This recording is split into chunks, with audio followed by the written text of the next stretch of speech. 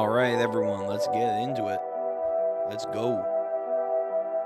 Hello. Welcome back to another Sunday stream. Hope everyone's doing well.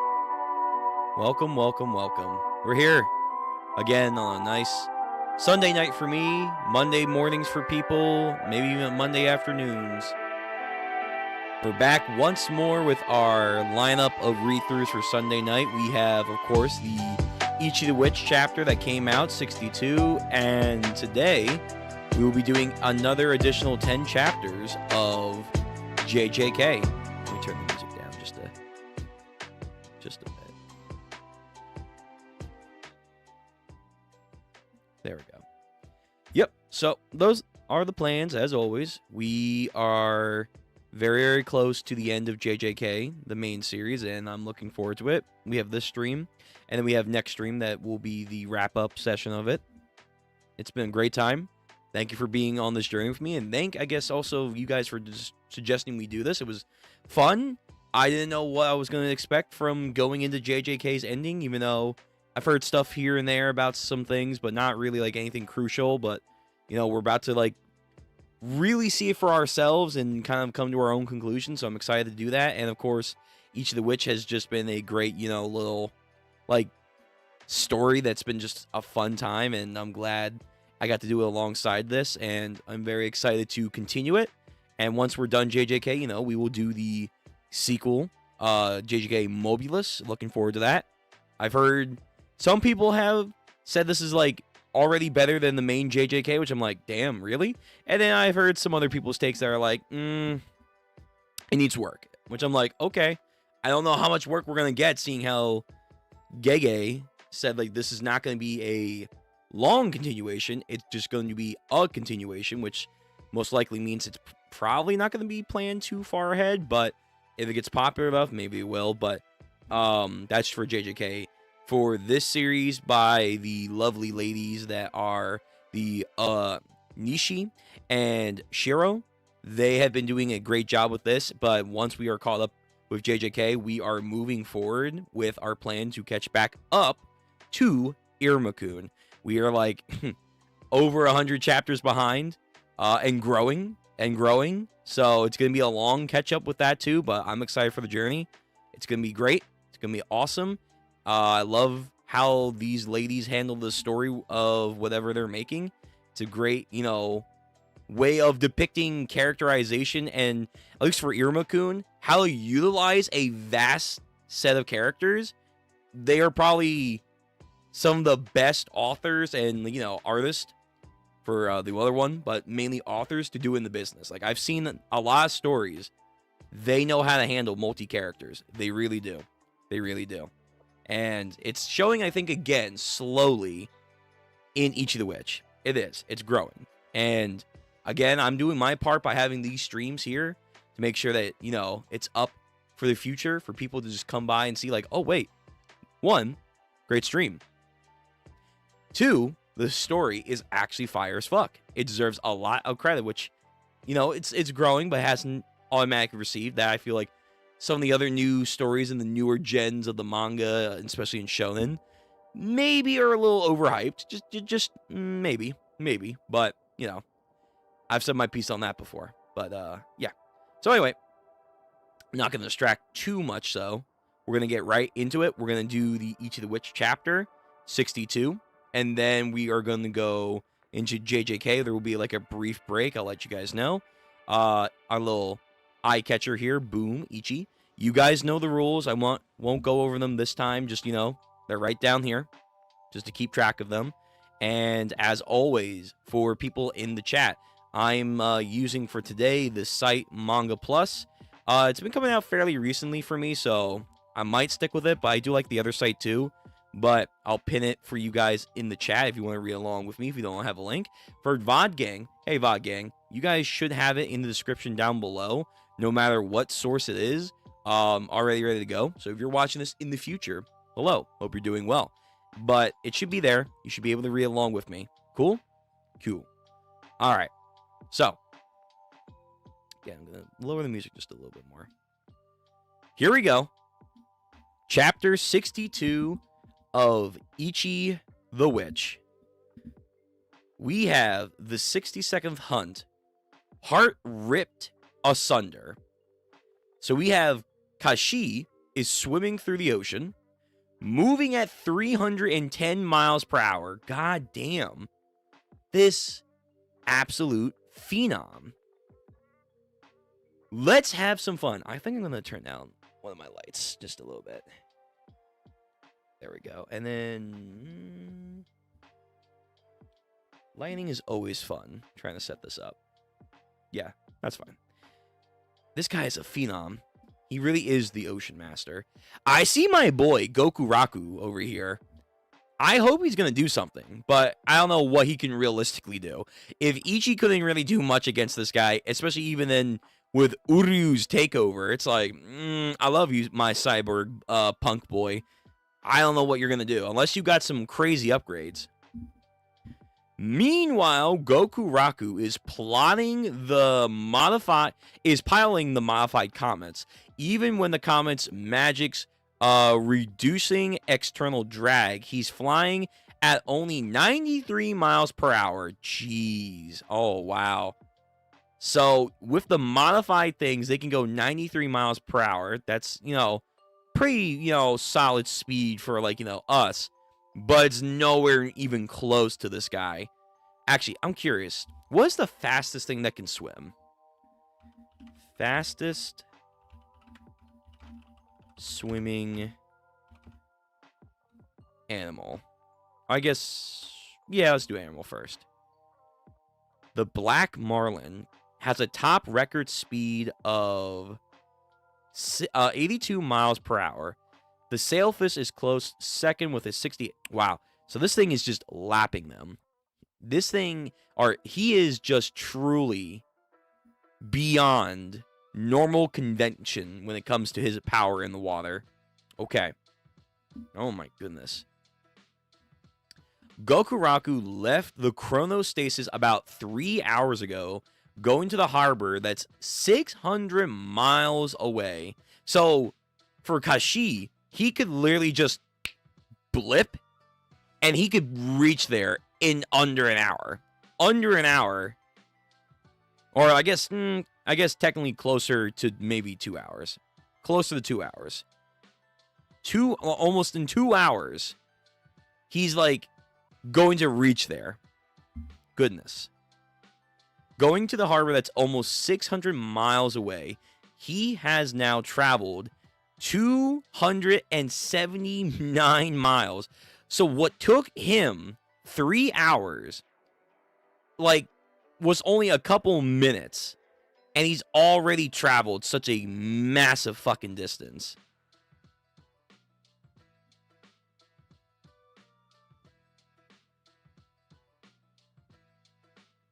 Holy crap. So yeah, so his speed, you see the 3 little dots on the little, the little picture down here. So again, he's going, increase the size of it. He's going 93 miles an hour, took 3 hours, boom, boom, boom. This phenom can travel at 310 miles per hour. So what really is about an hour for him, if that, he's already lapping this fucking area. Wow. Wow. Okay. Yo, we've really increased the feats for these Majiks, man. We've increased all the power for them. At least the epic ones. I'm gonna save this for later. Oh, it's manga plus. That's right. I can't. Damn, that's right. I can't, actually save anything.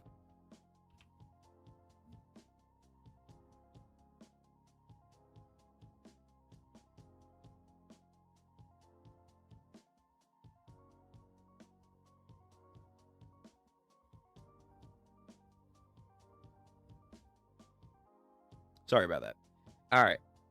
So, yeah. All right. These guys are no joke. Epic class truly is oh no, they are a cut above the rest. If Kizashi continues to swim at his 310 miles per hour, how long will it take him to catch up to Gokuraku? Fucking super quick. Super, super quick.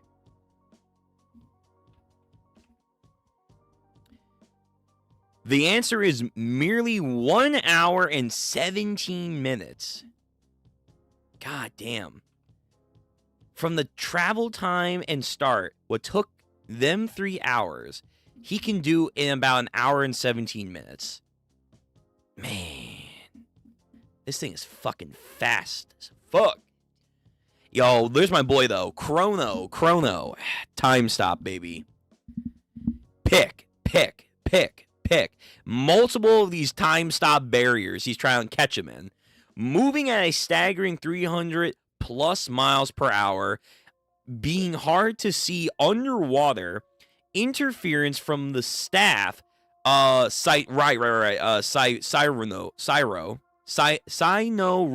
my god. Pronunciation. Here we go. Sino-Shura. All that together made the speeding monster nearly impossible to catch. Wow. Like, and by the way, Chrono's keeping up. Chrono is no slouch. He's in a weakened state, and he's able to keep up with Kizashi, who's kind of in a way getting buffed by the staff by having, like, you know, running interference. And he's in his home element where he's able to, like, move insanely fast. Like, Fishman can't even move this fast, I feel like, in One Piece. This man is moving ridiculously fast. And Chrono is somewhat keeping up with him. Like, if Chrono was truly fully revived to his peak power, I'm telling you, yet again, he would be, like, one of the top 5 Manjiks, man. Altogether, made the speeding monster nearly impossible to catch. In which, pause. Right, so the pick is like a version of the time stop where he makes like a small bubble to encapsulate that. But then pause is a different technique. In which case, pausing the raindrops, making them as solid as lead. The rain will be no blessing. Oh, I love this, man. Chrono is my dude, man. Pause Jupiter. Oh, why do motherfuckers love using Jupiter nowadays? Awesome. But yeah, so he collected the rainwater in a fucking, like, condensed time area. Thus, it's gonna hit you literally like a fucking meteorite. Oh, wow. That's really cool. That's a really cool way of using time stop. Yeah, he just got fucking slapped. But again, he was able to come back with the enhanced version of the lightning Kitsune from Uru. I think he'll be fine. I live. All right, so 203. What was his number at? I keep forgetting his number. I really should be writing it down, but I don't. 203. I live. Again. Geez, you killed me so fast. You're too good at this, Chrono. You truly have a ridiculous form. Declaring your trial is to be killing you. Yet your body gives you infinite lives. I feel like that's a bit of a stretch because it's not infinite. It's finite. Just it's a large finite. No, it doesn't. I only have 203 lives left.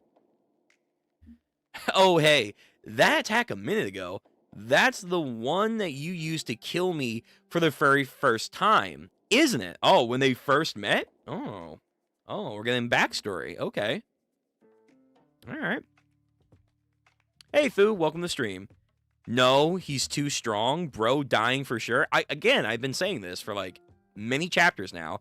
Like, again, like, Kizashi is fucking quick as fuck in the water, which makes sense. That's his element. That's, like, his terrain. Yet, remember, he's a very nerfed Chrono because of the childbirth stuff. And he still is keeping up. And he's doing some crazy Jupiter time rain stop shit. Imagine Imagine if, like, oh, I'm sorry. Pick was actually the acceleration shit where he's, like, trying to eviscerate him. Anyway, but imagine if he was in prime form. This guy would be doing some of the most craziest shit. Like, if you're a JoJo's fan like me, go check out the streams. If you're a JoJo's fan like me, you already know this guy would be doing Time Skip, and he would be doing Zawarudo on a daily basis. Bites the dust. He'd be doing all of it. He would be doing every single fucking trick in the goddamn book. It's disgusting. It's disgusting. And I love it. But because of that, he's gonna die. He's gonna die because we can't have him on our side in the long run. It would be unfair for, like, the main cast to not have more of a challenge against World Hater, aka Def Majik, as we call him here. So let's get into this backstory. It was back then when I first came to this region of the sea. I was gonna make a nest, but you already lived here. Oh, wow. He made, like, what, a time bubble? You were my first. Oh, God. Why do you say it like that, man? I never had met anyone stronger than me before. I could go all out playing, and you didn't die. You weren't afraid of me, and you were so powerful, no one could acquire you. You were a real friend who could never go away. Do you remember that time? Imagine he says, dude, I fucking barely remember yesterday. Why the hell would I remember that? Oh my... What the... Oh, no. Why? Oh, no. Nishi... My girl Nishi fucking took the Togashi pill. She took the Gege pill. Oh, no. We're going dialogue. She took the Madaka box pill. Fuck. All right. Oh, boy. Here comes some fucking yapping. I was so happy to know you. I went and pestered you a whole bunch. And you killed me a whole bunch of times for it. Then there was the time you made me swallow, pause, a king whale eyeball, and then reversed its time until it regrew and exploded me. Oh my God. Again, dude, this guy, he'd be too much. He's way too much if he was like almighty again. And then there was that one time you paused me along with a whole reef until I drowned. October 9th at 3:15 p.m. Despite me telling you not to, you insisted on leaving whale corpses, metals, wrecked ships, and other trash next to me. August 18th. At 4:30 p.m., you were an annoyance, crying and yelling and pointing at and pouting at me. Yeah, but I wanted to talk to you and kept ignoring you. But I wanted to. Okay, I'm gonna be real. I don't know the flow of this goddamn paneling work here of the bubbles, but I'm just gonna go off of what the flow I think it is. But I wanted to show you all the stuff I could find. What about the time I was telling you about Darty? Oh, Darty, yes, his fish friend.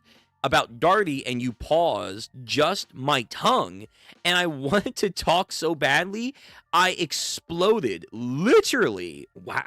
He can pause speech, man. After the 186th time you told me this tale, I was tired of it, and I'll tell it hundreds of more times. It was so fun when we played catch with my gamma balls. You'd keep rewinding time so they flew back at me and exploded. So wow, okay. So when he reverses time like that, because we haven't really seen him reverse yet anything. We've seen acceleration and pause.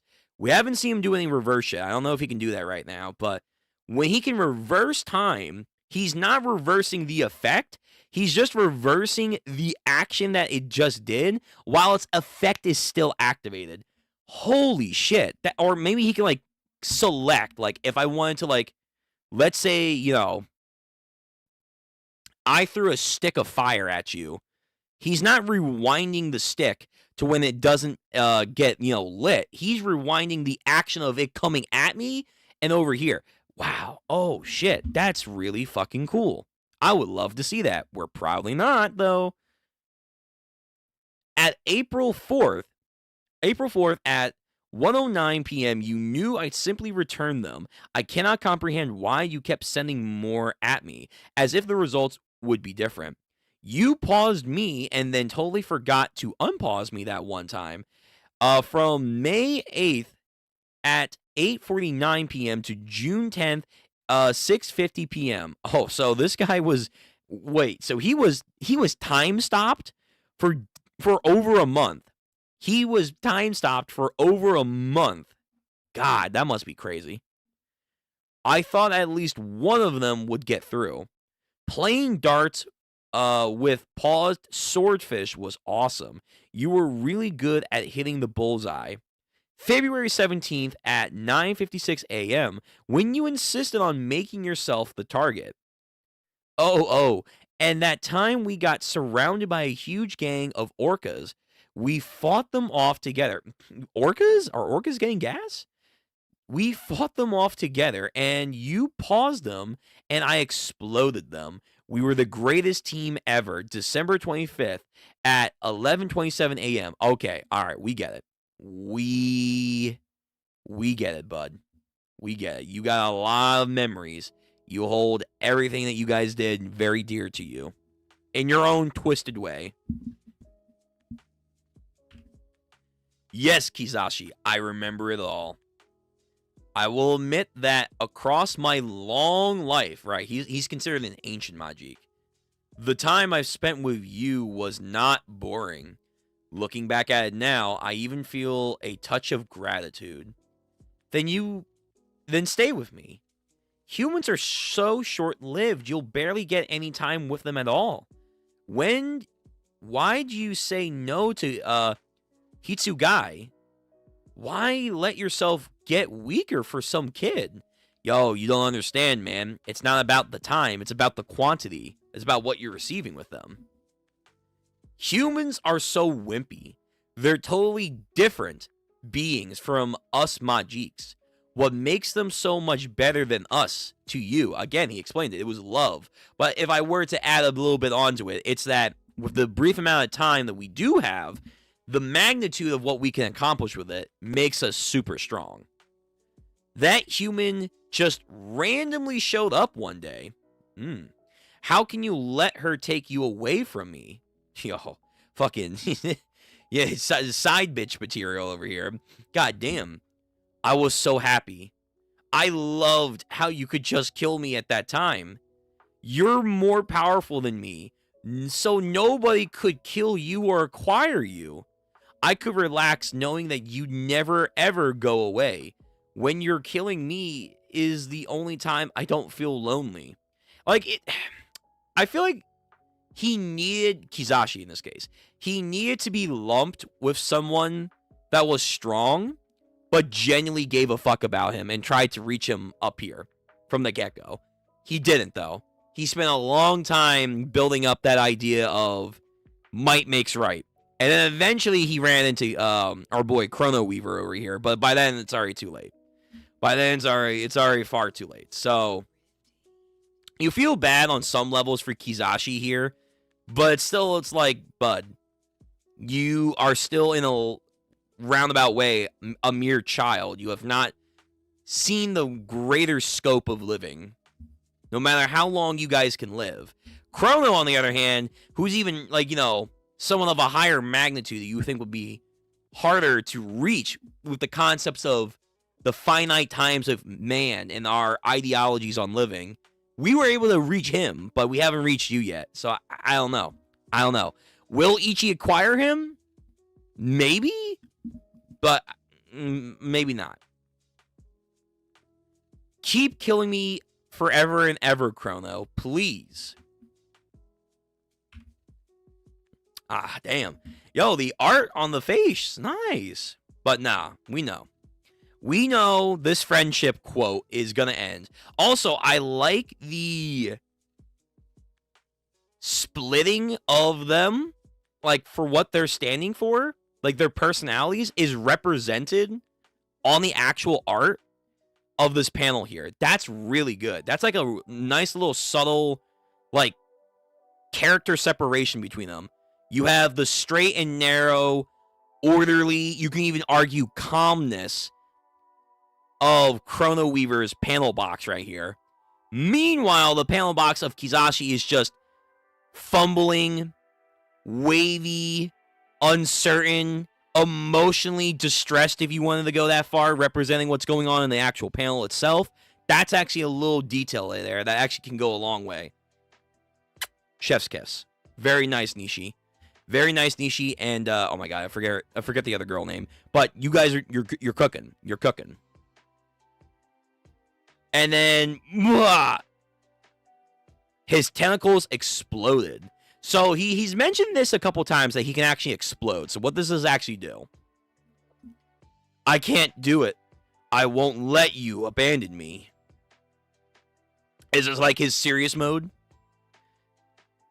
We have 1 tentacle, 2 tentacles. Oh my god. He has a fucking splitting form. He has a... Oh my god. He's like... I was going to say Naruto, but it's not Naruto. This is fucking Razor's ability from Hunter x Hunter. Because the life force, in a way, is kind of like how strong they are.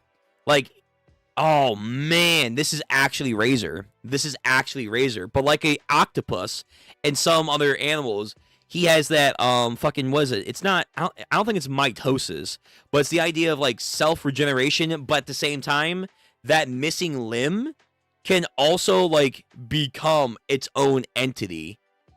Wow. And at the same time, you know what? Because I'm looking at them more closely. They almost have, like, their own sub-personalities. Like, you have one that's sad, one that looks, like, edgy, happy, one that looks, like, blissfully unaware, but he's, like, also hungry. One's jacked. One's, again, blissfully unaware. And the one's, like, a cute little one with also maybe another head. It also reminds me, by that standpoint, the one upper moon that you get during the Swordsman Village arc. By the way, that arc was boring as fuck. And the arc after that, too. But, yeah, that one upper moon that could split his personalities into, like, separate forms. It's like that, too. So, he's splitting life force, sub-personalities of himself, and he can probably mix and match his life force pool, but at the bare minimum, I'm going to assume they all cost 10 life force. So if he was fully charged, how many? I guess because he's an octopus, right? So, or like a, yeah, octopus. So you have 1, 2, 3, 4, 5, 6, 7.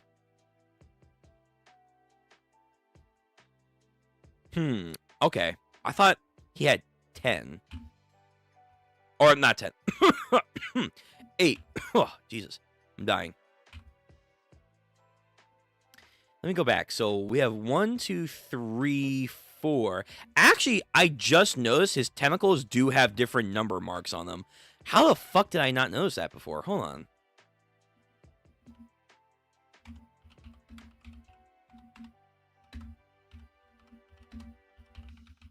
That's a small detail I definitely overlooked.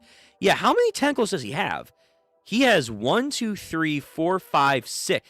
Okay, I feel like he should have more clones. Because it looks like he definitely has more tentacles than just 6 or 7.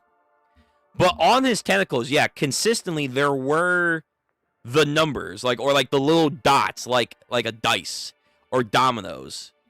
Wow, that's actually a little detail right there. Okay, all right.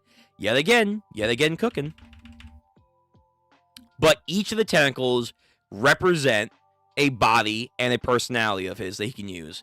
And life force to sustain the clones. Impressive. Very impressive. I thought it was just going to be water, life force. In the water, he has speed. Nah, this is a new little trick up his sleeve. I like this. I like this. He's got a lot more going for him. Okay. Gamma blowout. So can these guys like explode too? Like that one water style Hokage? Not Hokage. Mizukage? Can he like make these guys like self-destruct too? Can they like regenerate as well? Oh man, wait, you could do a lot of crazy shit with this actually.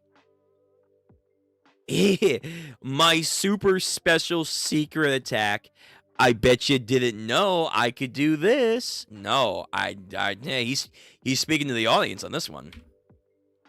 And we have the big one, but like the fucking like Hulk one. We have like the edgy one and the small one. They're going in. Damn. So they're even too fast for our boy Chrono Weaver to receive. Oh, the fat one got over here too. The fat one? And the main... Okay, so all of them just... Never mind. So at some point, I guess all of them literally just fucking blitzed them. And I guess they're faster. Somehow. I think they're actually faster. You're not the only good one that's stopping things in their tracks, you know. Kill them. Kill all the unwanted humans. So... Oh, okay. Wait. I got it. So he's sending the big one, the skinny, weird one, and the little one to go kill Gokuraku and the gang that are trying to leave. Meanwhile, him and the other three are going to stop him here. Okay. Oh, that makes a lot more sense. I was like, damn, they just all bum rushed him? How the fuck? You know what? Oh, God. Another thing that this reminds me of is it's the Super Ghost Kamikaze attack from Goten. Not Goten, Gotenks. Yeah. Gotenks. Oh, not Gotenks. Super Ghost Kamikaze attack. Yeah. Oh my God. It is giving, like, damn near the same vibe. I actually do wonder... I wouldn't be surprised if it was. Like, this is giving, like, damn near the same fucking poses and shit. Kind of. Hold on. JJK, we'll get to you. Yeah. Wait a minute. Come on. You guys see what I'm cooking here, right? Oh, my God. It's like you took Razor's, like, Nen ability.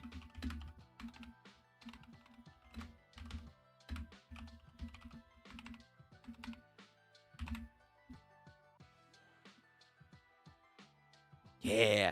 You took Razor's Nen ability and, like, you meshed it with the Super Ghost Kamikaze attack from Dragon Ball. And that's essentially what you got here, man.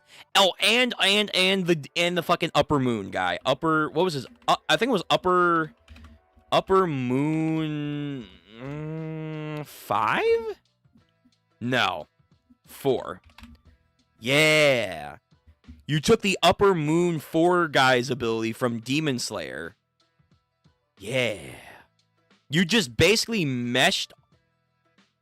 I wonder if they can do other shit too, but probably not. But it's like you basically combined all of these, and now you essentially get this guy's ability right here.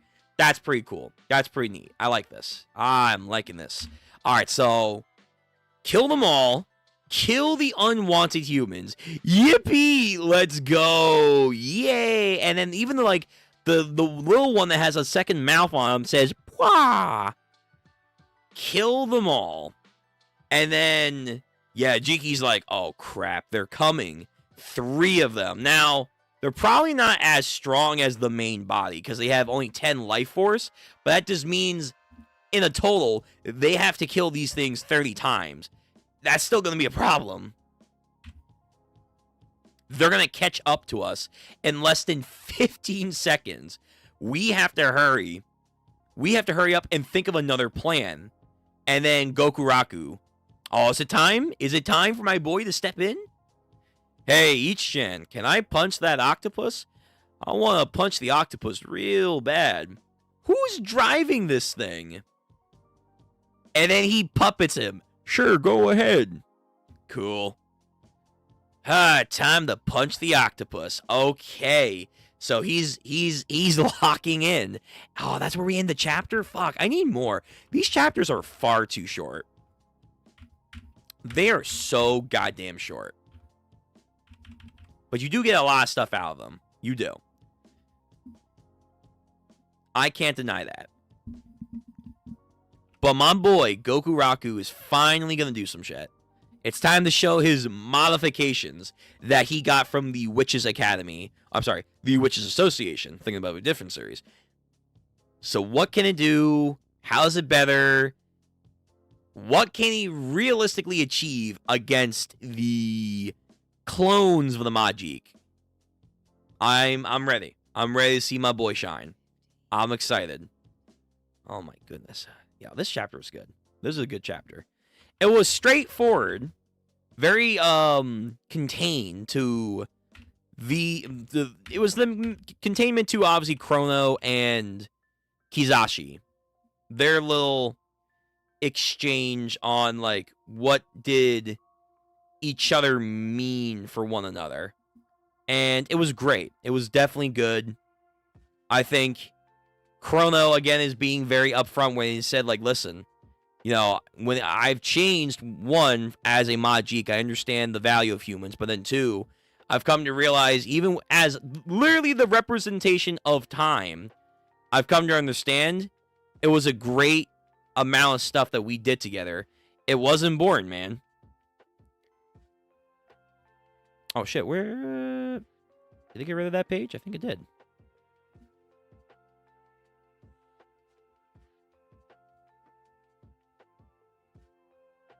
Yeah, here we go.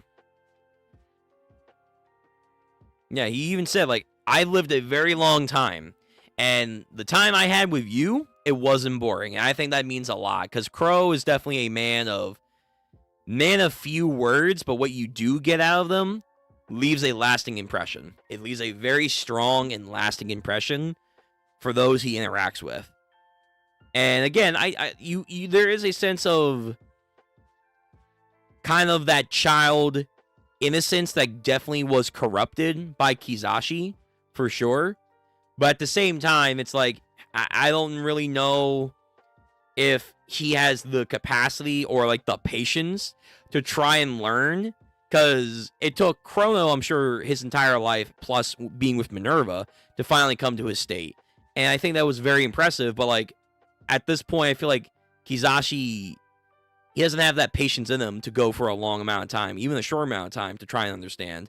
He's someone that has to learn, like, the hard way, and unless, like, Ichi was strong enough, or Goku Raku, or someone, to drill it into, like, his ADHD head, the boy's not learning. He's not going to learn, and, yeah, that's unfortunate. So, I think he is a very misguided, very childish being, that unfortunately just was at the wrong place, wrong time, with no one around them to really guide them. And Chrono Weaver, too, again, was someone that grew, like, as a being, as a person, you can argue, as a human, far little too late for him to do anything for Kizashi. So, it's sad. It's very, very sad. And you can understand now this hurt that both of them definitely feel, where Chrono Weaver is more of a forlorn, like, I didn't hate you. I want you to know that. This was not ever something I wanted to do, but I'm doing it because I have responsibilities. Versus the blind innocence, if you want to say, of Kizashi, who's like, why are you making me doing this if we're truly friends? Again, warped perception of reality, but nonetheless, to him, he is his friend. It's like a weird inverse Naruto and Sasuke going on right now. Yeah. It's very good. It's a very, very good little moment right there. And again, I do like the subtle details, like the actual panels represent their mental states right now, and you can argue their resolve too. Seeing more of the abilities that Kizashi can do is great. It's like the water stuff was cool. It was, but it's like, all right, what else does he have up his sleeve? And yes, he had a lot. He has a new tricks, and I can't wait to see him in the next chapter. We're also getting, brief hearings and glimpses of what he can do.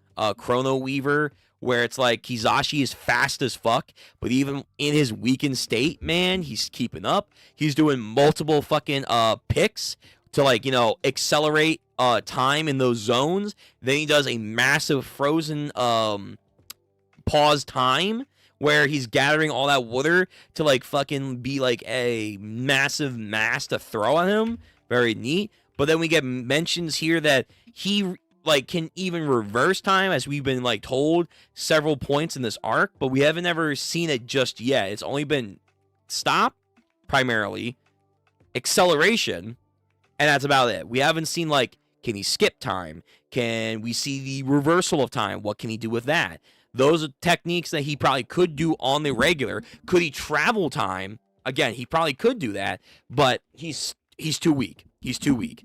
So that's going to be his downfall, ultimately, that he is someone that could be a massive asset, but they know, aka the authors know, that they can't do that. They can't give that. They can't give us the easy victory by having him on our team, because it would be unfair. It would be unfair in the long haul. If Jiki, as the future prophecy Majik, was getting Def Majik to be no.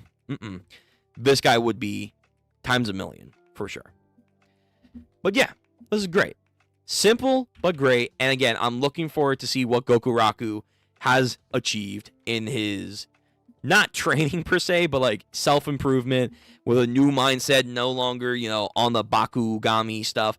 And also, quote, better tech, although they did praise his cybernetic stuff and his magic tool invention. So I am curious what this will be like compared to his old gear. Yeah, at the end of the day, it's going to be cool. We're going to see some pretty neat stuff. Okay, well, chat, let me see if there is anyone here for chat right now. If you have anything to say right now for Ichi the Witch, very quick, very brief. Sorry about that if you wanted more of a discussion.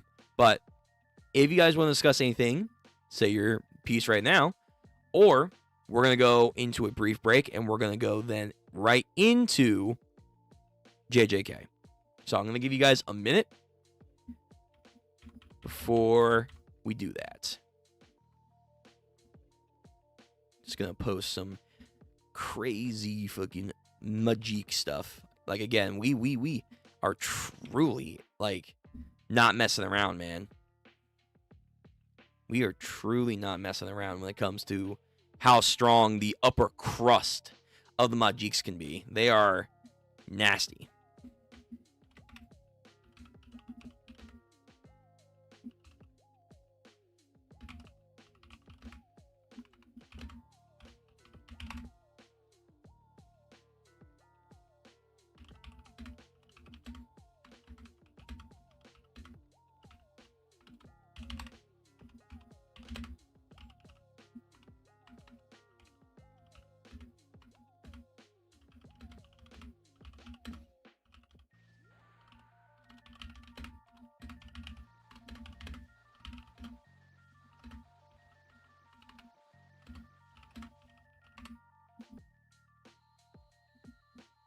Okay.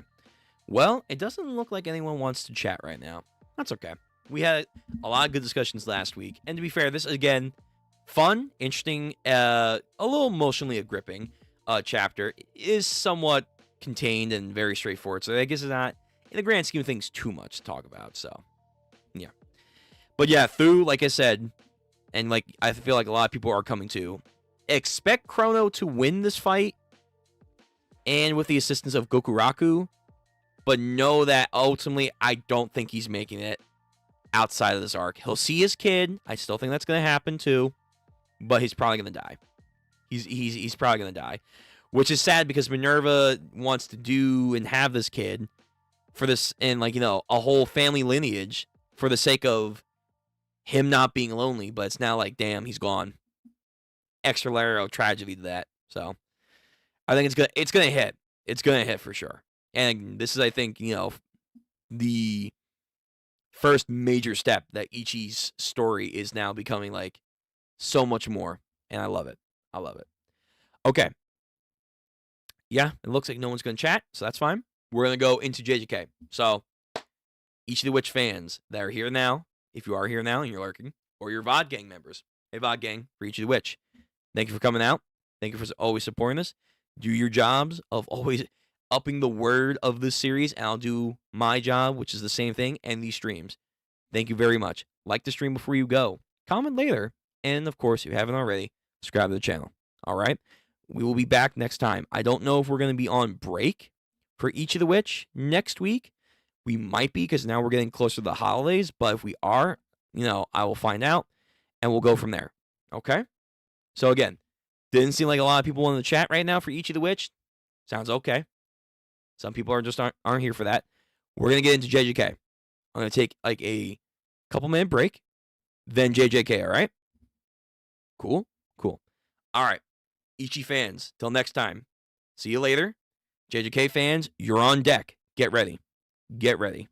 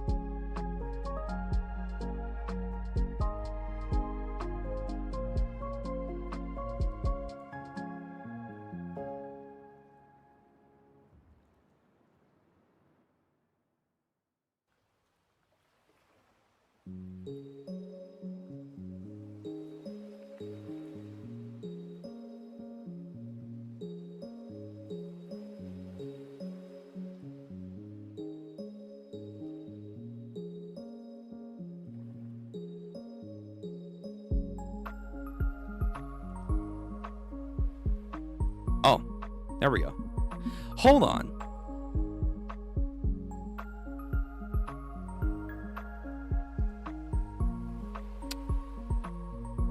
I want to... Hold on. Let me check something real quick.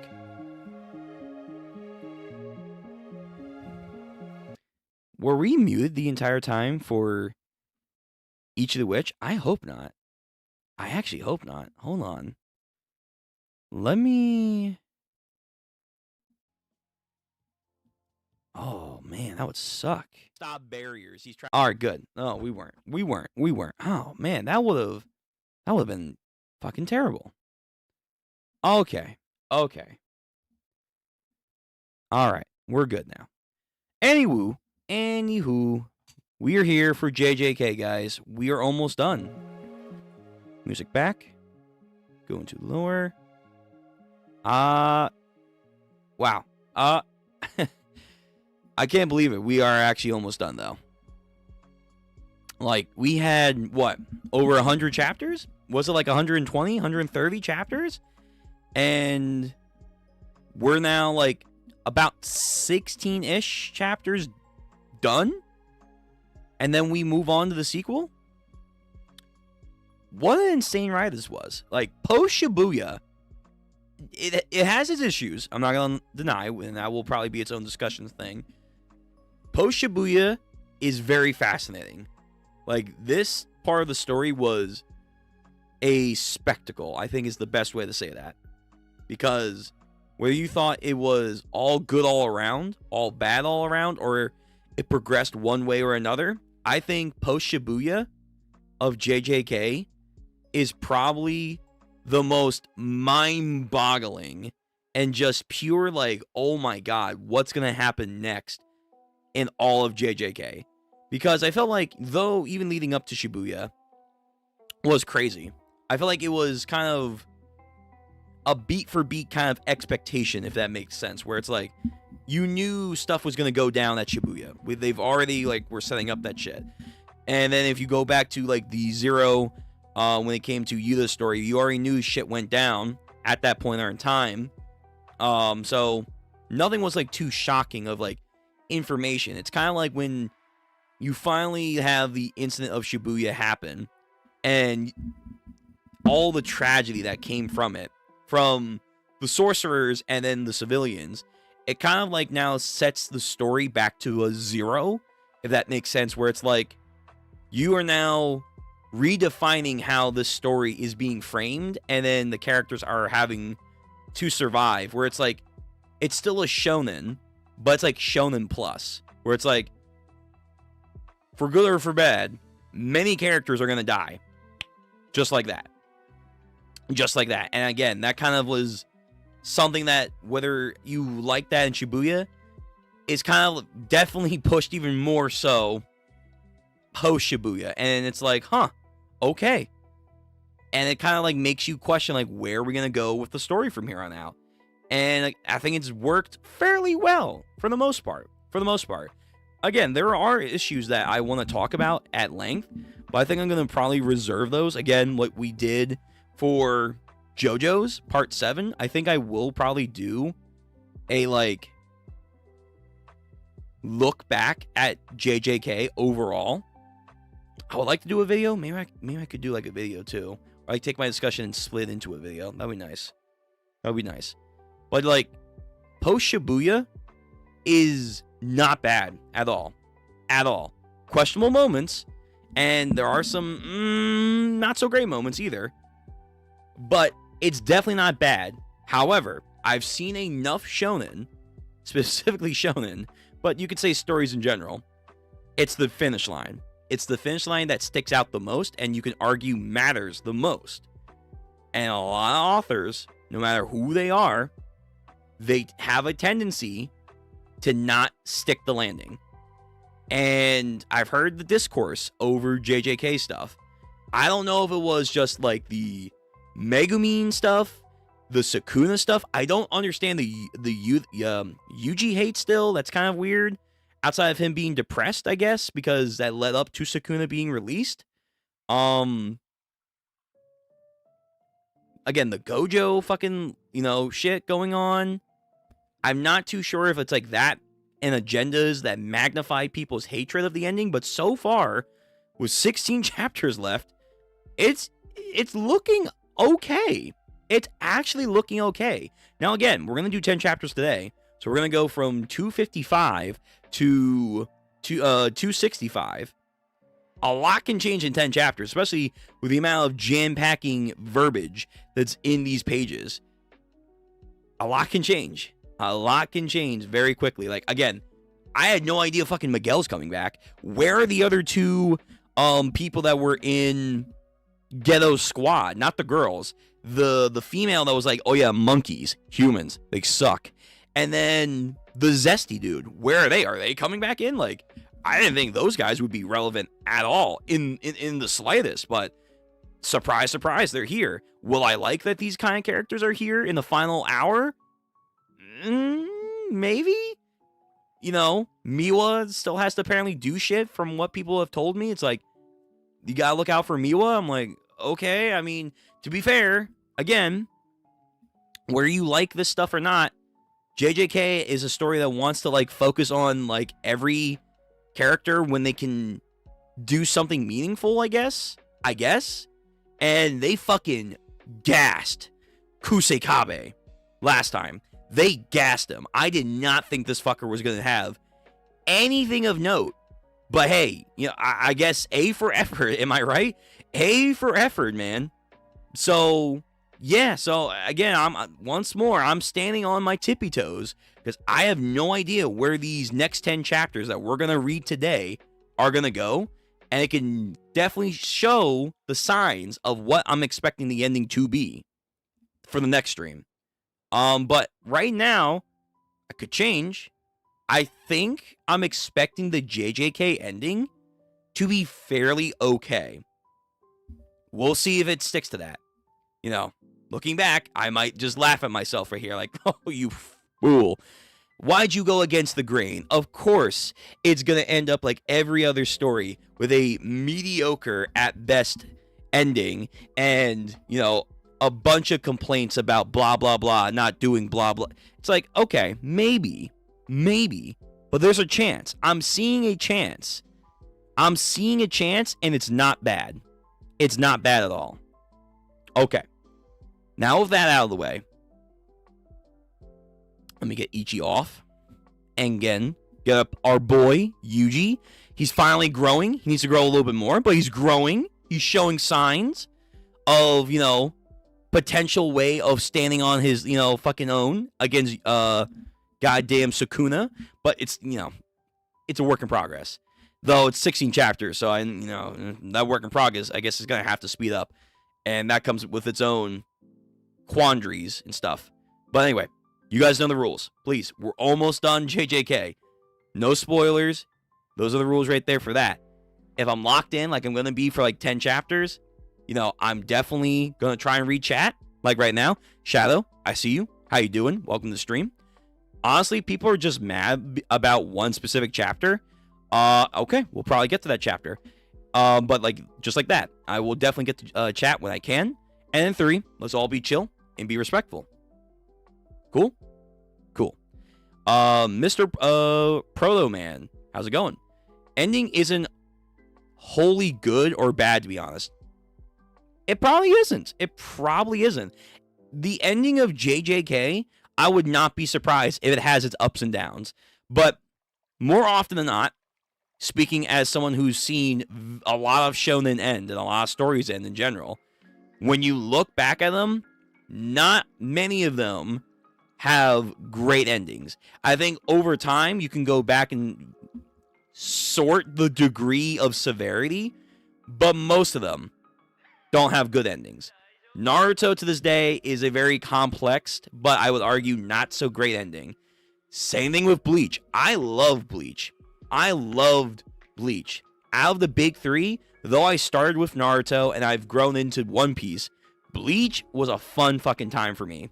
But I have to admit, Bleach does not have a good ending. It's like very, very rushed and very sloppy.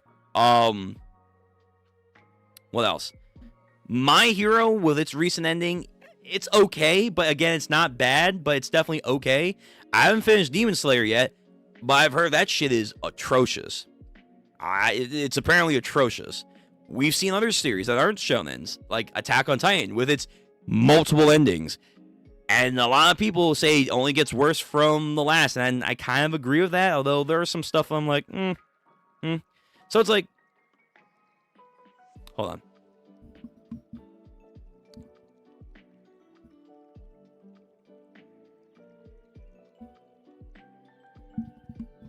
Okay. All right. Anyway, at the end of the day, most stories don't have good endings. It is what it is. It's like the Achilles heel of a writer.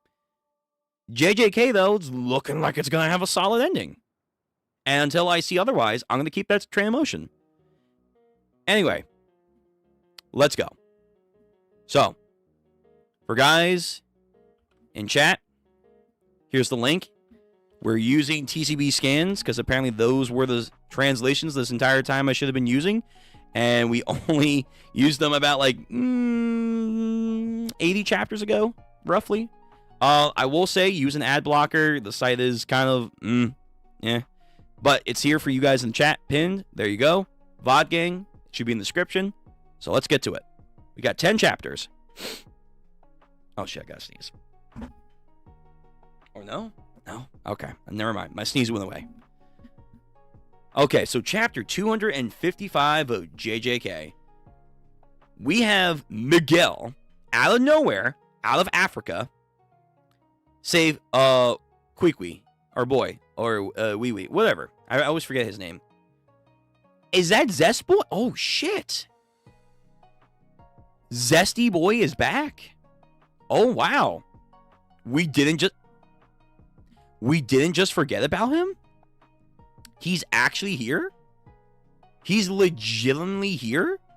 Where's the girl that was like, oh yeah, monkeys, humans? What about her?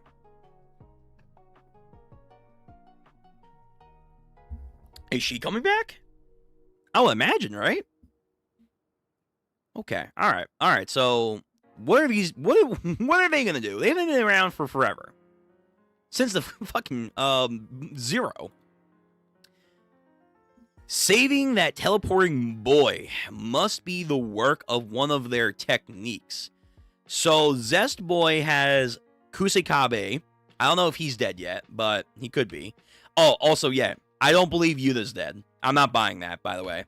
That was too quick and too unceremoniously, if that makes sense. Yeah, it was for like a big, like, you know, moment to get Sukuna's guard dropped for Maki to do her thing. I'm not buying it. Nope, not selling it. I think he's gonna come back somehow. Although I said that with Gojo, so. Wasn't she with the guy that got hit with Jogo's meteor? Oh, was she?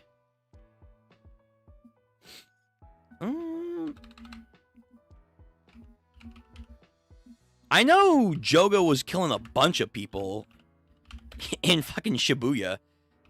Ghetto's group.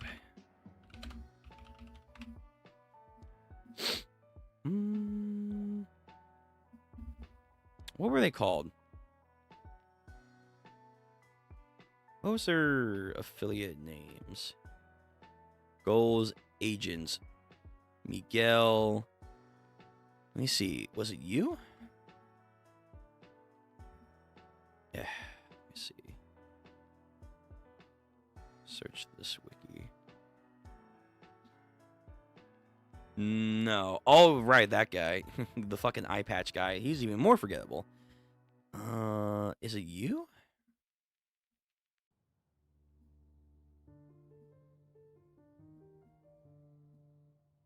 Copy. I will say One Piece has still the best wiki. Yeah, it was you. All right, let me see. Where were you? Are you dead? Are you dead? I gotta be careful. I don't want to spoil myself. Yo, wiki sites, please stop ad dropping everything.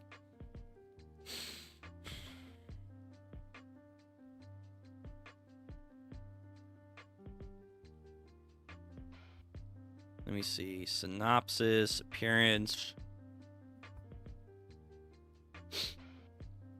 Shibuya.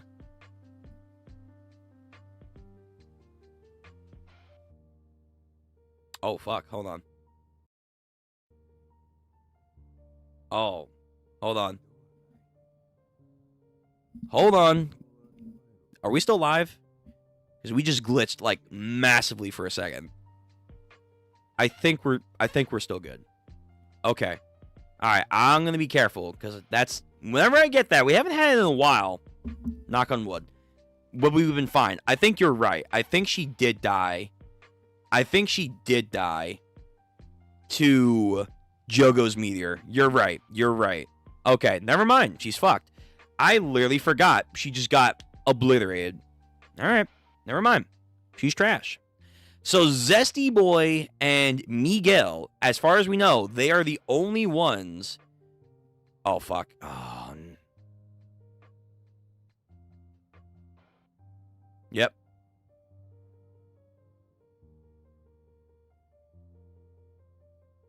Holy... Okay. Hold on, guys. Hold on.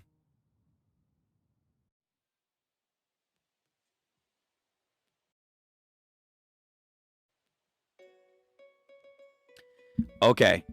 Are we good? I'm trying to see if we're all right, because the signal is going, like, up and down right now.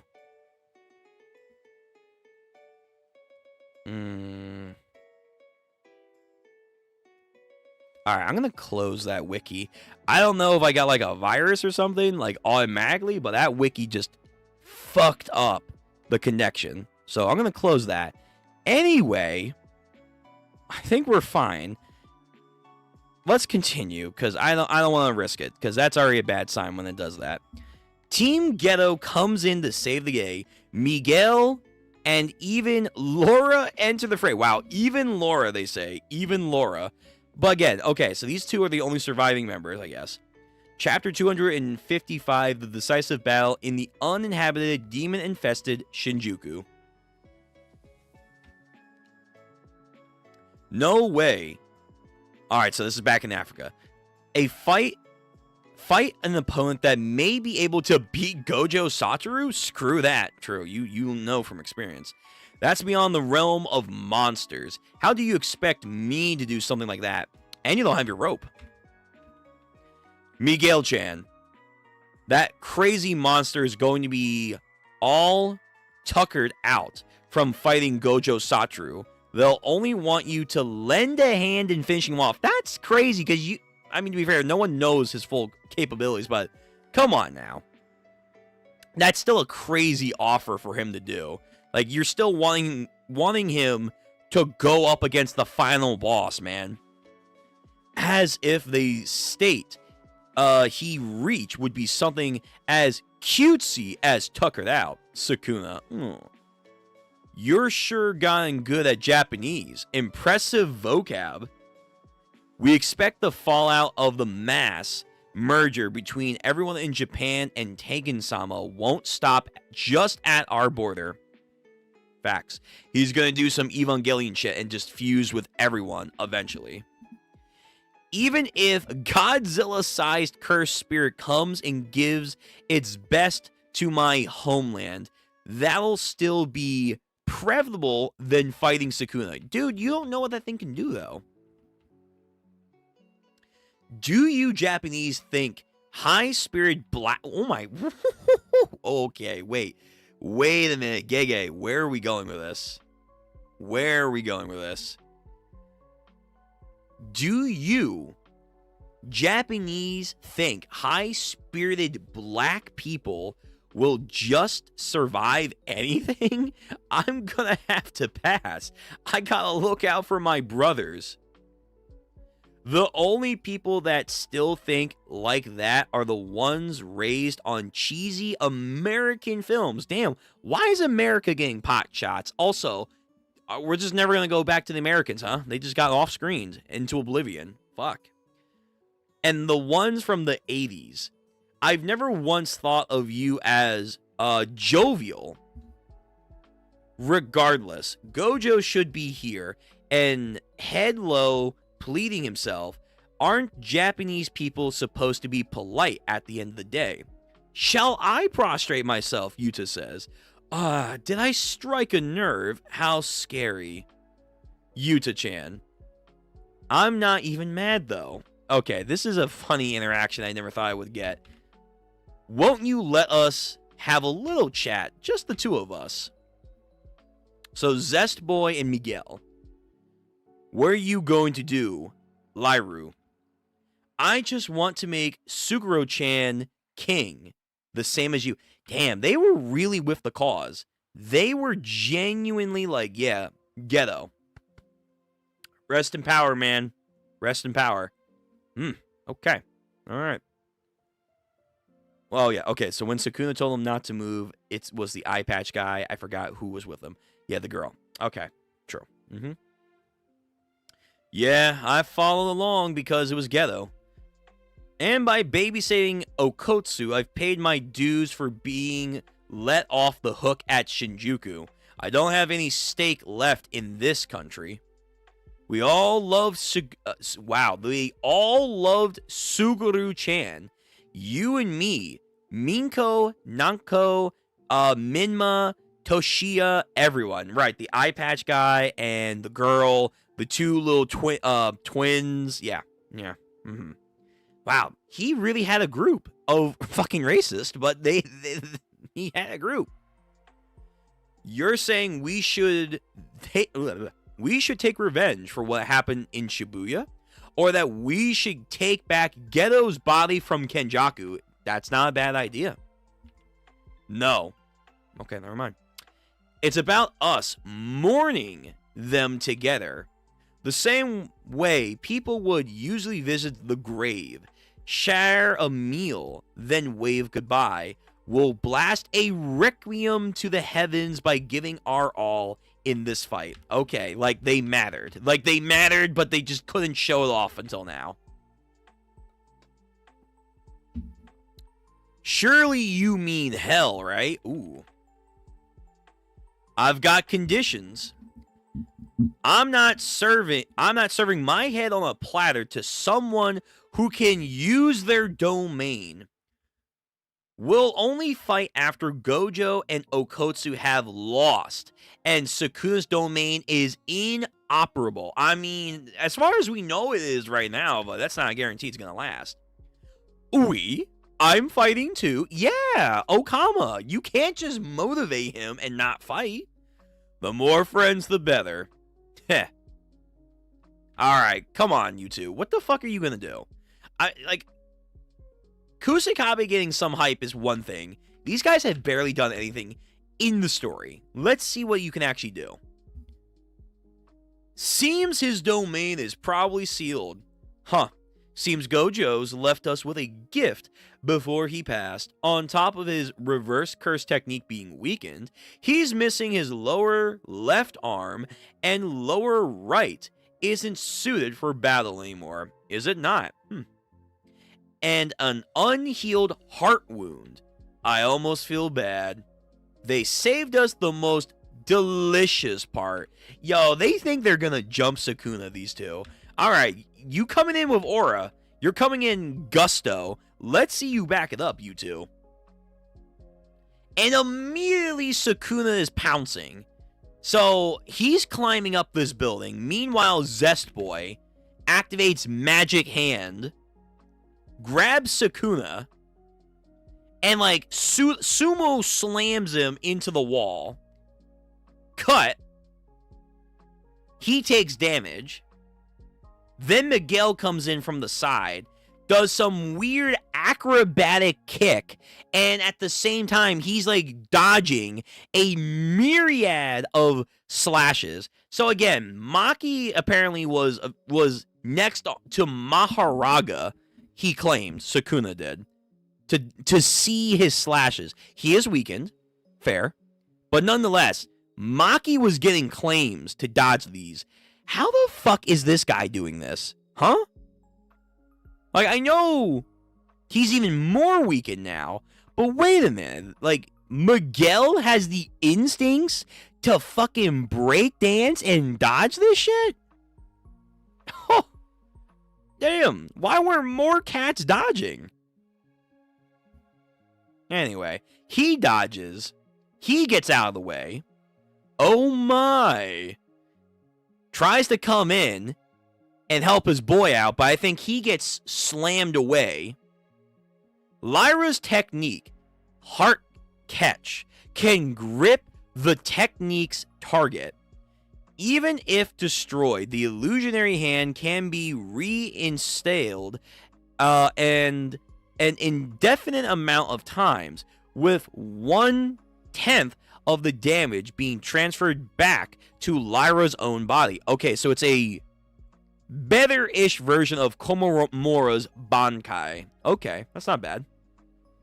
No particular interesting flavors from that technique there. If there's any promise here, it will be from, oh, of course, Miguel. Miguel is getting glazed. Miguel Odol's curse technique, Hakuna Lana.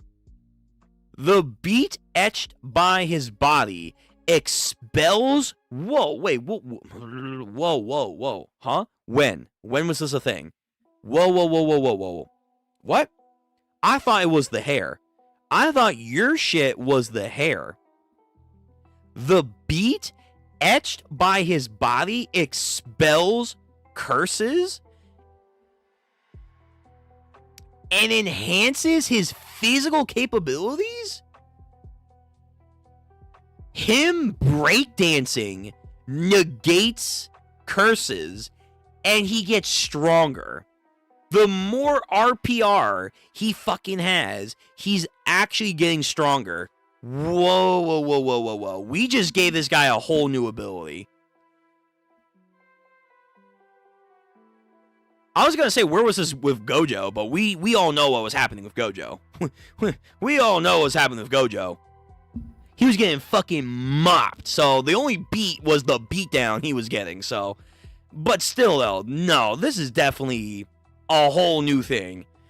So with the rope, okay, this guy would be a problem. If he had the rope with him, this guy would genuinely be a problem. Miguel's technique is like shooting off buffs and debuffs without the use of a domain. Sure, it's useful, but it's not exactly scary. Right. Unless, as he's getting stronger physically, it's enhancing his physical capabilities. If somehow, physically, he's getting to a point he's so strong, it would eventually, gradually increase his curse technique too. Maybe. Because at some level, you assume there is a correlation. Oh my god, Gojo and Miguel hanging out. Hey, why'd you know my curse technique? I can tell just by looking at you. Shit. That's scary. Now, the real frightening thing is the buildup. 99% of all sorcerers are Japanese. Right, kind of bullshit, but it is what it is. Add a curse energy buff to these guys' physiques and muscle mass, which are crazy rare in Japan, and the result is pretty menacing. AKA if they had a technique that you could become Toji with curse energy, I guess that's what Yuki was. Yuki was basically that. Kind of. Add a cursed energy buff to these guys' physiques and muscle match, which are crazy rare in Japan, and the results are pretty menacing. Again, that's Yuki. Yuki was essentially that. I wonder if, can Yuji, because we know Yuji has to make a curse technique at some point. His, like, double impact is not really that. It's just, like, an offset of his curse energy innately. He has to make a technique. He has to make a domain. Those are, like, the last two major ones, I argue. He should get more, but realistically, he needs those two. He needs those two.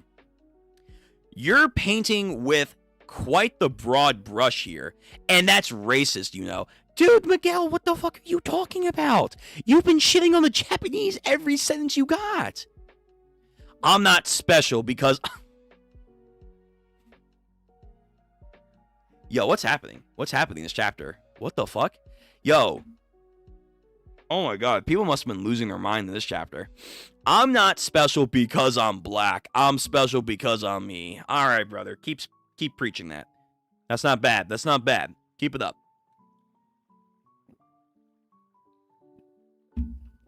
Okay. My bad. Whatever. When you say menacing, does that apply to Gojo Sensei too? Maybe. I doubt that though. Like, I don't think Yuki's technique. I don't know if Yuki's physical enhancement of mass could ever, like, pose a damage threat to Gojo. I think the singularity could fuck up Infinity. Yeah, sure, because gravity and whatnot. But at the end of the day, I don't think she's going to become so gravity dense that, like, not only does it bypass Infinity, like, Gojo has just no way to defend himself. I doubt that. I doubt that. But it's a nice little theory to think about. But again, I don't know. Maybe can Yuji do some, like, Incredible Hulk shit if, like, that's his technique or whatever. I'm not sure if this makes sense, but if Miguel and I were to fight bare knuckle with only cursed energy enhancement and no techniques, then I'd win the marathon, but he the sprint. Really? Whoa, wait, really? But wait, Bro, hold on. Guys, where was this in Zero? Where was this in Zero? Do I gotta remind everyone what the fuck happened in Zero?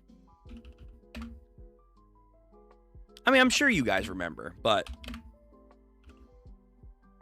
What the fuck happened? Where is this glaze coming from? Nah, give me a good gif.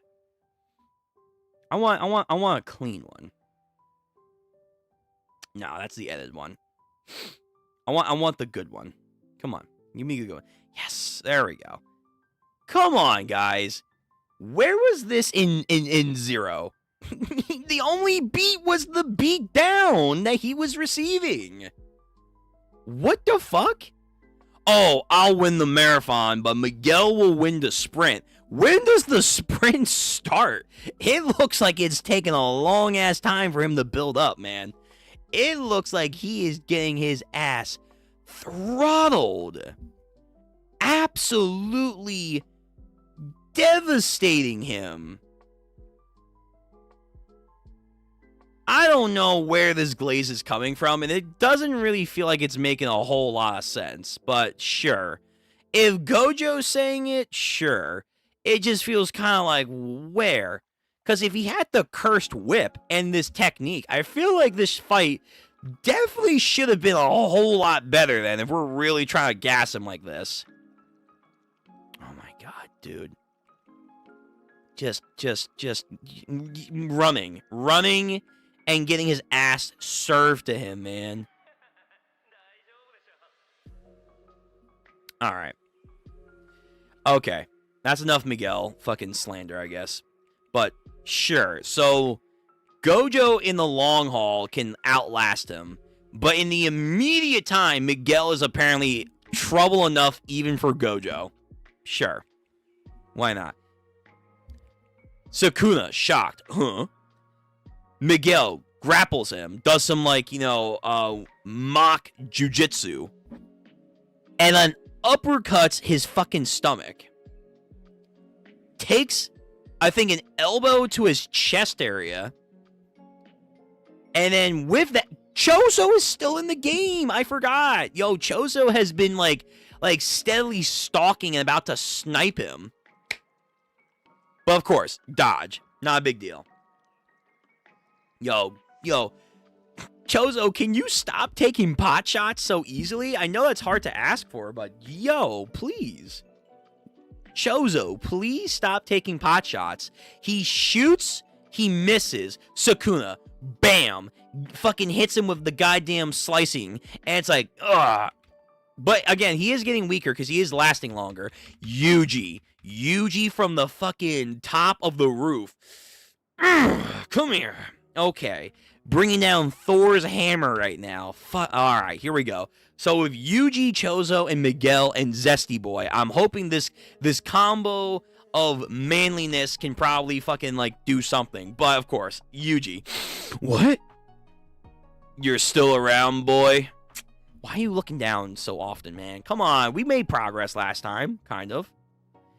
In order to activate the broad targeted world-severing dismantle, the same hand sign used for Malevolent Shrine, Enmanten, was required, and he needed to do the enchantment. Yes. However, with only one arm remaining prior to his transformation, Sukuna was forced to impose a binding vow to activation conditions for all proceedings, uses the move in order to cut Gojo Satoru. Presently on top of both the Enmant hand sign and the chance being required, the trajectory of the technique must be specified via his palm. So he needs to guide the actual attack. He can't like, because sometimes, yeah, Sukuna does do like that mental projection of where he can like slice stuff, where he doesn't actually have to like choreograph like that to slice. But no, he actually has to like give that sign. So if you can like read his like body language, I guess, if you have like good enough senses to tell that's what he's gonna do, again, kind of like Maki, you can preemptively prepare and dodge the world cutting slash. Come on, Yuji. Oh, that, ooh. This looks like he's about to fucking do a Black Flash. It's a time. Is the Black Flash King about to make his debut in this fight? Even after eating a Black Flash, Maki's back already? Okay, whoa, this crowd is surprising. First, Chozo, I forgot he was here, but, you know, he's kind of lasting, I guess. Miguel's getting his fucking buffs. Zesty Boy isn't back just yet. But, of course, Yuji's coming in. Yuji is, you know, getting ready to do some Black Flashes, I'm sure. But Maki's back, too? She took Sukuna's weakened, but still Black Flash, and she went fucking into the distance. She became a shooting star. But she's already back? Wow. That's how you know he's definitely getting weakened. But nonetheless, impressive. Very impressive on all these characters' parts. They're somehow able to do stuff. Wow. Bro, it's crazy how Sukuna is still going. He truly is the... Yeah. It's like in a theoretical setting, imagine Gojo without like his fucking pit crew that gave him that brief like power up. Sukuna eats all of the fingers, because remember, he's missing one. He eats all the fingers. He has his fucking like lightning chakra thing, pump thing that Kenjaku gives him. He says, fuck it, you know what? I'm gonna go into my forearm form as well. It's like all that shit. Plus, you know, Maharaga, at that time, all the 10 shadows. I don't know why he's not using Fuga, but there's probably a purpose for that. And then along the way, he's probably still going to come to the conclusion of making the world-cutting slash. It's like, yo, a hypothetical full-powered Sukuna is disgusting. Yeah, Gojo, I guess, really did not stand a chance. Like, he admitted it himself when he died. Like, oh, I didn't push him to his utmost limit. And then we kind of double tap that with Urame, where it's like, even though he's injured and stuff, he's still holding back. It's like, okay, I guess. Again, Fuga, this is the only thing I can think of. But yeah, no, Sukuna, he's him. He's him. It is what it is. Maki cut off one of his arms. Oh, true. Oh, shit. That's actually a good fucking point. Yeah, in the middle of this fucking confrontation, yeah. Oh, my. She was stealthy and quick enough to cut off his arm. Wow. Damn, Maki. All right. Good shit, Tiger. Good shit, girl. One of those panels is for Maki's perceptive. Apparently, that mask-looking thing on Sukuna's face is a melanoma? Volume extra. Oh, okay. Yeah, someone mentioned to me before, like, because when they did the whole reveal of, oh, forearm is here, someone revealed, which it's not really a spoiler, I guess, but whatever. Apparently, yes, he is a mutant. This is what he apparently looked like out of the womb. He is a natural forearm freak. So he gets advantages and, certain attributes that regular people, even like other spirits, don't necessarily get because he's genetically made to be this way from the get-go. It's just like crazy. Yeah, he has a cancerous tumor. To be fair, his entire existence is a cancerous tumor. So, I don't think he really cares. But okay, that's a little detail. Nice, thank you. Even after eating a Black Flash, Maki-senpai cuts him down to size. She's here. Come on, Yuji. Black Flash time. It's time. You gotta lock in, man. He can't complete the hand signs with only his right hand. His reverse curse technique is still functional. Oh, I'm sorry. Still isn't functional. We can win. Dude, stop. Every time then, like, they get, like, a burst of, like, hope. Sukuna. You fools. I've already prepared a fucking plan to stop you. Like, come on now. Come on. Even when you're thinking this, don't think it. We can win. We can finally... It's finally all... Oh my... Shut the fuck up, Yuji. It's finally all coming together. Like Kronk. Oh, yeah. Everyone's hard work, all for this moment. Yuji, you're gonna get someone killed by thinking this way. However, in the meantime, though, I'm seeing the black. I'm seeing the fucking... Oh, never mind. It's not Yuji's. No, it's not Yuji's. Oh, God, Sukuna. Who said I'm fucking done yet? Who said I was done? So, Zesty Boy takes a fucking Black Flash. Yeah, this guy's done.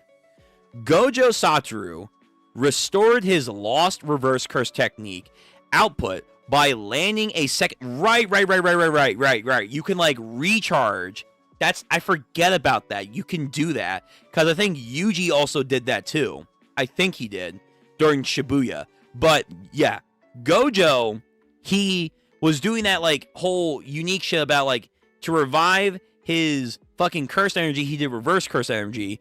But also, the Black Flashes do amplify and, in a way, like, recharge, like, jumpstart. Like, you're jumpstarting a car. They jumpstart his fucking cursed energy. Fuck, I forgot about that. And if you continuously land Black Flashes, you're good. You're fucking great. Oh, man. Of course we're going to get him the lottery. He's, of course, going to win it. You know what? Yuji's curse technique, seeing how I'm on this ramble about Black Flash, Yuji's curse technique really should just be a way for him to land consecutive Black Flashes. It's not like a lottery system anymore.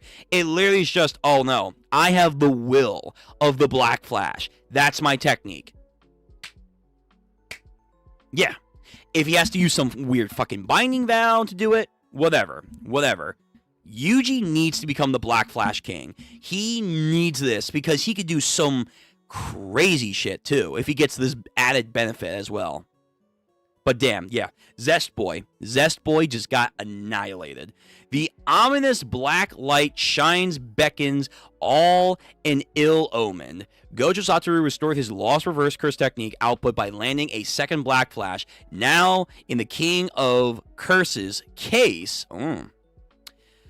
Oh no, chapter notes? Fuck, here we go again. Chapter notes, Entama, a translation of Yama, or Yami, a figure in Indian mythology representing the name of the first man to die and successfully regarded as the king and judge of the dead. In esoteric bosom. There are also one of the guardians of the 8 directions.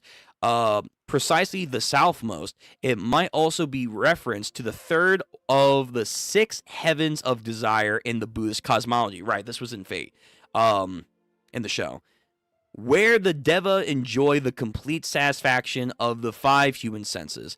Hakuna Lana from Swahili language can be, by the way, pronunciations, 1,000 apologies. Swahili language can be translated directly as without curses, referenced as the Song of Grace. It seems to reference the ritualistic dance of the Masa warriors, used by young warriors to show off their ability to make quick motions and jumps as a display of grace and dexterity while employing movements considered useful for hunting and fighting. Translated in this chapter as heart catch, the literal translation is also called the grasping of the body and the soul. To note, this would be the only technique name, and in no way naming convention speaks the possibility of this technique. Okay, great, cool, nice low details. Why am I Gojo again? Why are you here? Why are you here, bud? Why can't I unleash a Black Flash whenever I want? Why do you think I could in the first place? Because of the 6 eyes, right? The 6 eyes, they're beneficial, but they also have like a massive drawback to a lot of what Gojo can realistically do.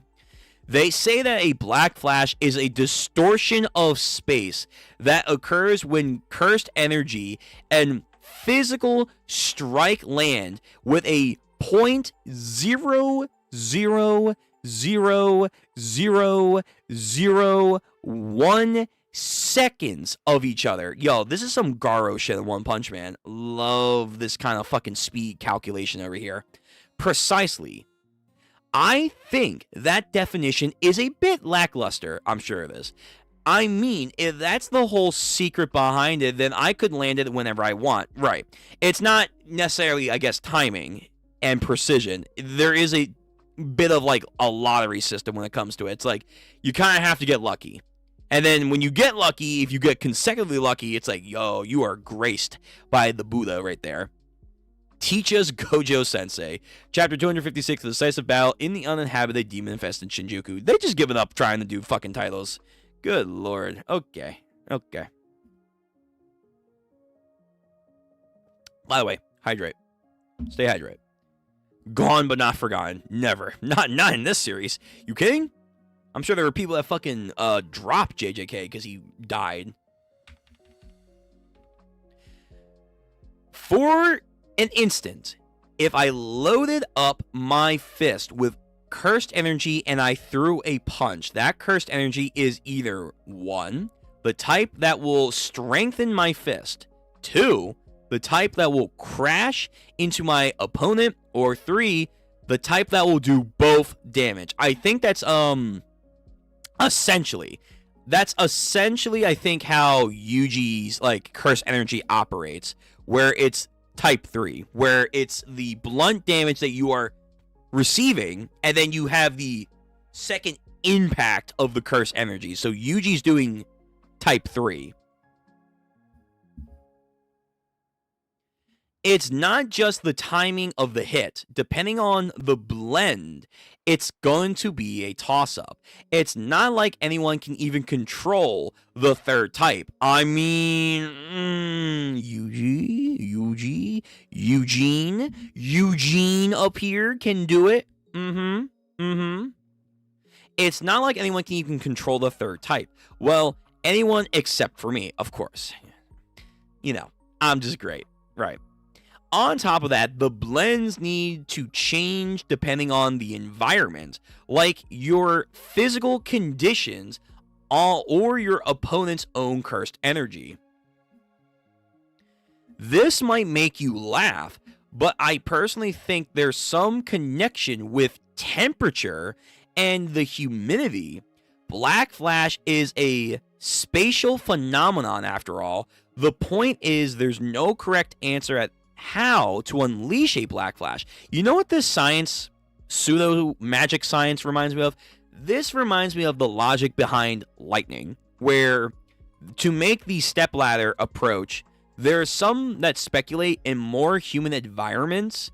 Like, you need the right, obviously, temperatures and certain, particles in the air to really, help with lightning effects. But there are some people that argue if you have a certain humidity or certain, temperature in the air, it actually helps lightning be spawned a lot easier than in certain other areas that are colder. So, because Black Flash really is kind of like that lightning effect, it's kind of giving the same-ish kind of answer right there. A little bit. Just a little bit.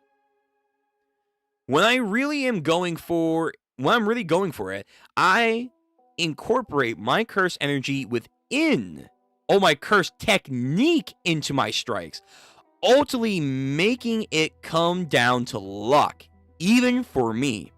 I mean, Nanami's consecutive Black Flash record is higher than mine. What did he have? Didn't he have 3? Wasn't 3 or 4. It was something like that. Yuji has definitely surpassed that. He's done. I'm pretty sure he's done 5. I'm fairly certain he's done 5, during Shibuya. But again, Yuji should have a way, not to necessarily cheat the system, but for sure, he's going to be, the only one in history that pseudo-controls Black Flash. Having said that, if talking about total number, I am the highest. Okay, so not consecutively, but, just having the ability to perform it, I've done it the most. Talking about total number, I'm the highest. I clean up quick. There's no time to land them consecutively. He was later surpassed in this aspect by Itadori as well. Right. Yeah, again, Itadori, he's going to come in clean. I'm ready for it. Including the one he landed on me. This is the second Black Flash. That guy just got slammed, and the other one must be the potential backup Yuta was talking about. This ain't good. He's going to start gaining momentum here. We gotta get the hell out of here now. Too late. And then Yuji. He might have regained his reverse cursed energy output just like Gojo Sensei did. Who are those two guys anyway? Clueless. And then Chozo. The fact that Yuji and the others aren't saying anything must mean those two are allies of Jujutsu High. I have to help and put Sukuna in the dirt before he regains his curse technique. Oh, Chozo, you're clueless. You're clueless, man. I love you, but you're clueless. Maki tries to do her thing. Chozo kicks a fucking something at him. I don't know. Yuji rips a cinder block of rails off, and he's gonna do something. He tries to pin him, and that way he can't move. And then Chozo's trying to do a point-blank bloodshot. But of course, it's Sukuna. He gets out. Maki's chasing him within the building, bum-rushing him with the sword. There's a whole barrage of slashes now, but she's somehow in the middle of it dodging. Unbelievable. What's this momentum? They're using the air itself for floating. Right. We're going back to this shit. We're going back. So yeah. She really can just fucking skywalk. She can literally just skywalk. Like she's a One Piece character. And we've seen Sukuna do that too. So these guys are just, they're physical freaks. Yuji, you should be able to do this. Yuji should be able to skywalk. I want him to skywalk. Yes. Yeah. Nah, I think Yuji is still tied with Nanami. Is he? Ah, shit. Oh. Okay. Nanami record was 4 in a row. Yuji is 4 in a row and 5 within a single day. Okay. Never mind. I thought it was 5 consecutively, and then it would have also counted 5 within a single day. Never mind. So he's tied with Nanami, but we're gonna get there. We're not having this fucking dialogue dump of Black Flash. If it's not being built up, obviously Sukuna's gonna do some shit, but Yuji's gonna do some shit too. I promise you. Yuji's gonna become the Black Flash King. Sukuna charging up, Black Flash, so that's now 3 consecutive. So again, every time he does that, his fucking curse output is getting like supercharged. It's getting jump started. That's a 3rd one. Yo, Maki, she fucking took that shit and then she gets sliced. The output of his base slashes just increased again. Fuck. Oh my god, his power, it's going back. He's gaining the fucking lottery, man. He's gaining the lottery. Ooh, supernovas. Supernovas all around him. But it doesn't matter. Slash out of the way, grabs him. He's moving faster than the slashes, and he got me from behind. So, slash, and then he even accelerated. Holy shit, man. Good lord. No, that's 4. Yo, okay, so what's his secret? What's Sukuna's secret on getting consecutive Black Flashes? There has to be a secret here. There has to be a secret. I'm imagining it's something to do with his own curse technique, where, just like Yuji, he probably can control Type 3. So if he can control Type 3, and like Gojo said, it's something to do with temperature and humidity, then maybe he's figured out a way, like, because he's Sukuna, he's smart. He's probably figured out a way to use Type 3 to analyze the temperature difference within a body in a way similar to like what the idea is for like the skywalk technique that Maki can do and he can do, and thus pinpoint the precise area where a Black Flash should appear. He's like narrowed down like this broad, who knows, till now, like, okay, it's somewhere within this field. I just gotta get lucky. And more often than not, he's gonna get lucky. That's probably something like that. But anyway, that's 4. But, Chozo. Listen, Chozo, he's clearly the, outside of Zesty Boy, he's clearly like the bottom rung in this fight, but man, he's holding out. Big bro is doing his damnedest. So he's gripping him with the blood splatter and hardening it. He reduced the damage by making the armor of blood splurt.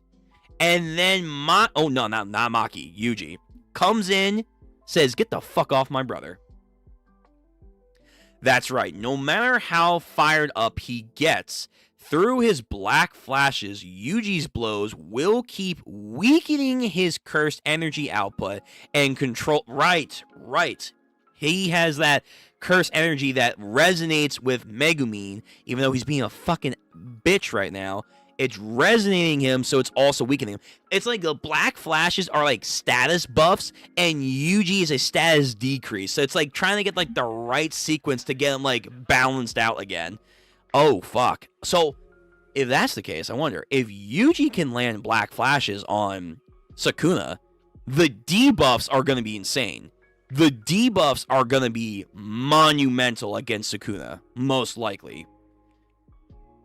Right. Oh, I'm sorry. Do it. I'm sorry. Hold on. I might have missed something. That's right. No matter how fired up he gets. Right. Do it, Yuji. Right. Grab something, I think? We've done enough. Lyro, we're retreating. Miguel-chan, no. There's still more I can do. Okay. All right. Yuji going in hot. Does a mighty elbow attack against him, but I think he's taking damage. However, as Sukuna's trying to grab him by the collar, Yuji uses that opportunity to then get his fucking neck, and I think he's trying to, like, flip him. And then with it... Oh my god. Yo. I've been saying this for a while. Yuji has been, like, subtly been showing and hinting, but I think it's true.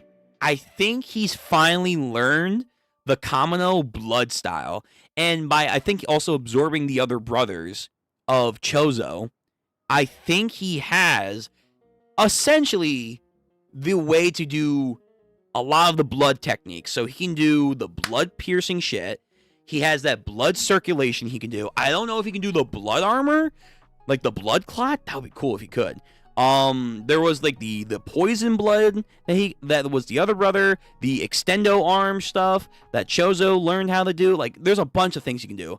By absorbing the brothers and learning from Chozo and the one Kamino Kai, Yuji has like another buff. Yeah. Okay, Yuji. Yuji can't yet use convergence effectively, which is why I need to keep looking after him. Piercing blood. Yo, that's my boy. Yeah. Yeah, Yuji, yeah. I love that his arsenal is widening. However, it barely nicks him, but it nicks him. And then, of course, in that moment, Sukuna get slashed, kid. But again, he's doing damage. And every time he does damage, it's debuff. Oh, that panel. He's ready. It's time for his black flashes. At that moment, just as Mahito had sensed from Itadori in Shibuya, Sukuna felt the same pre-motion of an oncoming black flash. Yo, the senses are tingling, but can he avoid it? However, what? My eyes are glued to that sorcerer. He has the Doki Doki eyes. Oh, Zesty Boy can do some, like, attraction? My awareness is being shifted from the brat. It isn't just bodies that I can clutch with my heart technique. Cute honey. Once I've had a hold of someone, I can even squeeze their heartstrings. That's low-key very useful right now. But can you muscle through? Maybe if he was fully charged, he would easily counter it. Translation can also read as looky here. Yo, Sukuna gets Doki Doki'd. And cause he didn't know, he gets Black Flash. Koku-sen! Do the fucking Black Flash OST, man. Unleash his potential with a single blow. Beneath the scattering sparks of black, Yuji Itadori awakens. Oh, fuck. Yes, here we go. Even the rays of hope shine black. Okay, so Yuji hopefully is going to get a recharge from that, A. B, like I'm saying, if every attack he can land consecutively on Sukuna is a debuff, then in theory, a Black Flash landing should be massive. That should, like, balance out his fucking Black Flash's buffs that he's getting. Hopefully speaking. Alright, next chapter. So we're on now 257. I'm not going to read the title. It's the fucking same title. So we're going to press on for it. A Tale from Sukuna's himself. Oh, this is back when he had the black hair. Yuta Itadori. What exactly is he? He's Kenjaku's child. Couldn't tell you from which body of theirs, though. Again, it's crazy. The plan came down to him getting a fucking backshot, but okay. I felt something from him deeply reminiscent of you, Lord Sukuna. That was before we laughed at his hilarious expression earlier. Oh my god, you guys love looking down on people. That's what gets you guys off.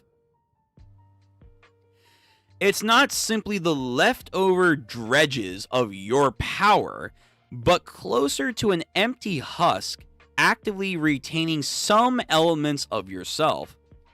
Well, you can blame Kenjaku. He wouldn't have a kid for no reason. Right, yeah, he wouldn't fucking take it, man. Again, to me, that's like the most wild plan. Like, you can do all this like science-y bullshit. It came down to him just, nah, I gotta take one for the team. That's the plan right there.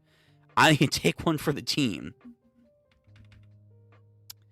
The one Kenjaku coupled up with was likely a fragment... Wait, what? Was likely a fragment of myself, reincarnated. Our souls are the same.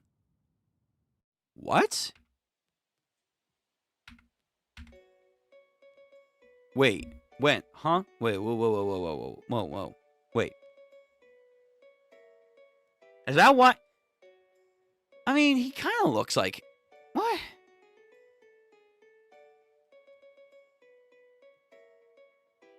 So there's a purpose for why Sukuna has pink hair?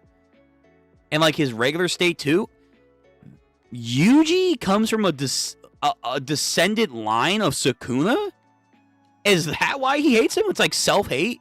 Like you're just a fucking version of me? A pale imitation of me too? How does this work? Wait. His body was left over as a husk for like a barrier that Tengen was using. Then his fingers were all scattered as a way of him like coming back to life. So they have his soul in the fingers. They also have his power.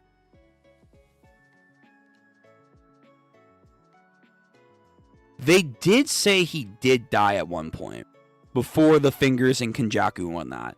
They did mention that he apparently died or had a near-death experience at some point. We don't know what that was. Is that how this like came about? That because of that experience, it led to the lineage of Yuta. I keep saying that. Yuji Itadori's family. That his dad or grandpa, whatever, somehow in their family line, a fragment of his soul, Sukuna's, became reincarnated, and thus he is like a sample soul of Sukuna.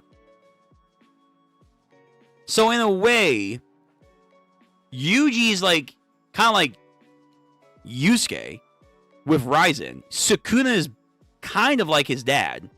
He is the beginning of, oh my god, what's the word I'm looking for here?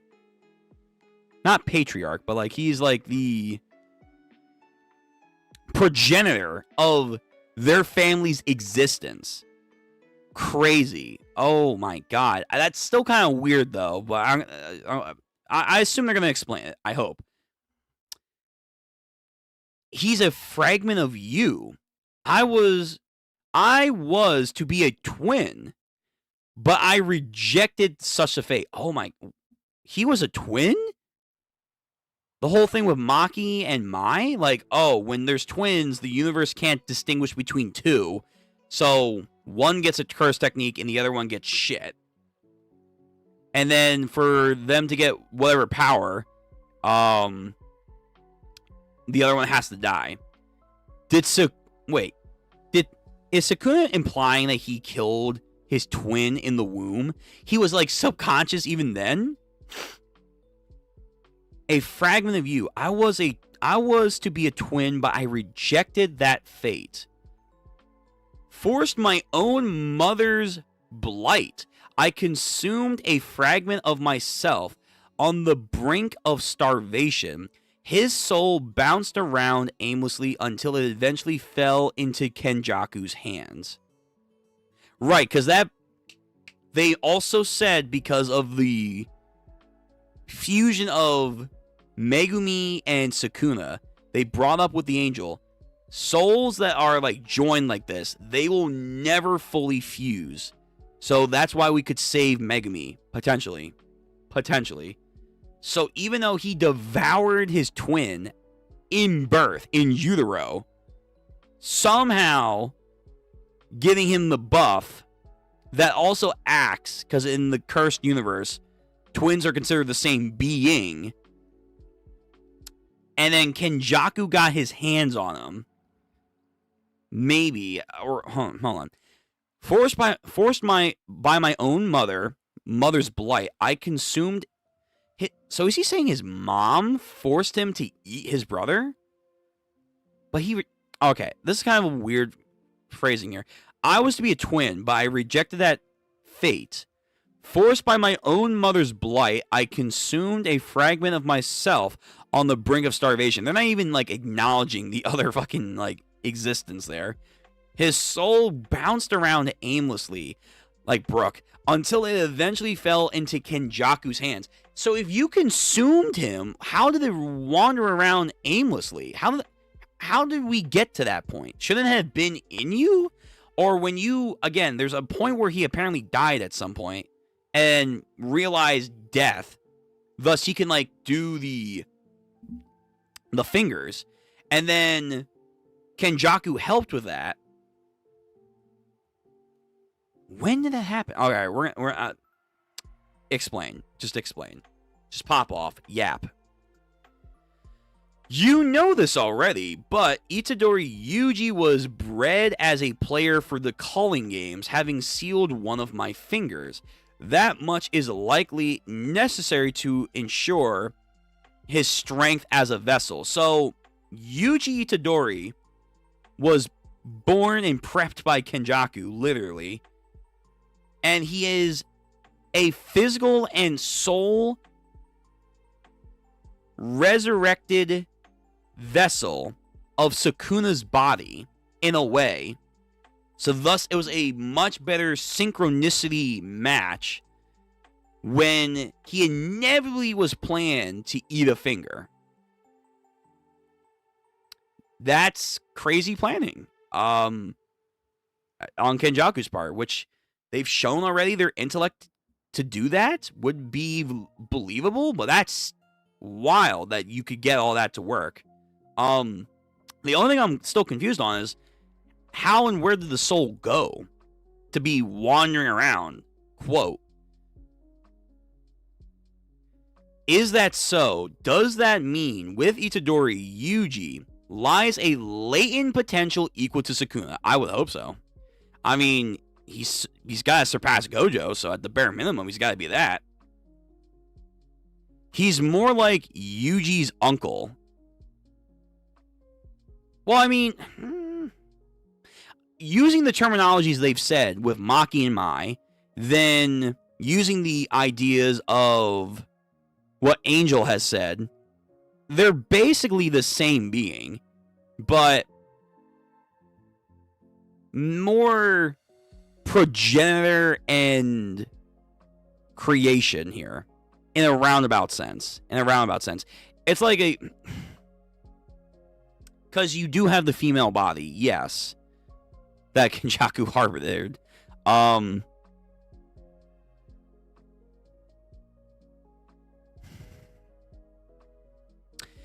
You know what? I would say that... I don't know. I would say whoever, like, was the soul reincarnated, whether that was Yuji or Yuji's dad. Yuji's dad was more like a son in this weird paradigm to Sukuna. And then by having sex with Kenjaku, yeah, Yuji is, if anything, Sukuna's more like a grandpa in this weird fucking relationship here. Sukuna's more like a grandpa, kind of. Like, in a way. Somewhat. It's weird. This is weird. It's very, very weird. But I kind of get it. Basically, Kenny coupled up with the reincarnation of Sukuna's twin, right? Basically, his twin reincarnated multiple times, then Kenny found him. Okay. Somehow he found him. I guess he's been around for long enough, so I guess he could figure it out, but... Excuse me.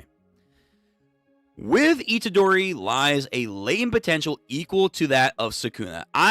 It should be there. If we're gonna do some weird, like, lineage factor now. Yeah, he should have potential. He definitely should have potential.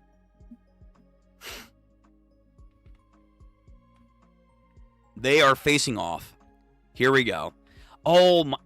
This is the Chozo fight all over again. That, like, it's based on a movie, which I haven't seen the movie yet. But, yeah, I'm going to get another gift. Another gift.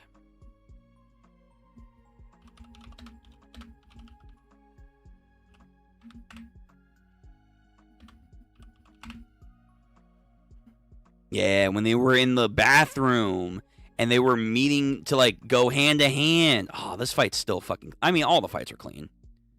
All the fights are clean.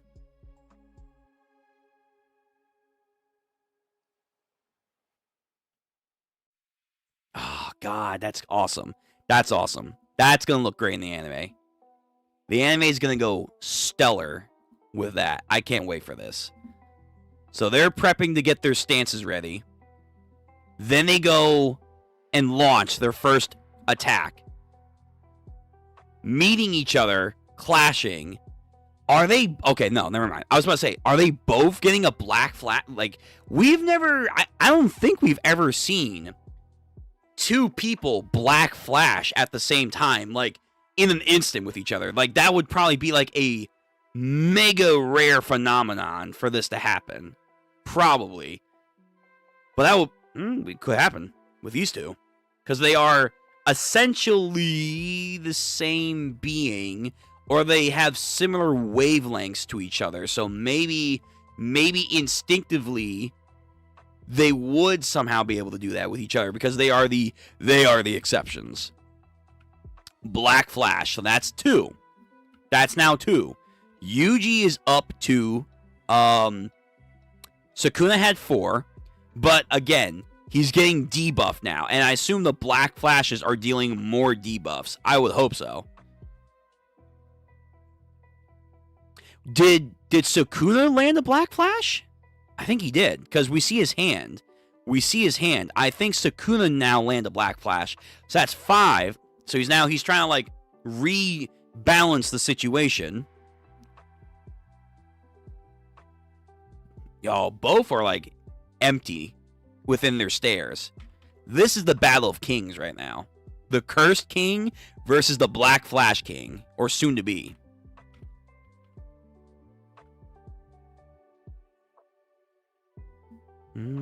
What's going on here? Yuji gets... Yeah, okay, so I think Yuji did get Black Flashed against by Sukuna. He gets flung out, but he's not sweating. He flies out of a window. He touches a pillar. And now there's, like... The raid, thank you. And now there's, like... a scissor directional cut around the area that he's touching. I'm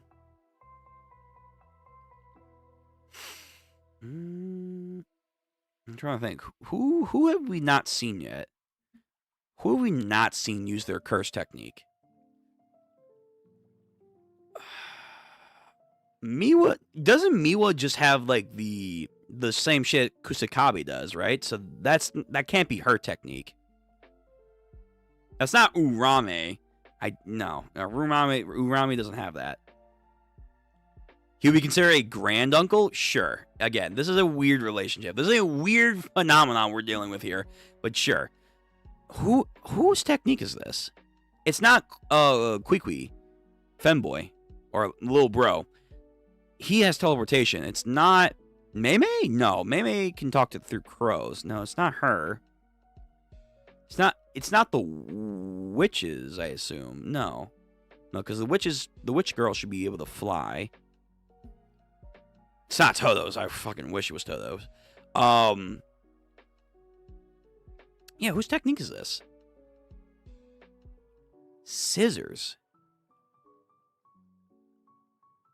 I don't know. You know what? All right, we'll just read. We'll read. We're going to probably find out on the next panel. I don't know anyone with scissors. It's probably going to be like, oh, this person. Don't you remember? They were like here for like 2 panels.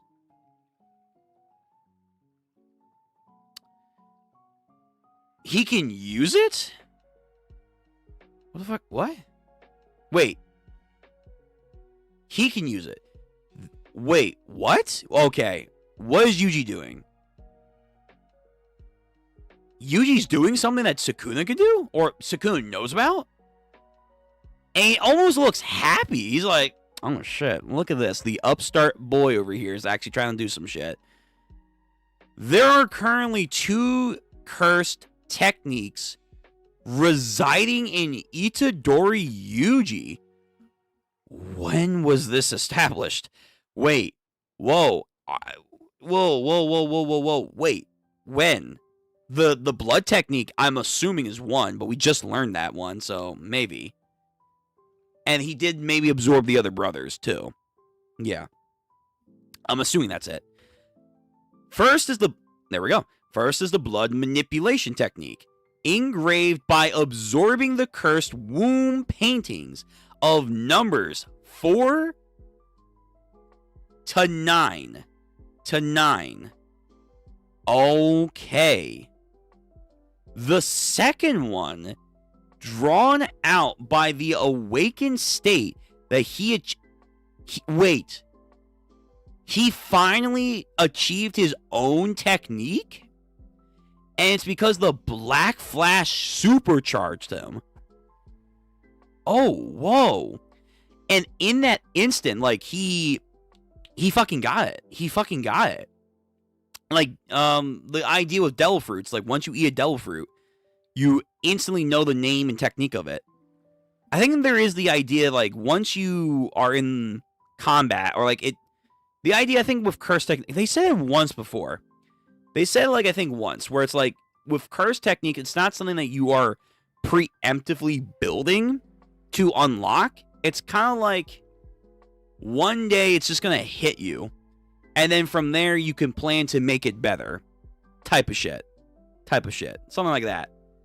So, in that moment, Yuji finally jolts his existence to understand and create a cursed technique for him.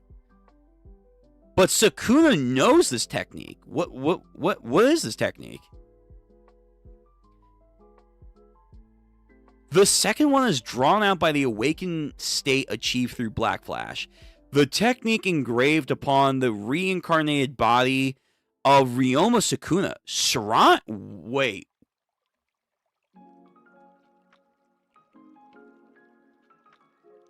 Wait. Whoa.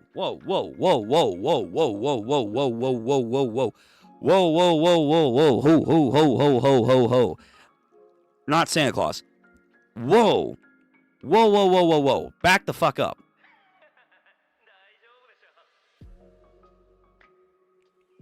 Wait, is he using dismantle or cleave? He's using the shrine? How? This is now. What? Wait, whoa. Is that why we're having this whole fucking dialogue about, yeah, basically he's kind of sort of like my son clone shit, whatever. Yeah. He's like my weird descendant offspring or whatever with Kenjaku. What? Blood manipulation I get because he's, again, also the offspring of those that got manipulated by Kenjaku. So he has that, and he fused with them, which is cool. Cool beans. I got that. Because of the Black Flash, he gains another technique. I got that, too. He awakened it through Black Flash, which I'm sure is, like, extra rare, probably. What I'm tripping up is, how the fuck does he get Shrine?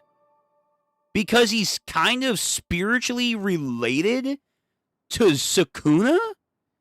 So you're telling me Yuji Itadori is doing some weird version of cleave?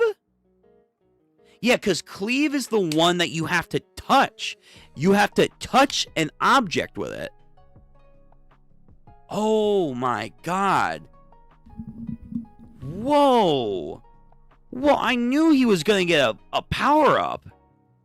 I knew he needed a power-up. And he's been growing at a great rate, too. But whoa. That's a huge leap. Is he going to do the fucking malevolent kitchen?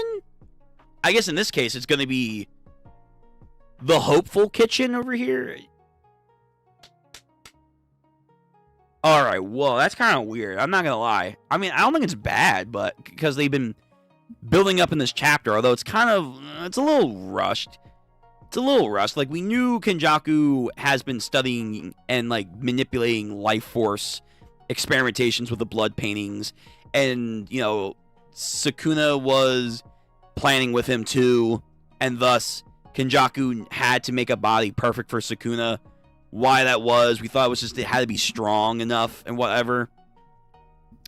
No, there's a link between these guys. An actual link. And I guess Kenjaku found out that he had twin that he ate in womb, which is also kind of crazy. Okay, this is...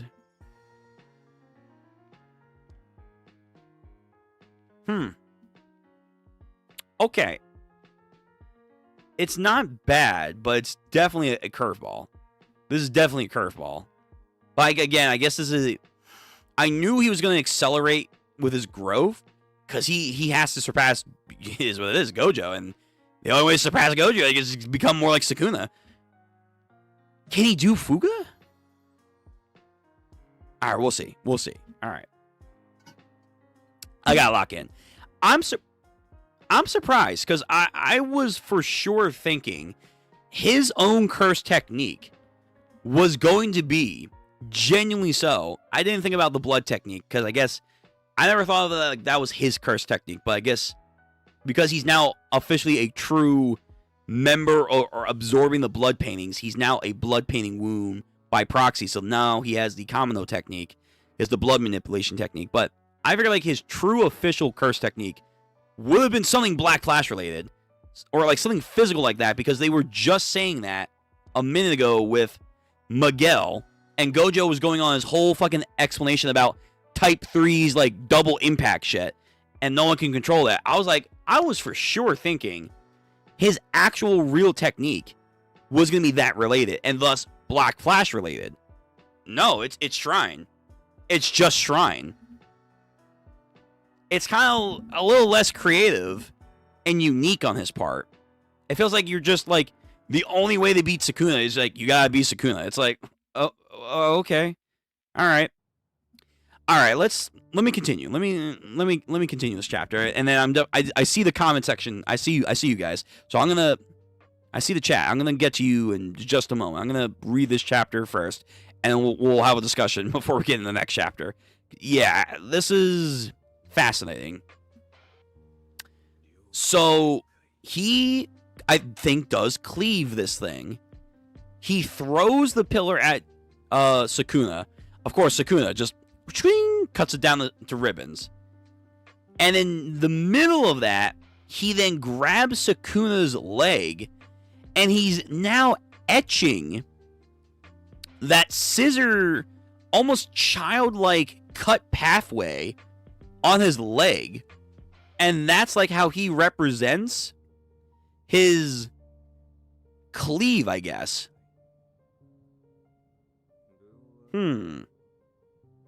I guess that gives your opponent maybe more time to realize, oh, that's where you're targeting, versus Sukuna, where it's just like, hey, I'm touching the ground, you don't know what exactly I'm doing, but I'm touching the ground. But anyway, so he has that, he's grabbing Sukuna's leg, like, hey, I'm gonna cut it off in a second. Prepares to do a punch. In the middle of this, Sukuna, get diced, kid. Takes the attack, but again, Yuji is fucking him. He muscles through, and he's probably getting debuffed too. How many Black Flashes are we? Wait, I lost count because we were going in. We were fucking going in. Hold on, let me go back to the previous chapter real quick.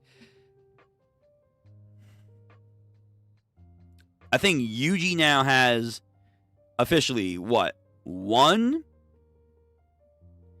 He has 1, 2. Sukuna hits him. We're at 3. Okay. All right. We're at 3 Black Flashes. Again, these Black Flashes better be doing some massive debuffs to Sukuna. Because, again, I really did think he was going to be primarily Black Flash oriented for his whole unique style. But no, I guess not. I guess not. Like, he still is going to be the Black Flash King. I'm gonna assume. Black Flash, because he has the Type 3 that Gojo talks about. That's 3 consecutive. It's the same technique. It's the same technique, yet the era and the sorcery using it brings about a sizable disparity. How foolish. A freshly learned technique means it's gonna have low output. What's much more troublesome are these blows. Okay, alright, we're highlighting more of the Black Flash than him having Shrine, but sure. That's kind of what I prefer, though. You want us to let you use Nanami's cursed tool? Do whatever you want. Why are you even asking us? Oh, this guy. You're Nanami-san's old friend, or rather you know him for the longest time. Oh, this is when Gojo was alive. Huh? You saw way more of him since we graduated. He had the whole, stint away from the school after that. There's so much more casual about this than I thought they'd be. We were already on a 3-year system back then, even though we're technically college. I also happen to know that the weapon is best suited to be in your hands, Inno-kun. So he was like, oh, I thought this would be a bigger deal. Nope. We mean it. Take it. Nanami had entrusted you more than anyone else. And Itadori. Number 4. Oh, is he gonna do shit? He's doing shit? Ryu. Summon some fucking dragon to pop lock Sukuna from the side. Yeah, it's the crack dragon, I think, that Geto can summon, maybe. So he's now coming in, using the dragon as a decoy to get in close with Nanami's little hatchet. Well, shit. So as he's about to do that, Sukuna's like, nope. And then decoy. Black Flash. Again. So that's now 4 consecutive Black Flashes. Again, the debuffs should be strong. This brat. He's been chaining the Black Flashes like it's nothing. Does he intend to climb up to my level? I mean, what's your level, dude? We haven't gotten a straight answer yet. So in that instant, Enoko got fucking taken out. There goes Kirin, too. I'm sorry, Nanami-san. This is way out of my league. I mean, hey, you're giving Yuji distractions, which allows him to, like, do shit. Okay, Sukuna's doing cleave now. In the middle of that, Yuji tries to avoid and gets kind of, like, punched, and, like, more blood just kind of, like, pours out of him. He grapples him and throws him again into a wall. I feel like we just got back here again. He's completely unfazed by my combination of strikes and slashes. Because remember, man, if you're getting stronger and supercharged for every Black Flash, on paper, Itadori should be too. And again, you're also getting debuffed. So Itadori is like the perfect fucking counter for this Sukuna in this state. He has Shrine to match him with, his own version. He has the debuff shit, and he also has Black Flash. That's gaining a lot more attraction to boost him. 5. Yo, let's go. Fucking...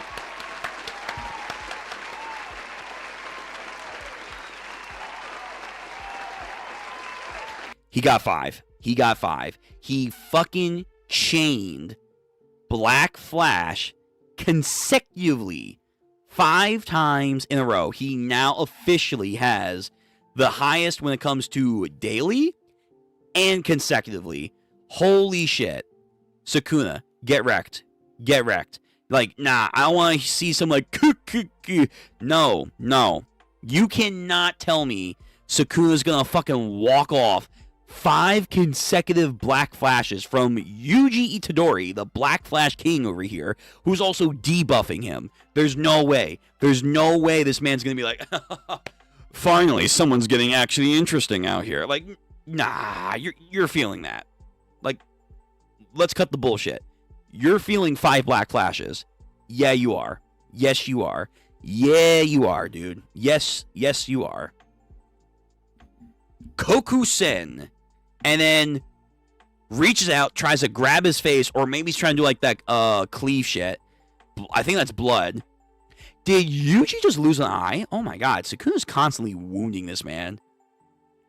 Although now it's kind of like a contrast to his eye, in a way. Oh my... Did he do 6? He got 6? Oh my god. He got 6 consecutive Black Flashes? Oh wow, we are eclipsing Nanami right now. And Gojo. Holy shit. Nah, oh my god, yo. He's getting massively debuffed. You goddamn brat! Hey, he has your potential, man. You should be proud. And now Inoko fucking chucks the thing. Yeah. Gotcha, bitch.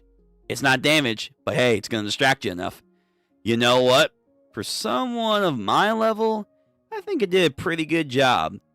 Kick his ass. Oh man, it's like Nanami, and it's like Nanami in a weird way is kind of now here at like Yuji's final hour to finally take care of his inner demon.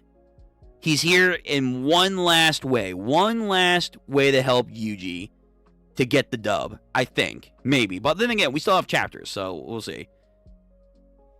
7.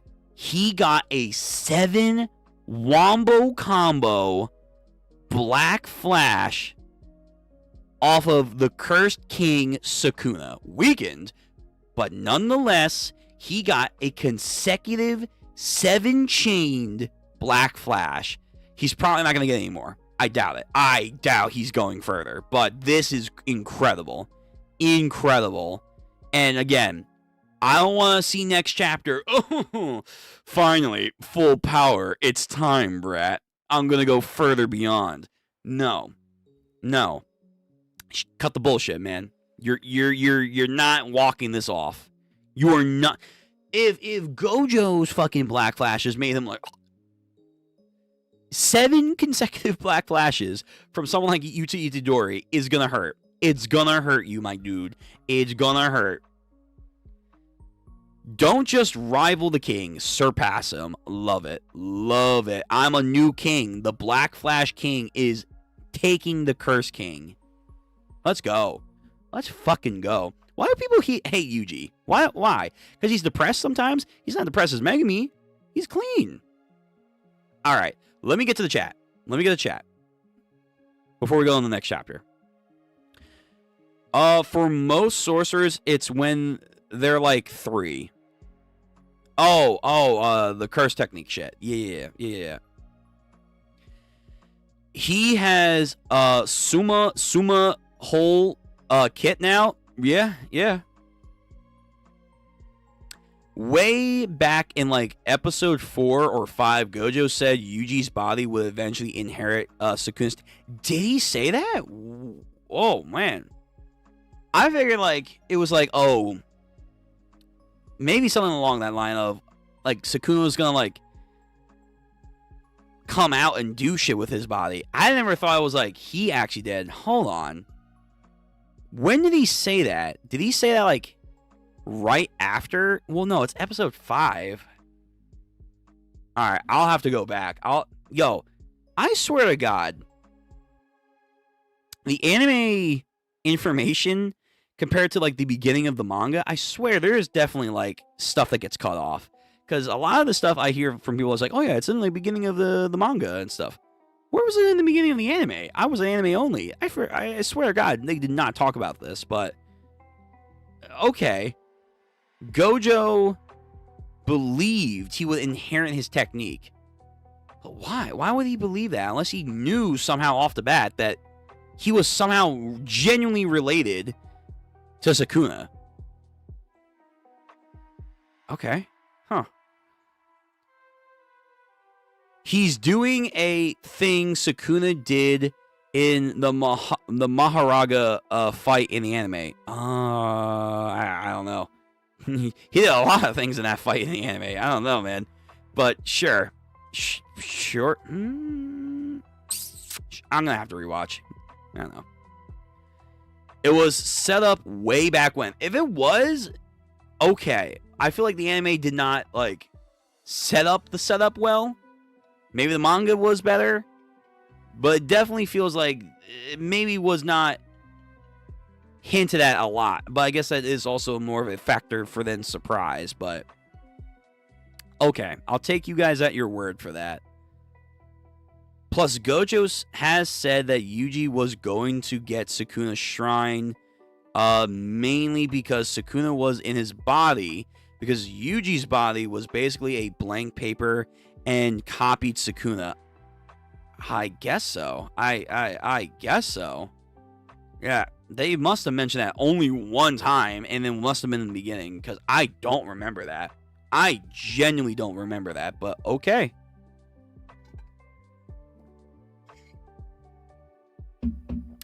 But then again, can he do Fuga? We haven't seen him. We haven't seen Sukuna do Fuga. Also, it's like a one-time use. You can only use it like one time a year or something. Like, that's it. Benevolent shrines coming up. Let's go. Let's fucking get some benevolent shrine activity going. Hell yeah. Kenjaku understands what a hadron is. He can definitely figure out what a conjoined twin / parasitic twin is. Yeah, well, not that he doesn't know what the concept is. I'm just surprised he's able to, like, track down the soul of a reincarnated twin / same, like, being soul after, like, you know, God knows how many reincarnation cycles that it's been through. Like, that's impressive. But again, yeah, he's smart and he's been around for a very long time. Just don't question it, I guess. Sure. In the extras, during the Shibuya incident, Inu said no one has ever seen Ryu and lived. Well, listen, Inu came in with a lot of gusto when he first appeared, and his entire existence is just to get fucking mollywopped, okay? So, no offense to his own personal narrative. I think he needs to genuinely, like, maybe have some real-world experience before he can make these statements like this. He's not Gojo. When Gojo makes the statement of, like, hey, Itadori is gonna, like, surpass him, and, or, like, the whole idea, like, he's gonna get, like, the ability of Shrine. I believe that because Gojo is someone of, like, high-value magnitude when it comes to the inner workings of the world. Inu, on the other hand, yeah, nah, I don't think your word means much, dude, but yeah, sure. No one's lived to see Ryu. Sure. All right, bud. All right. Translation for the next chapter. Translation is pretty bad in TCB. For once, in a blue moon, the Viz translation is better. Gege never misses with Yuji. Okay. I don't think I still have a Viz count. I can check in a minute, but I don't think I have it. Gege never misses with Yuji. In episode 6, because the guy was dying or dead for like 4 to 5 days. Oh, okay. All right. I'll go back to that. I'll go back to that like thing later, but that's interesting. That is interesting. Okay. So, I'm going to quickly see if I have the Viz. I don't think I still have my account and stuff. Most likely, I don't have it. Actually, just so my information.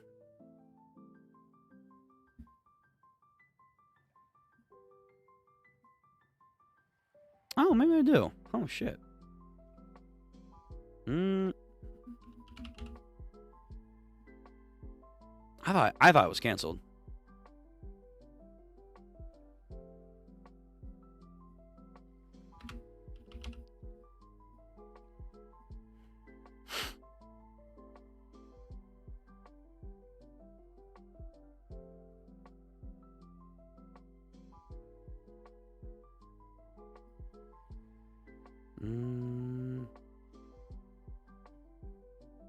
What chapter are we on? Let me see. 257.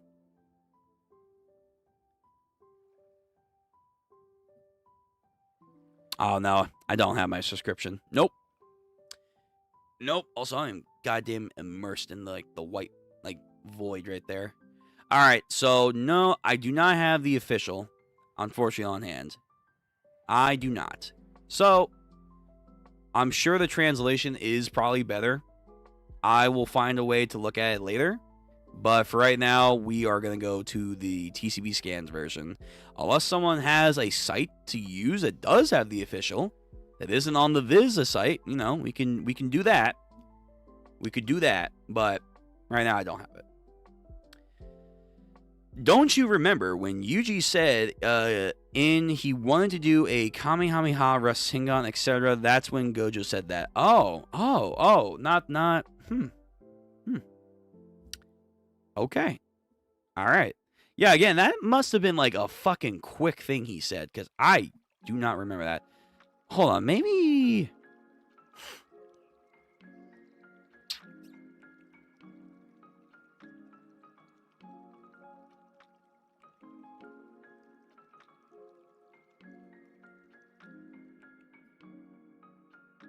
Is this a better site? Nah, pretty much the same there. Okay, yeah, I don't have a site for it. So, again, for the official, I'm sure it's a better translation, but it is what it is. We're gonna use TCB scans. When Yuji said it in the anime.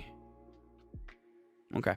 Again, I'll believe you guys. It was one time and it was very quick, yeah. Like, it was definitely one of those, like, you should have paid attention, but it's at the same time, it's like, you mentioned it one time. One time early in the beginning. But Gege apparently did that a lot. Especially more so, I feel like, in the manga. But anime did have it. It was just quick. Alright, let's get into this. So we're starting up the next chapter. 258. TCB Scans version. It's not the best translation. I have now been made aware of it.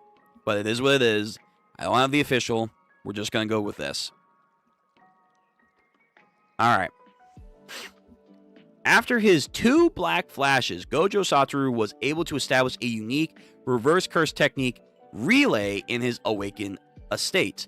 What set this relay apart was the operation and burden of the technique being disappeared with throughout separate regions of his brain. Both fights feel their voltage spike. In a simple fashion, the King of Curses, Ryoma Sukuna, could regenerate his severed hand and crush the sorcerers of Jujutsu High, or so he should have been able to, if it wasn't for Yuji. If not for the 7 consecutive black flashes by Itadori's hands, struck directly at the boundary between his and Fushigoro's soul, such an onslaught trampled Sukuna's hopes at recovering his reverse curse technique. Got him. Fucking got him. Well fought, Lyra. You are a master of your craft. Heaven is so close. However, you gotta be shitting me. Oh no. So Sukuna's mad. He's like, you little motherfucker, you're making me look bad. Oh, we're not holding back? Oh, wait a minute. Actually, I guess to be fair, yeah, we had a lot of time. We had a lot of time without it. But now it's finally back. It's finally back. It was bound to come back. Domain expansion. Malevolent Shrine. Also, it has a different appearance now that he's in his, I guess, true form. This is like the true look of what his Malevolent Shrine is generally supposed to look like. The King's Domain, traveling along the sparks of Black Flash, returned to its master. It's finally back. It's been recharged. The recharge is here. Oh no. Oh no, it's doing the shit again. It's doing it again. By altering the hand signs and utilizing a part of the brain unaffected by infinite void, really, Ryuma Sukuna enveloped his curse technique alongside his barrier technique. Amidst a maelstrom of uncertainties and impromptu binding vows, Ryuma Sukuna rushed of black flashes allowed his malevolent shrine to burst forth once more with no loss to the output or range. Hold on. Amidst the maelstrom of uncertainty, Ryuma Sukuna's rush of black flashes. Okay, so because he did the black flashes, it basically supercharged his domain to come back. And also, though, they're saying that there's a part of his brain that was unaffected by the infinite void. But isn't, like, the domain and curse energy a part of his brain as a whole? So he couldn't, like, use it at all was the point? I thought that was, like, the point. Like, is a domain... Can a domain be activated in a specific junction of your brain, not the entirety of the brain? I guess is what they're trying to establish here. Okay. It's kind of weird, but alright. Buildings are getting destroyed. The crows are leaving. Hakuri. Those who want to... Okay, let me zoom in again. By the way, we have not come back to their fight, which is kind of sad. But at the same time, like, I don't want to kind of go back because we're getting all this. Those who want to fight need either the reverse curse technique or an anti-domain tactic up their sleeve. That's a no-go for me. Well, you're special. I wasn't talking to you. I believe Yuji and I will manage with our reverse curse techniques. Huh? Me? Iri, Hakari, Okotsu. I have always wondered, how is it that you compensate for your lost blood when you regenerate? I don't know. I'm totally on autopilot when I do that. I go off of my instincts. I convert curse energy into actual blood. Okay, so we're finally learning how you're doing some shit. There are tons of people who can use reverse curse techniques. However, cannot heal others. One reason is the fundamental difference in use. Another, the body of the target refusing its own treatment. Oh, right, it's rejecting cells or blood, like, actual medical procedures. There are cases where the cursed energy of the one healing rejects the process, and cases where the cursed energy of the one being healed doesn't respond to the conversion. That's why the efficiency of my treatment is often case by case. Okay, so guys, I keep saying this. She's becoming less and less special. So there's becoming even less reason for her to be back here and not be on the front lines. Like, I don't know, man. I feel like her entire existence is pointless. She was set up to be, like, this important healer for, like, the Jutsu High to have. And then she doesn't really heal anyone in the midst of battle. They always keep her in the back. And then it's, like, later, like, post-Shibuya, where it's, like, constantly, like, oh, people are doing reverse curse techniques like it's nothing. Then on top of that, it's, like, a lot of them, mainly Sukuna, is, like, saying, oh, her technique is nowhere even near Gojo's or mine, and can only do specific actions. And now we're getting this line of, oh, well, actually, on top of that,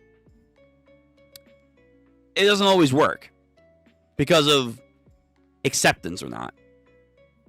Like, what's your point? What is your actual point in being here? Like, you genuinely might be one of the worst characters in the story, because your entire purpose feels superfluous and inconsistent to be of use. God damn. That's why I thought my body allows me to convert cursed energy into blood. Which is to say, the hurdle for you two learning it is much lower than it is for everyone else. If Yuji absorbs our brothers, he should be able to gain a body that is capable alongside some cursed technique. Okay, so that's also another reason why they wanted him to absorb the death paintings, because he will gain a body that allows cursed energy to be formed into blood, and thus his reverse cursed energy is a lot more effective. And that's not all. Our bodies allow us to compensate for the technical aspects of said techniques. That means the main limiting factor behind reverse curse technique is its immense cursed energy expense. And it does not apply to us, or so I think, right? You never, had to go as far as Gojo or Hakari does. That said, I like to switch the training up to be done once with someone who can use reverse curse technique. Switch my training? So we're getting reference to this now. My technique is teleportation of targets. If I'm with you, I'm able to transport you to a place or person that I previously have marked. I see. We thought of the soul and the body are two separate entities. If the body is the box, the soul is the containment. I see. Think of the box as a person's birthday present. We can't swap the box's content of our own accord. Just listen to his whole explanation. They're like, dude, you're not listening, are you? Nope. Also, I do feel like at times some of the dialogue is just here to be fluffed for material sakes. And it's like, I feel like we could have done this in a more cohesive way. I don't know. However, if we have the permission of an individual, the box's content can be taken, which is to say, I'm able to swap the souls of the two marked individuals. Lost technique over here. Whoa. What's up? That reminds me of the body and soul altering ability of the cursed spirit I fought, Mahito. Yeah, I guess. Won't the shape of the person's body and soul be stretched if they are swapped? There's no need to worry about that. You see, I can swap the contents without opening said box. No one can tell whether or not the contents of an unopened box have been tampered with, wouldn't you say? Itadori, the speed of your growth as a sorcerer has been tremendous. Good. Finally, recognition.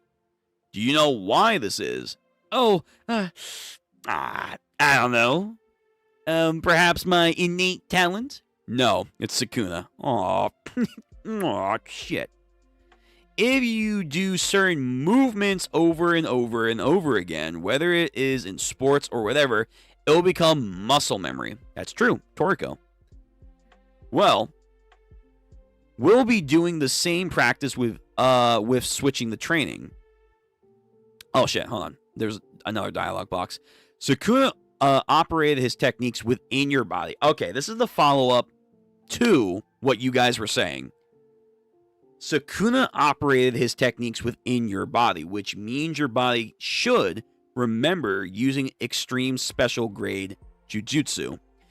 You can thank him for your exceptionally quick understanding and growth rate. We'll be doing the same practice with switching training. You're going to swap with me first. I'll hammer your body with my curse energy, manipulation, and fundamental barrier techniques. Wait a minute.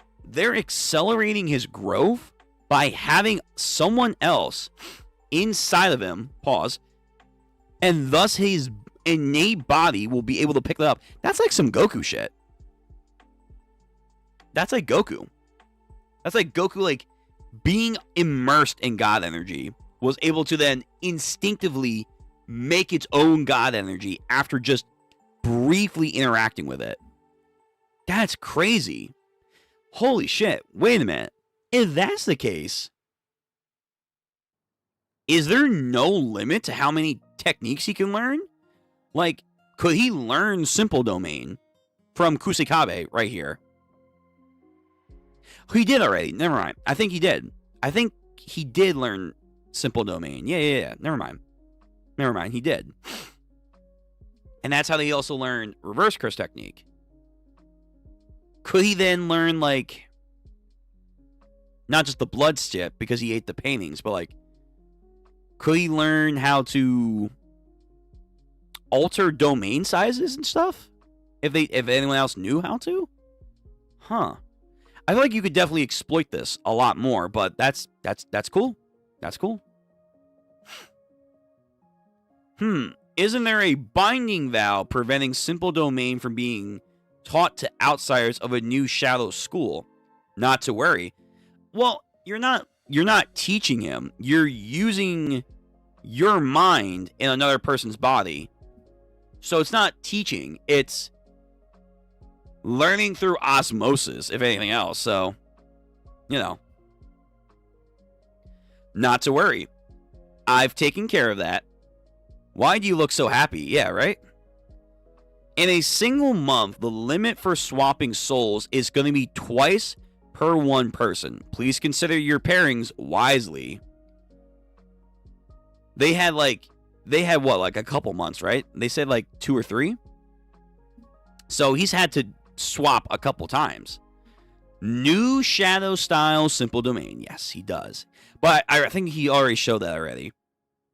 Yo, Yuji has some interesting accelerated growth, but also unique training regimen here. Yo, Sukuna doing some black mass over here. I can tell the domain is incomplete. There must be an opening somewhere. I can endure this. Oh, shit. Actually, that might be a bad sign.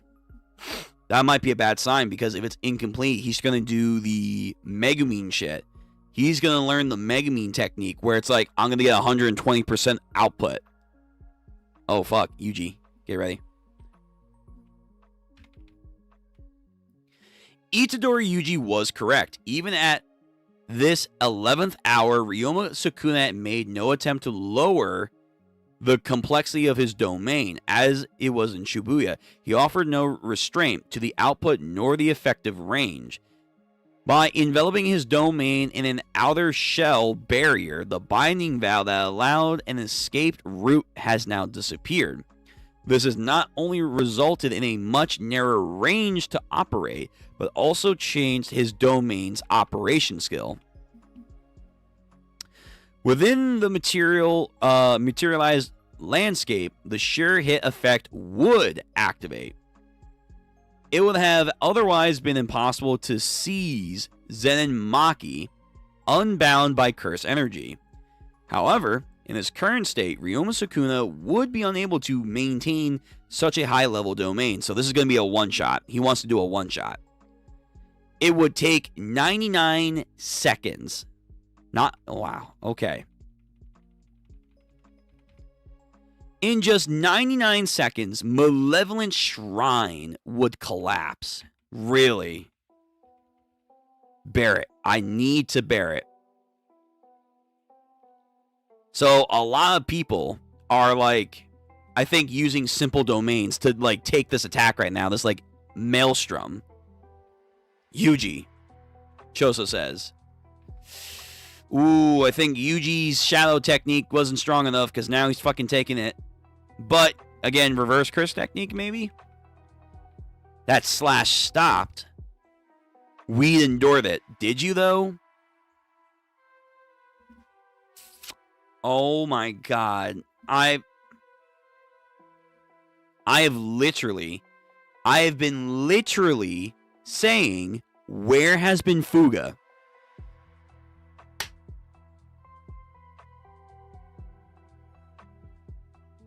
Fuga.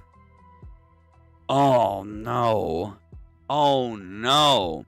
Again, he's doing an incomplete domain expansion, so it should be like the Megami shit, where he's getting a fucking power increase. So this is not just a regular Fuga. This is not a regular Fuga. He's probably going to do a super mega ultra Fuga over here. Oh, no. Oh, no. Yuji, dodge. Oh, but he probably can't. He probably can't. Oh, no. Oh, he's fucked. Oh, man, he's fucked. I don't know how he's gonna do this.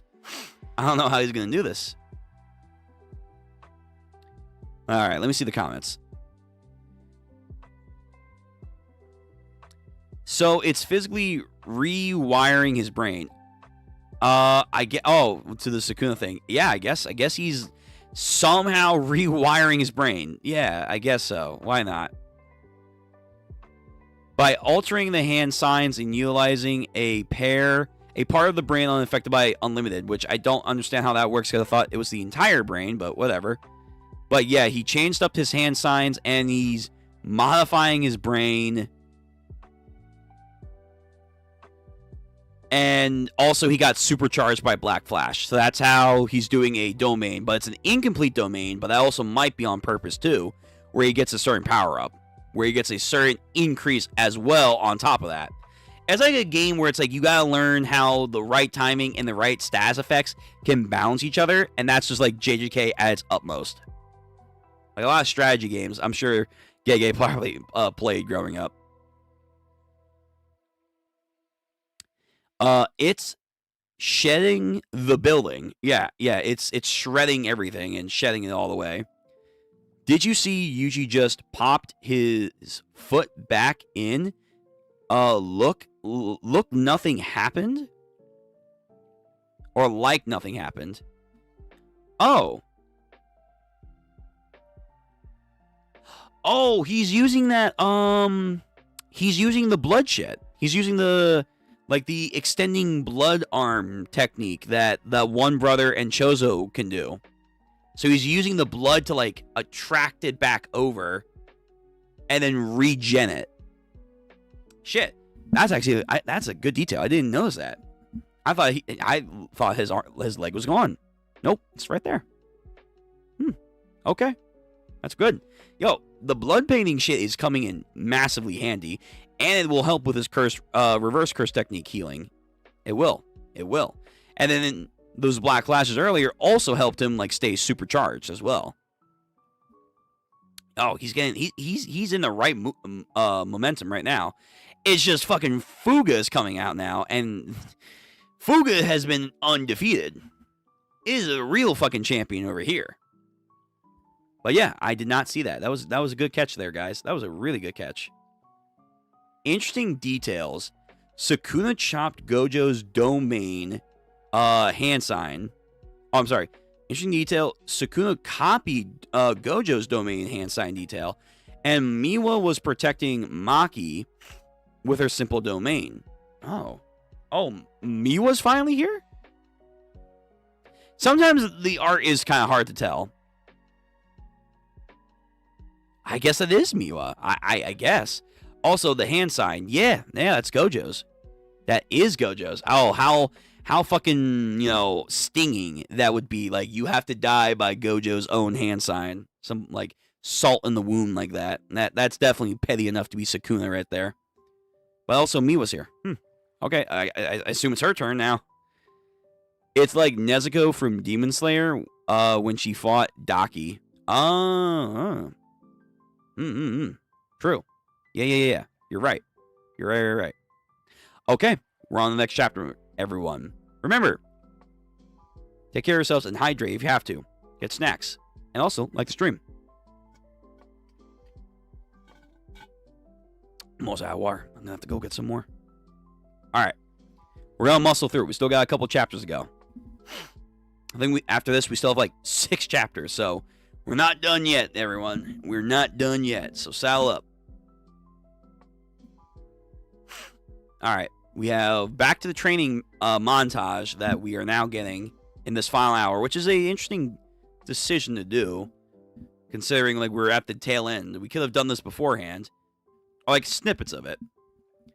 The trick to convergence. It looks like I'll be doing the switching training with Okotsu Senpai and Kusakabe Sensei, so I'll need to work on blood manipulation the hard way. We only have 1 month. Oh, it's only 1 month. Give every piece of advice you got. Teach him Big Brother. Convergence is kind of like this, and then like that. And right. He did say he did was a terrible teacher. Seriously, dude. Chapter 259. Okay. Think of bathing in hot water. You can feel the heat encompassing your entire body. In the same way, you expand your blood vessels, creating a vague outline of your body. That's the basic foundation of blood manipulation. Like when you piss yourself. That's one way of realizing that. Whatever works for you. Convergence is a technique that compresses your blood, meaning we can use a sponge or paper, anything that can be crumpled in your hand easily to help with the image. It's similar feeling of cans or clay work. All right. Choso, this is what it means to teach someone, by the way. But Supernova, ask me about Supernova. It's okay, Choso, we'll get there. Actually, if he could learn Supernova, that would be nice.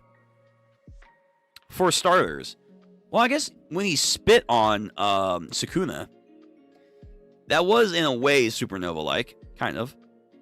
For starters, we don't have to make blood manipulation a potent weapon for Itadori. It'll be better for him to get the basics of stitching and stopping blood down. I guess Kamo's finally being useful. Like, truly being useful. Good lord, this panel is huge. Alright. Sukuna, he's too excited to use Fuga, man. He's way too excited. Ryoma Sukuna can... Oh, here we go. Alright, here we go. This is what I wanted. I wanted an explanation on why he has not used Fuga. Ryoma Sukuna can only open the furnace doors after preparing his ingredients, cleave, and dismantle. Despite their absurd firepower, the flames with the furnace lack both speed and range. To amend this, Sukuna undertook another binding vows, man. Binding vows. You can just make them like willy-nilly like this. Fucking crazy, man. Outside of his domain furnace cannot be used on multiple targets. Okay. This binding vow enables Sukuna to not only reduce all within the malevolent shrine's range to dust, but ensure that all the resulting particles were matted in the explosion cursed energy akin to a furnace. Basically, you're going to get vaporized. You're going to get absolutely vaporized. On top of this, Sukuna definitely altered the functionality of the domain to one that allowed entry of living beings, maintaining the shrine's output whilst sealing it outright. This is our victory. Shut the fuck up. He's got that nah, I'll win look to him. But even for your side with Sukuna, you should not be saying shit until it's all said and done. This is our victory. Yo, Hakare looks so tired. Yuji. The arrow. Oh my. Holy shit, what the fuck? It It's as big as one of the goddamn calling game pillars. Oh my god. Did he activate Aizen's oh my god. What's his fucking like butterfly shit?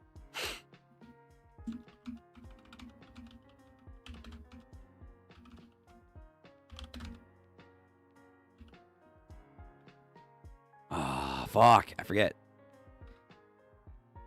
It's like in his fucking messed up butterfly form. He does like this insane like blast against Ichigo.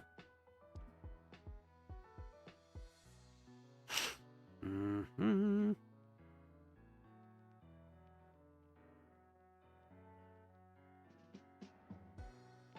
Fragger. Yeah, Fragger. That's what it was. I knew it was an F like Fuga, but I forgot. Fragger. The Fragger technique. This shit was, in the anime at least, it was way more intense, which I feel like it's going to be the same thing with Sukuna in this. Oh my god, this thing was gnarly in the anime. Just vaporized everything. Became a genuine nuke. Oh, they're not even going to... Nah, I want the entire clip. Show the entire thing. This thing was crazy. Oh, no one has the entire... Man. Why does no one have the whole clip? Reddit? Reddit, are you going to succeed where others have failed? Reddit? Oh shit, Reddit actually might be clean. Holy shit, wow. Damn, guys, you let Reddit be better than you? Oh shit, hold on. I say that, and then the glitching. The glitching has started. So I gotta be careful. Not to open up too much. But yeah, the Fragger. This thing instantly reminds me of the Fragger. Holy fuck. Yeah, the anime is gonna gas this shit. They're gonna make this thing look like an actual, like, Hiroshima nuke just went off. Huh. Alright then. Alright, yeah. This does give him more confidence to say, yeah, we won, by the way. But nonetheless, never say anything until it's all said and done. Obviously. Alright, Yuji, what's the plan, man? What's the plan? Okay, actually, wait, I missed the entire dialogue box. Fuck me. Okay. Thermobratic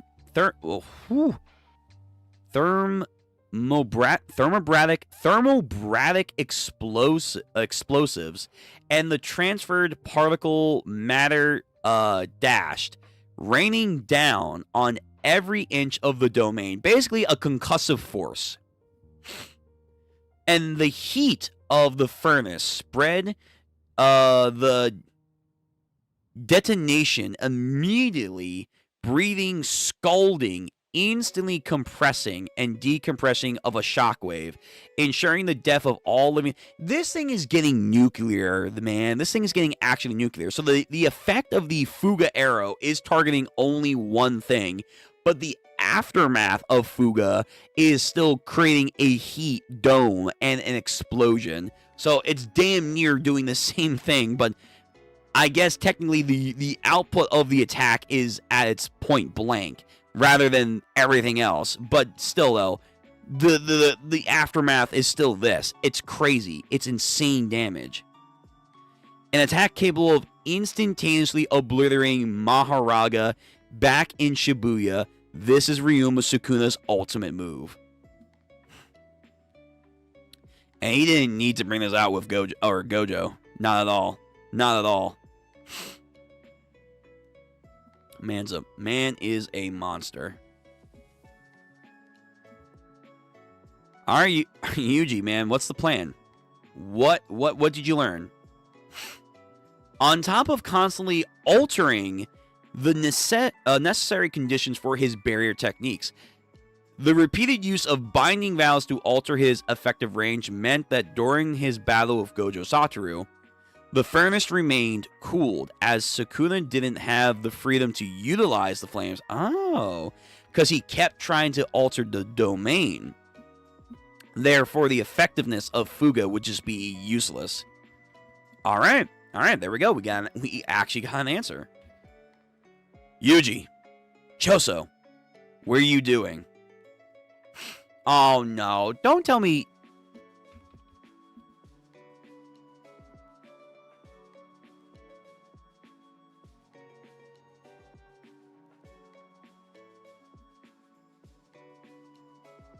Hey, music, fuck off.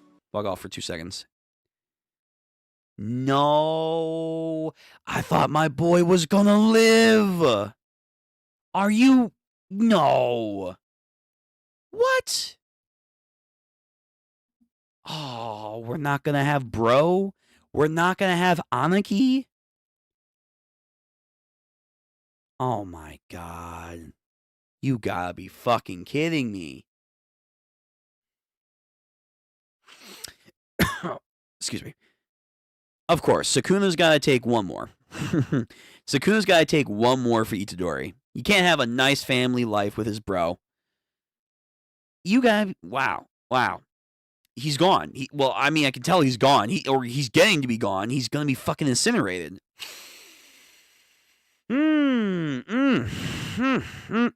Okay. Wow. I can't believe it. Chozo's gone. That's... Man, I don't know. I'm feeling a mixed emotion. Like, I'm definitely sad, but I'm like... I guess someone had to lose to Sukuna for Yuji to have one last, like, heart rip out. But it's like, really? Chozo? Damn, man. I liked him. I was really hoping he was going to stay around, but I guess now at least he can go back with Yuki. He can hang out in heaven with Yuki and get his tomboy groove on. But, man, I wanted these two to hang out so much longer after this. Also, the Fuga, it's targeting, but you can intercept its target by being in front of the target, and then you can become the target? Huh. Alright. That's like I feel like that's like way too obvious of weakness right there, but... You can't do this. I'm sorry. I was so useless during your training. Your big brother tends to do things instinctively, you know? Chozo. Man, fuck me, man. Instinctively, huh? You really hit the nail on the head. No, the family dinner table. It's just them. Yuji, you got a grasp on reverse curse techniques, huh? You did it much faster than I did. Well, it's no thanks to me that Sukuna happened to use it a lot in my body. Don't be so modest. It's only natural for a little brother to surpass his big brother. This isn't any reason for you to leave. Well, I need to go apologize to Tsukumo, too. Yuji, I'm sorry. I am going to be leaving you on your own again. That's what you're worried about, right? You were there for me when I needed someone most. That's more than enough. Is that so? Oh, wow. Yuji, in a weird way, has matured. Are you their... Oh, going back to this shit. Are you their big brother? I'm here. I'm so cold, big brother. It's okay. Let's talk. As long as we're together, we can forget about the cold. Over 150 years, we're all but a few days to Yuji. Thank you, Yuji. Thank you for being my little brother. Thank you, big brother. Fuck, man. No. God damn it, man. All the brothers are gone. They're all gone but Yuji. I mean, some of them are in him and, like, you know, and he will always have them in their heart and stuff, but damn. This is sad. I really wanted them to have a family afterwards, but Sukuna again gotta fucking take a fucking victim to make Yuji pissed. Is anyone... I mean, this area just got leveled. Itadori Yuji always told himself he was nothing but a cog in a machine, that he would fulfill his role to the very end.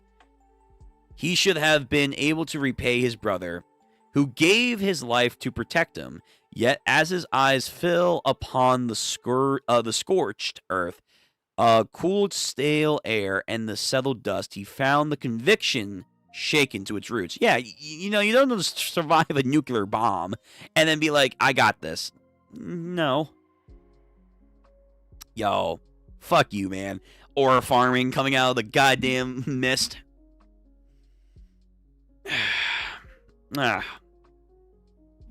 Sukuna. What the hell is happening? Oh my god. I'm having a whiplash of emotions right now. Wait. I can't yell because it's too late at night right now. Oh my god. What the fuck's happening? Whoa. Wait a minute. I'm so happy. I'm sad because we lost one brother. But we have another brother that's come in. Oh my god. Yo, I literally said, just get a fucking binding vow and get his ass back in here. Thank you. Yes. Once again, Todo is one of the best characters in the fucking business because he knows how to come in when Yuji needs him most. Especially when he loses his brother, because he is a brother too. Oh my god. Oh my fucking... Boogie Woogie. Boogie Woogie's back. Come on. Come on. It's time to dance, Sukuna. Get your Boogie Woogie on. I'm actually hyped now. Wait. Yes, we can't end this. If we're getting Miguel back and Zesty Boy and Kusekabe is doing shit and the fucking Inu guy is doing shit, like, yeah, Todo's gotta come back, okay? Miwa's doing shit. No, Todo deserves to come back. But everyone said, oh, well, his hand's gone and he can't do anything now. Boogie Woogie. Like, no. No. Make a binding vow. Just make a fucking binding vow. You can clearly just do that. Just make a binding vow. That's it. Yo. Just do that. And then do some Netero shit. I don't care. Fucking make a binding vow. Why not? Todo. The goat's back. Here we go. I see. Mr. Todo. Again, more dialogue, which feels... Some of it's necessary, but some of it I do feel like it's padding. Using more crows, using my crows and your technique, we can evacuate people from within Sukuna's domain. Being caught in the domain means instant death. I can't guarantee I'll save lives, but it's worth trying. Naturally, you'll be situated outside of the domain, so it will require your extending the effective range of Boogie Woogie by quite a bit, so he still has Boogie Woogie. Let's go. You'll likely have over 4 targets to manage. Do you think you'll be able to handle that? With that arm of yours is really up to such a task. I can't be certain of it. I can still feel it. You see its throbbing beat. The pulse of my Boogie Woogie. We can't let brother know about this plan. You know why, don't you, Miss May? Their residence, indeed. Itadori Yuji, Ryoma Sukuna were 2 souls inhabiting one body. Although severed, their connection, it still runs thick. I hear that the Yasuhachi Bridge mission was triggered by Itadori swallowed a finger resonating with the one in the wild. Oh. You're suggesting that Itadori-kun may unconsciously reveal the plans to Sukuna. There's like some weird mental link there. Correct. We'll do the same with the details behind Okotsu's plan. Inform him to enact it's only moments before. Furthermore, we cannot let brother know of any of this. So there was a secret strategy meeting between May and Todo that they needed to keep down low because Sukuna might have caught wind of it. Locked and shut. My mouth is as tight as my purse strings. Oh shit, that's fucking tight then. His plan with Mei. The time spent fine-tuning his technique alongside Okotsu Yuta, Todo himself being unable to verify the safety of his allies, the fact that he couldn't swap Itadori or Choso, who were caught in the ensuing of Ryuma's domain. There simply wasn't enough time to tell Itadori Yuji all of this. Why, you ask? Well, again, it's one of those odds where it's like you kind of have to, unfortunately, not tell him everything, but he's here now. He's here. I'm sorry, brother. However, Todo, everyone else is most likely fine. True. We couldn't save Chozo, which fucking sucks, but everyone else in the meantime is fine. Most likely fine. I'll believe him. That's all I can do right now. Besides, yo, oh, we're back. We're back. We're back. We're so fucking back. We are literally back to peak Shibuya right now. I don't want to rip the shirt. I like the shirt, but fuck. Yes, baby. We're back. Yo, guess what? Mahito round 2. But this time it's with you, Sukuna. This time, we're coming for you. The greatest tag team that's ever existed in the goddamn fictional universes. After using his domain, Ryuma Sukuna has entered a state. Ooh, true. Hey, guess what, man? Time to get jumped. Jump Kaisen is once again at full volume. But of course, he's like, bring it, bitches. Let's go. The brotherly bonds link on a path to victory, in which it is painstakingly difficult to use his curse technique. Fuck it, though. Whatever he's gonna do it right now. Do it. Yes. I love this. This is what I wanted. I'm so happy right now. Alright. Let me read chat real quick. And then I'm gonna go get a tissue, and then we'll read the next chapter. So again, we still have a couple chapters left, so stay strong, everyone. Stay strong. Let's see. If Sukuna kept up the slashes, Yuji would have died right there. Yeah. If he just would have said, fuck the front, because he wants to make sure it's an absolute crushing victory on all fronts, where it's not just Yuji. He wants everyone to fucking die. Thus, in the rare chance that he does make it out of it, he's mentally nerfed. But of course, he didn't know about Todo. And of course, Chozo's sacrifice. So, yeah. But yeah, if he just would have just said, fuck the flames, and just kept going, yeah, he would have died. So his overzealous nature of trying to like instill despair was his own downfall. He just should have kept it straight and narrow. He would have won. But no, he had to. Yeah, no, he said, I have to kill everyone. I want to rank my bounty score for everyone. Furnace is a divine flame in the Viz. Personally, I would have called it Hearth, since it's both religious and culinary connection.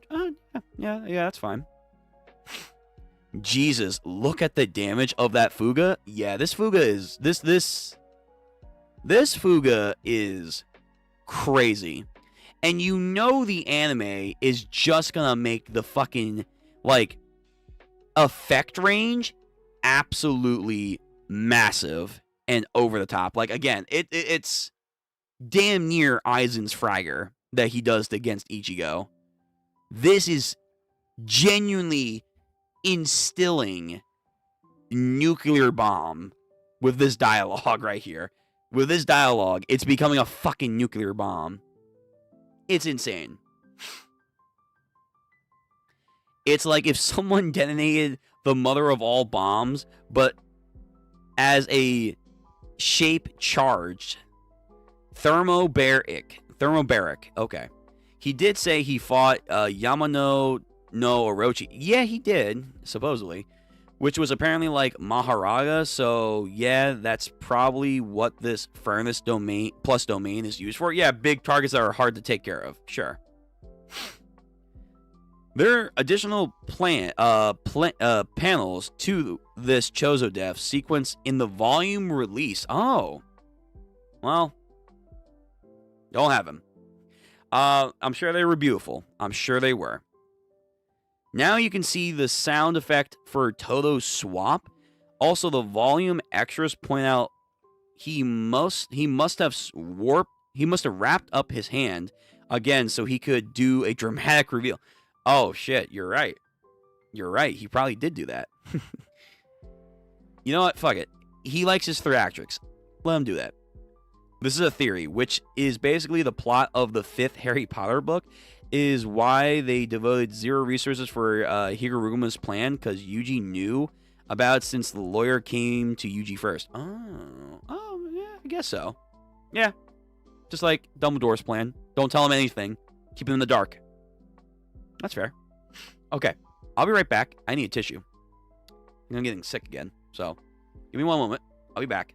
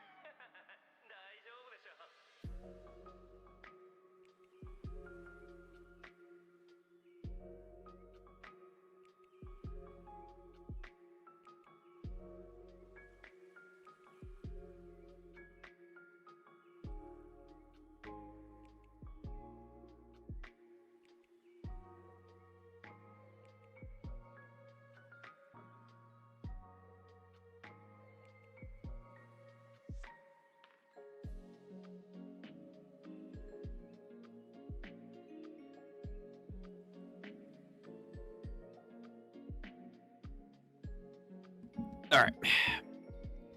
My nose was drippy. Yep. Here we go. Okay. So, had the discussion. Let's move on to the next chapter.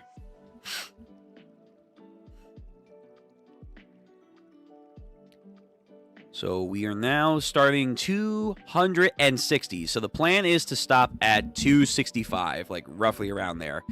And then next week we should be able to finish up the ending of JJK. Yeah. Yep. That's going to be the plan. I don't know if I'm going to do the discussion stream next week for the 14th or if I'm going to do like maybe something for like the 21st, because I would like to do that. I would like to go over kind of like JJK, kind of like I did for JoJo's, but we'll see. There might be scheduling stuff that we'll have to do, but we'll see. We'll see. Okay. What am I looking at here? Hello? What the fuck am I looking at? Boogie Woogie. Chapter 260. Right. Okay. I didn't change though. Itadori and Todo versus Sukuna. What became of Todo's left arm? Yo, I thought they were just gonna do some binding vow shit. What is this?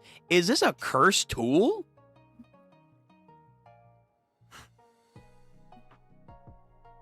Okay. Alright, Todo. Cook, man. I'll let you cook. Fuck it. That's why do you two both know? Oh my god, this shit's a legendary. Like, nah, get the fuck out of here. This is not a legendary shit. There's no way. This is a Vibra slap, like vibration slap. The percussion instrument. Striking the ball causes the metal teeth, within the wooden box to oscillate wildly, producing a characteristic sound. Is that... So he's doing a... Not like that anymore. He's doing a... And that's like striking that, and thus it makes a clap sound? Wait a minute. If that's the case, why not just make a binding vow that says, hey, my activation technique for my boogie woogie is now the clap of me to my heart or something, like just me in my chest. Why couldn't you do that? Why, really? This was way easier than like... Than this? Okay. Alright, I mean, okay. Sure, Toto, whatever. Listen, he's back. So, he's back, and I should be happy for that. Oh, Boogie Woogie's back. We're back. We're back, baby. So, yep, he goes boom. And then it activates the ability. And both of them are like, what the fuck? Having replaced his left arm, Toto Aoi changed the activation. What? You. Oh, man, wait. You could have. Alright, whatever. Because it is kind of goofy looking. But fuck it. Okay, so he did change the activation. He changed the activation condition for his technique from applause to collision between the wooden box and the metal teeth of the vibro slab. So, if you can do that, why would you not just do that? Hello? Hello? That's easy. What? Alright, whatever. And also, do they not just have, like, prosthetic arms? Could you not just...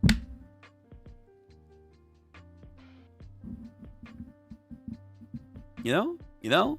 Alright. Alright, Toto. He changed the activation of his technique from the applause to a collision between the wooden box and the metal teeth of the vibral slab. This now allows him to activate his swapping technique roughly 50 times a second. Oh, so he's now faster. He's now way faster. Sakuna, and Toto were swapping over and over. It's like roulette. Oh, shit. Okay. So it comes with a new aspect of the teleportation. So then you have to wait until like the ringing stops, and then once it stops, you land somewhere. So now it's Toto, Sakuna in the middle, and fucking Yuji. Oh, shit. Okay, Toto. Okay. And then Yuji lands a shot off. Toto kicks him. Yo, I love seeing these two fucking combo together. He takes it. By imposing a binding vow on himself, limiting to the amount of swaps in proportion to the oscillation of the vibral slap, his ability has multiple targets he can now activate on, along with his effective range was now expanded. So he's giving himself limitations, which gives him boons. After a fine tuning, his technique with Okotsu helped at the Lake Gosho colony. Toto proceeded to successfully retrieve his allies who were trapped within the malevolent shrine. Nice. None match his egocentricity. Really? That's coming from you, Sakuna. Wait, hold on. Sakuna is admitting his ego is nowhere near Sakuna? Wow. Okay. Or I'm sorry, Toto? None matches his egocentricity. Among the sorcerers, he's surely the peskiest. I must admit, he appeared exactly when I least wanted him to. Yeah, no one prepares for Toto, because guess what? When he's here, he's fucking here. Alright, so now we're taking this to a destroyed building. Sakuna's doing something. Toto's getting ready. takes a fucking karate stance. Love it. Sukuna, I think, dodges the kick. He leaped in midair. As long as I know he's capable of that, knowing how can wait. Oh, so he did the midair jump thing, like with Maki. So he can do that still. And Todo now has to factor that in. Yuji's now coming in. Can Yuji... Actually, wait. Can Yuji do the air shit, too? Because he was in his body doing that. Throws the... Oh, they're doing the same shit again, like in Shibuya. He throws the rock. And then, yep, he teleports him, I think. Yep, he teleports him. So he slaps the thing, but then he uses his knee to stop it, so that way Yuji isn't getting rouletted. Interesting. And lands another attack on Sukuna. But of course, Sukuna, get the fuck off me, you little shit. And he's gonna chuck him into the building. Todo realizing this, nah, not gonna happen, buddy. Oh, the slaps.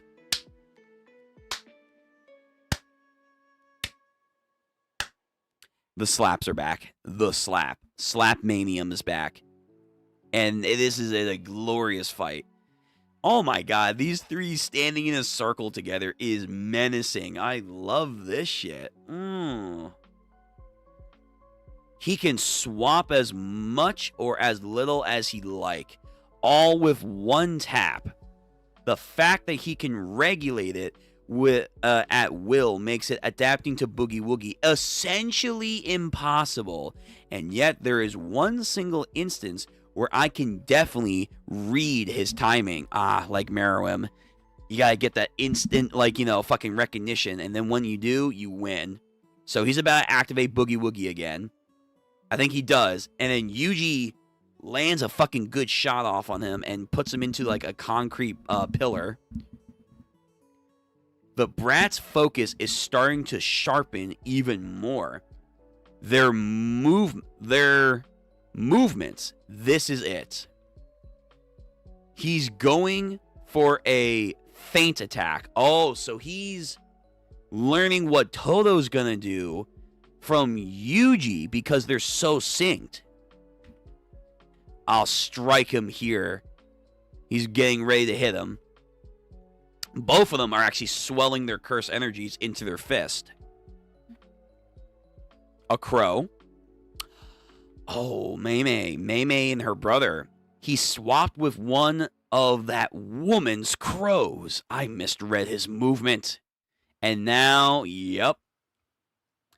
Oh, he goes with he's teleporting all the crows around.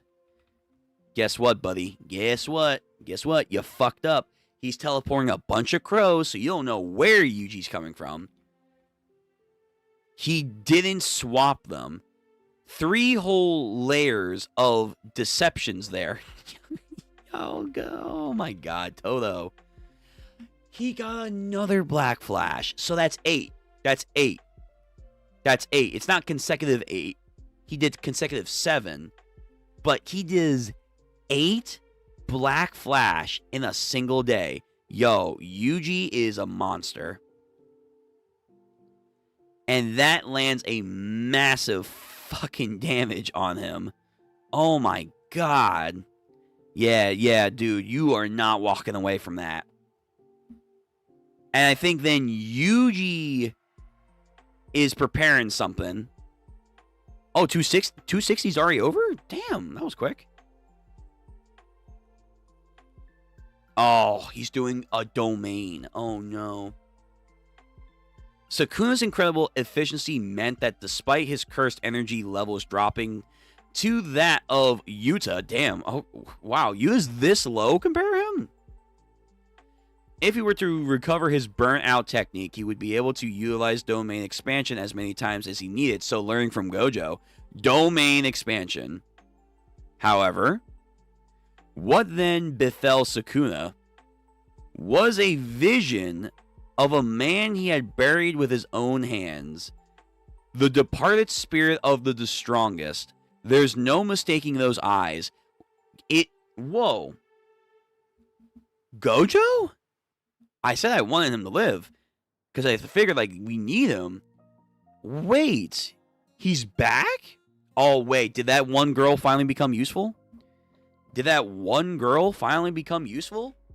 She finally is using her curse technique that's going to be great? Or her reverse curse technique? Actually, yeah. If her reverse curse technique is, like, trying to heal people, what is her curse technique? Maybe he is back. Oh, shit. Maybe she finally is doing something. Okay. All right, let me rechat. And then we'll go on to the next chapter.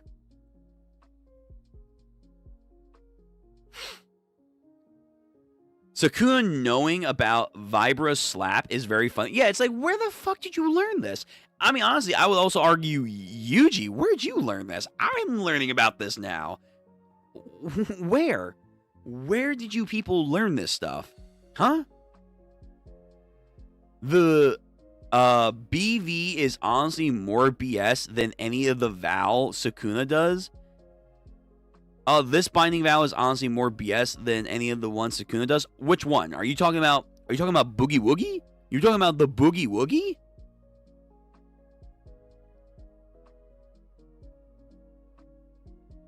I mean, it's okay. I mean, it's not insane. Like, the binding vow is just, hey, you have to use the vibral slapping motion of this equipment as your activation instead of a clap. And then with that comes, like, the roulette function, but then he can also change it to be, like, not a roulette function. That's kind of, I guess, maybe a little, like, crazy that he can decide between that. So, like, preparing for it, like he said, is damn near impossible, but nah, I don't think it's as bad as any of the Sukuna ones. Like, Sukuna just constantly has binding vows. And it's like, holy shit, man. Just make as many as you want then, man. I don't know. Interpretation is interpretation is an important part of the curse technique. Oh, interpretation maybe is correct. The amount of Gojo revival theories leading up to this chapter, I can imagine.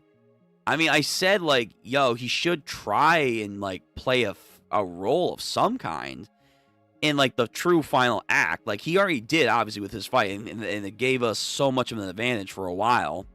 But, like, that's it? And, again, I still have an issue with him being taken out the way that he did, like, not seeing the slash. I thought that was very unceremonious.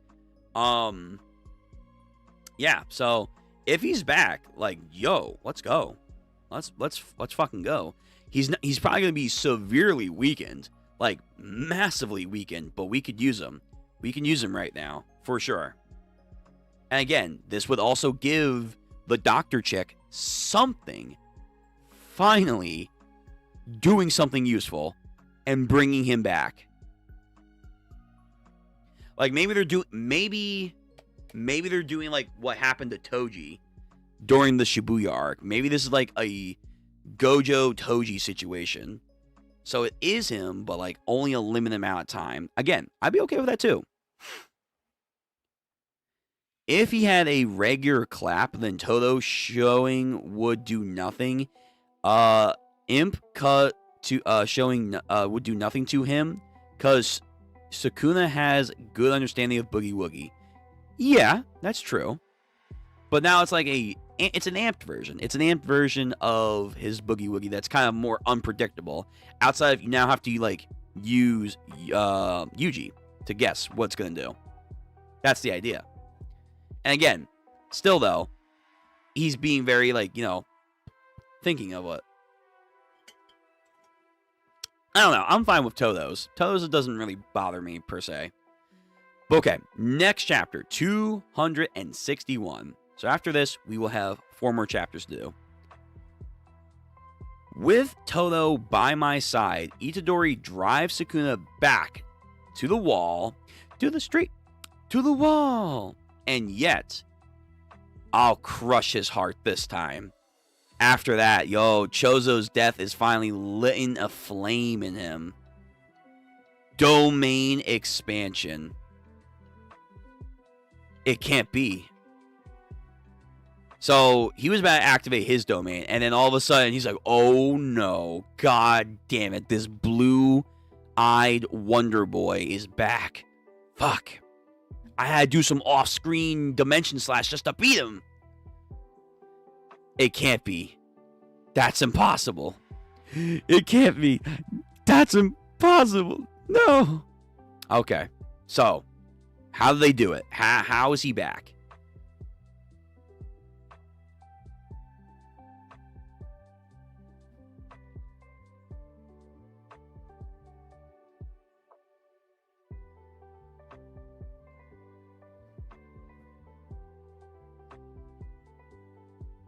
What? Wait. Wait. Huh.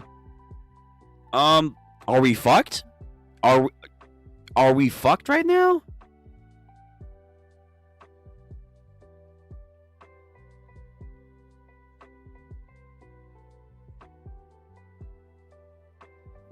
I thought you were dead, bud. I thought we were finally done with you. What the fuck happened? No, they took the body. Queequee, whatever the fuck. Little fucking boy that fucking fucked his sister. They took the body. What? He said his will lived on with Sukuna on some funny Valentine shit with Diego. Was he lying and he had like another backup plan? I did say like it was not like you got to see everything of Kenjaku, but like, what?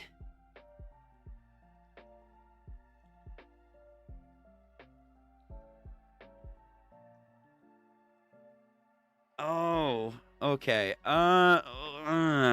This is weird. All right. Let me read it. Let me read and see how the fuck we got here. How we? Because I feel like now we're just fucked. Like, if this is genuinely what's happening, we're fucked. We just lost. It's GG. Sukuna, realizing so that's how you want to play it, eh? My apologies. It seems I've underestimated you. I didn't think you were capable of going this far.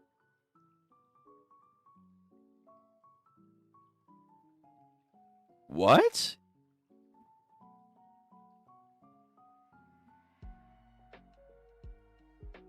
Yuta? The copy? Wait. When did he see it? Hold on.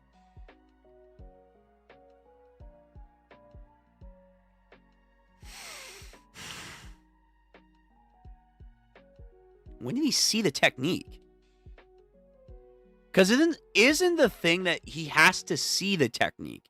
He has to see the technique, and I think he has to comprehend it a little bit. That's like the main keys, right? Hold on, I gotta go back to the Ryu fight, because that's where we got the whole thing about, like, oh yeah, he can copy techniques. What the fuck? Hold on, I might have to do a quick tangent. When? It was Sandai. I'm pretty sure it was Sandai.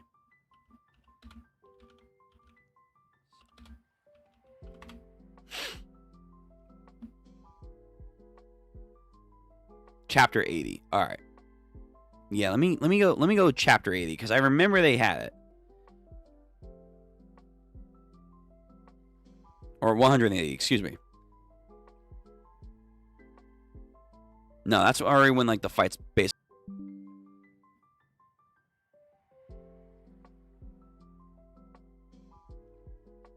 Hold on. OBS is reconnecting. Are we good? Are we good? YouTube? Has connection reoccurred?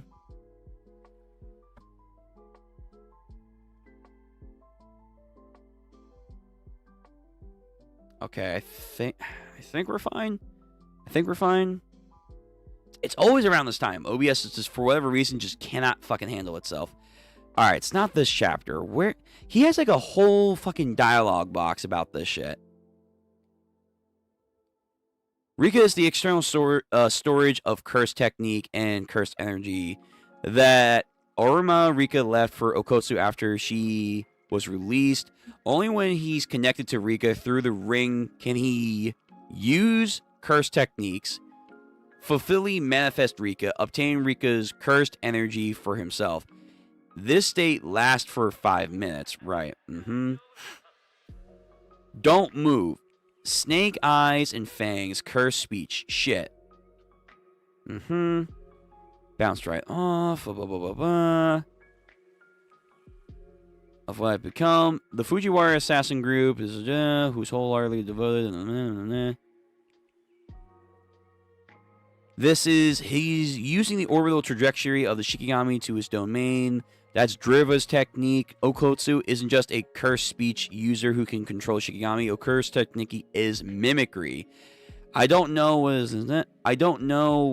what my ancestors may have done. Blah, blah, blah. If you live for yourself. Domain expansion. Alright. I know they talk about it. I know, like, there's like a fucking dialogue box somewhere here. When domains collide, they will previously Rika, but with that Rika, so many Rika shit. Outside the barrier, stretch the black.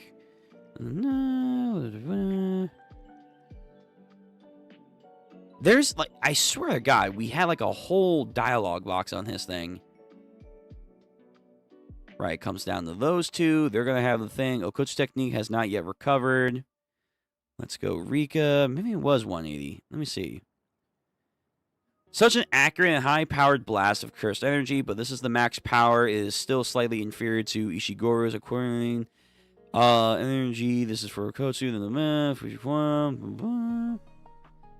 Unlocked something that perhaps could never have fooled even Okotsu's heart.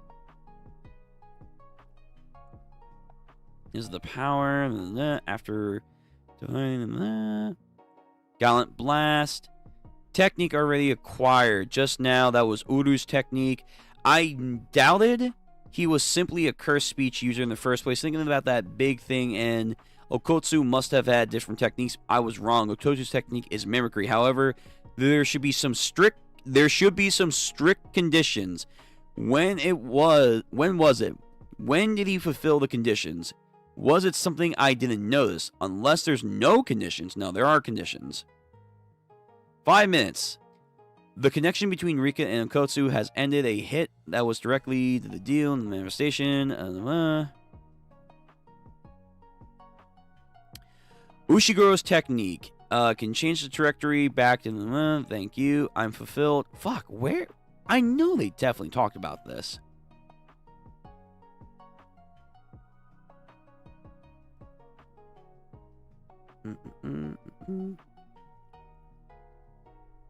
Damn, I thought they talked about this, but I guess not. I guess I'm the fool. I thought they did. I really could have sworn they talked about his mimicry having like certain like conditions and stuff, but I guess not. I guess fucking not. Because he theorized, Ryu theorized there could be no conditions, but no, there has to be. There definitely has to be conditions. But what are they? And when the fuck did he see, like, the technique to understand how, it was the technique? When? All he did was cut off his head. And he was still doing shit, but, like, that, I guess, Shibuya, that's about it. That's about it. Alright, this is interesting. So Gojo's not back, huh? Fuck me. I guess not. Okay, I guess no Gojo. Oh boy. Oh, fucking chat. Alright, I'll get to chat. I'm gonna get to your comments in after this. Alright. So what we have here. Not an option. We can't let you do it. Yeah, Maki's like, babe, I don't want you in my fucking teacher's body, man. That's weird. That's not an option. We can't let you. Vetoed Unless, okay, so Hakari's like, maybe. If we're all wiped out and there's no other option, do what you gotta do. Yo, Panda, where are you, man? Well, if Satoru dies, Rika can eat Kenjaku. Rika can eat Kenjaku and then copy his body, hopping ability, which would let Yuta take over Satoru's body and re-enter the fight. That would raise our likelihood of victory. That's how it works? Can't he just use Gojo's corpse and copy Limitless? He wouldn't be able to use it without the 6 eyes.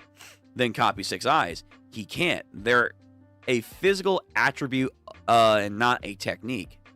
You want one? Oh my god. Yuta can only use his copy technique while Rika is fully manifested. Okay, that is part of the condition, which only will last for about 5 minutes. What happens when those 5 minutes are up? I don't know. There are 3 likely possibilities. 1, Kenjaku's ability requires constant activation, in which case the body and the soul won't be able to maintain and he'll die. 2, Kenjaku's ability is activated intermittently. He won't die immediately, but it will be a matter of time. Then there's the third option. Kenjaku's ability needed only be activated once. Even after the 5 minutes, he'll be able to use the Limitless technique. I suppose that would include the possibility of disposing Okotsu's original body, as he is now forever inside Gojo. Yo, that would be the worst case scenario for Maki. She'd be like, alright, so we're going to break up. I'm not against that as a final option. Even if Rika is not fully manifested, I'm able to use my copy ability inside my domain. I like to try that first. If I fail, then I'll take Gojo Sensei's body.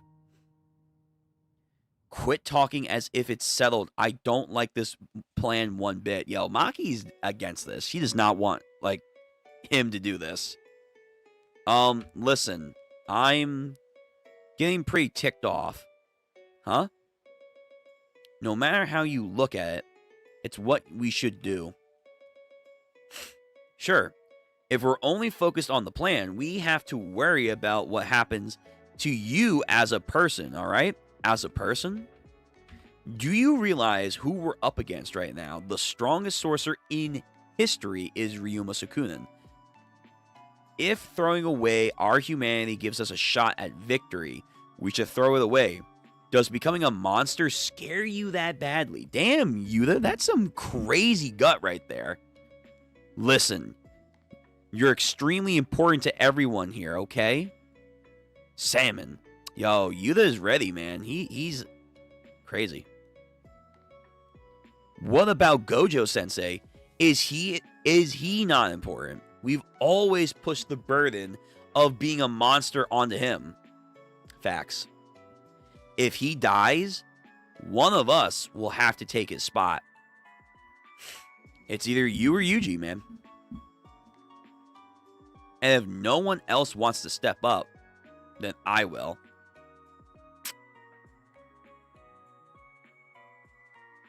If you pass, I like to take over your body. Why do you sound kind of pissed? You don't mind? I'm not gonna lose, so I don't really care. What pisses me off is that Shoko didn't even give a rat's ass about it. Knock yourself out. By the way, I was told I'm a Fujiwara descendant. Didn't you tell me I was a Sugiwara? Oh, true. Right, there is some weird confusion here. You are. You and I are distant relatives. Weren't the Fujiwaras and Sugiwaras on crazy bad terms? I don't know. Sure. I guess Uru-san was just confused, or maybe we're both right. Sure. You might have been born even more blessed than I am. It'd be pretty lame if you didn't take advantage of it. First things first, take care of your sloppy, cursed energy control. I've been on your ass about that for a while, haven't I? Ooh, true. Even though he's very powerful. He has terrible control of his, like, energy. But that's kind of, like, the point, too, I guess. You guys can head back now. Nope. Fish flakes. Yo, Tabayan. Alright, so, yeah, of course. The squad that was here from the beginning ain't gonna leave him. Go. As fellow sorcerers, I can't order you to leave, but I'd rather not show my students something so grotesque. Especially given the fact that I'm not even sure this is the right thing to do. Ah, President. Even if I lose to Sukuna, as long as everyone in this room is dealt with, Gakujin will be effectively in charge. If that happens, we won't have to worry about chaos like what happened after Shibuya. Go on, get out of here. No, we're staying right here. Yo, they're ride or die. Please, don't bear the burden of being a monster all alone anymore. That's what means being the strongest. There's nothing that can be done about that. Back then, I was left in the dust, and so I had to get caught up. They both became monsters for different causes. Oh my god, this guy? We haven't seen him in forever. To be honest, I don't fully understand my own technique here. He has a plate. And he makes jello? It's sort of like amplifying the sugar in my own body and manifesting it in some way. I'm pretty sure lightheaded when I use it, though, makes my blood sugar go very low. Wow, it's very sweet. You actually dug into it? Of course. It's Yuji. Of course he's going to eat it. You think you can use that transfer of that sugar to others? I don't know. I mean, I don't see why not. All right. You'll join the medical team with Nata and myself. All right, so we have the 3 medical teams over here. Please do something. You'll be administering sugar supplement to the brain during a technique activation. Okay, so Yuta knows the technique somehow by eating the body with Rika. And then that wasn't enough, so they need the 3 medical people to make this work. Understood. Don't overdo it, though. There's no point if they pass out from high blood sugar.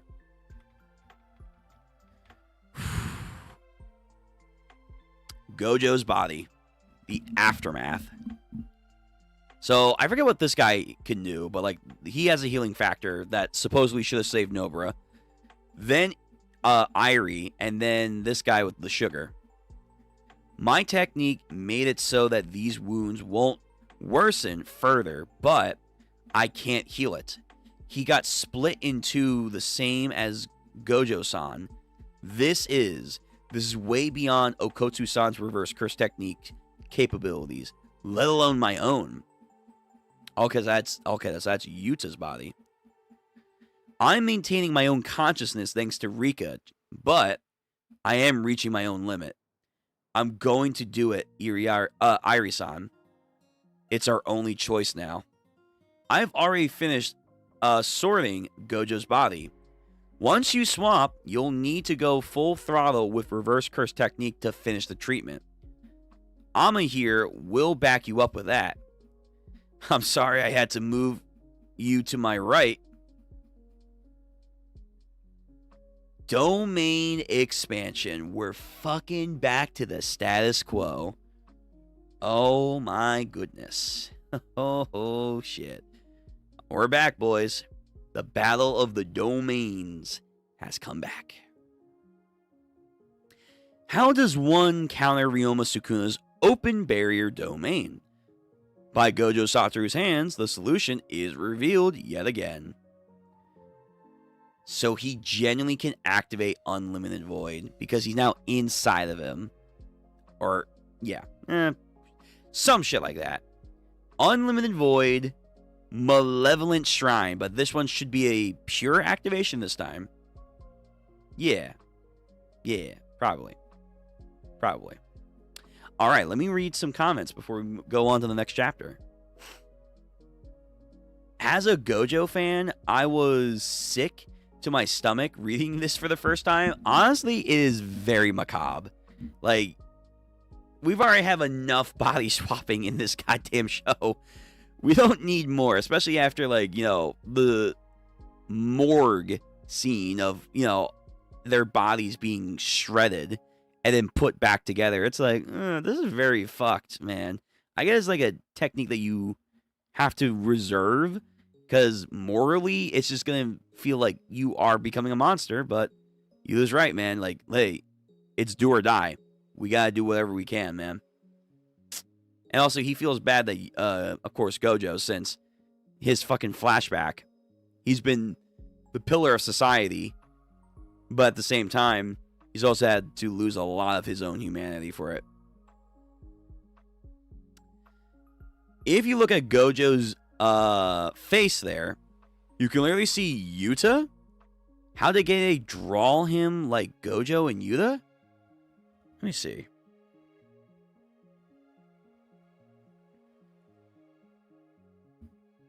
So that's Gojo's face. Gojo.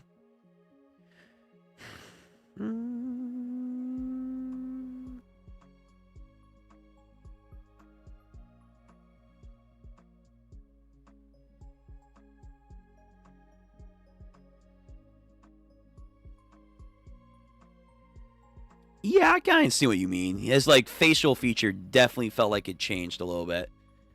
Yeah. Okay. I see what you mean.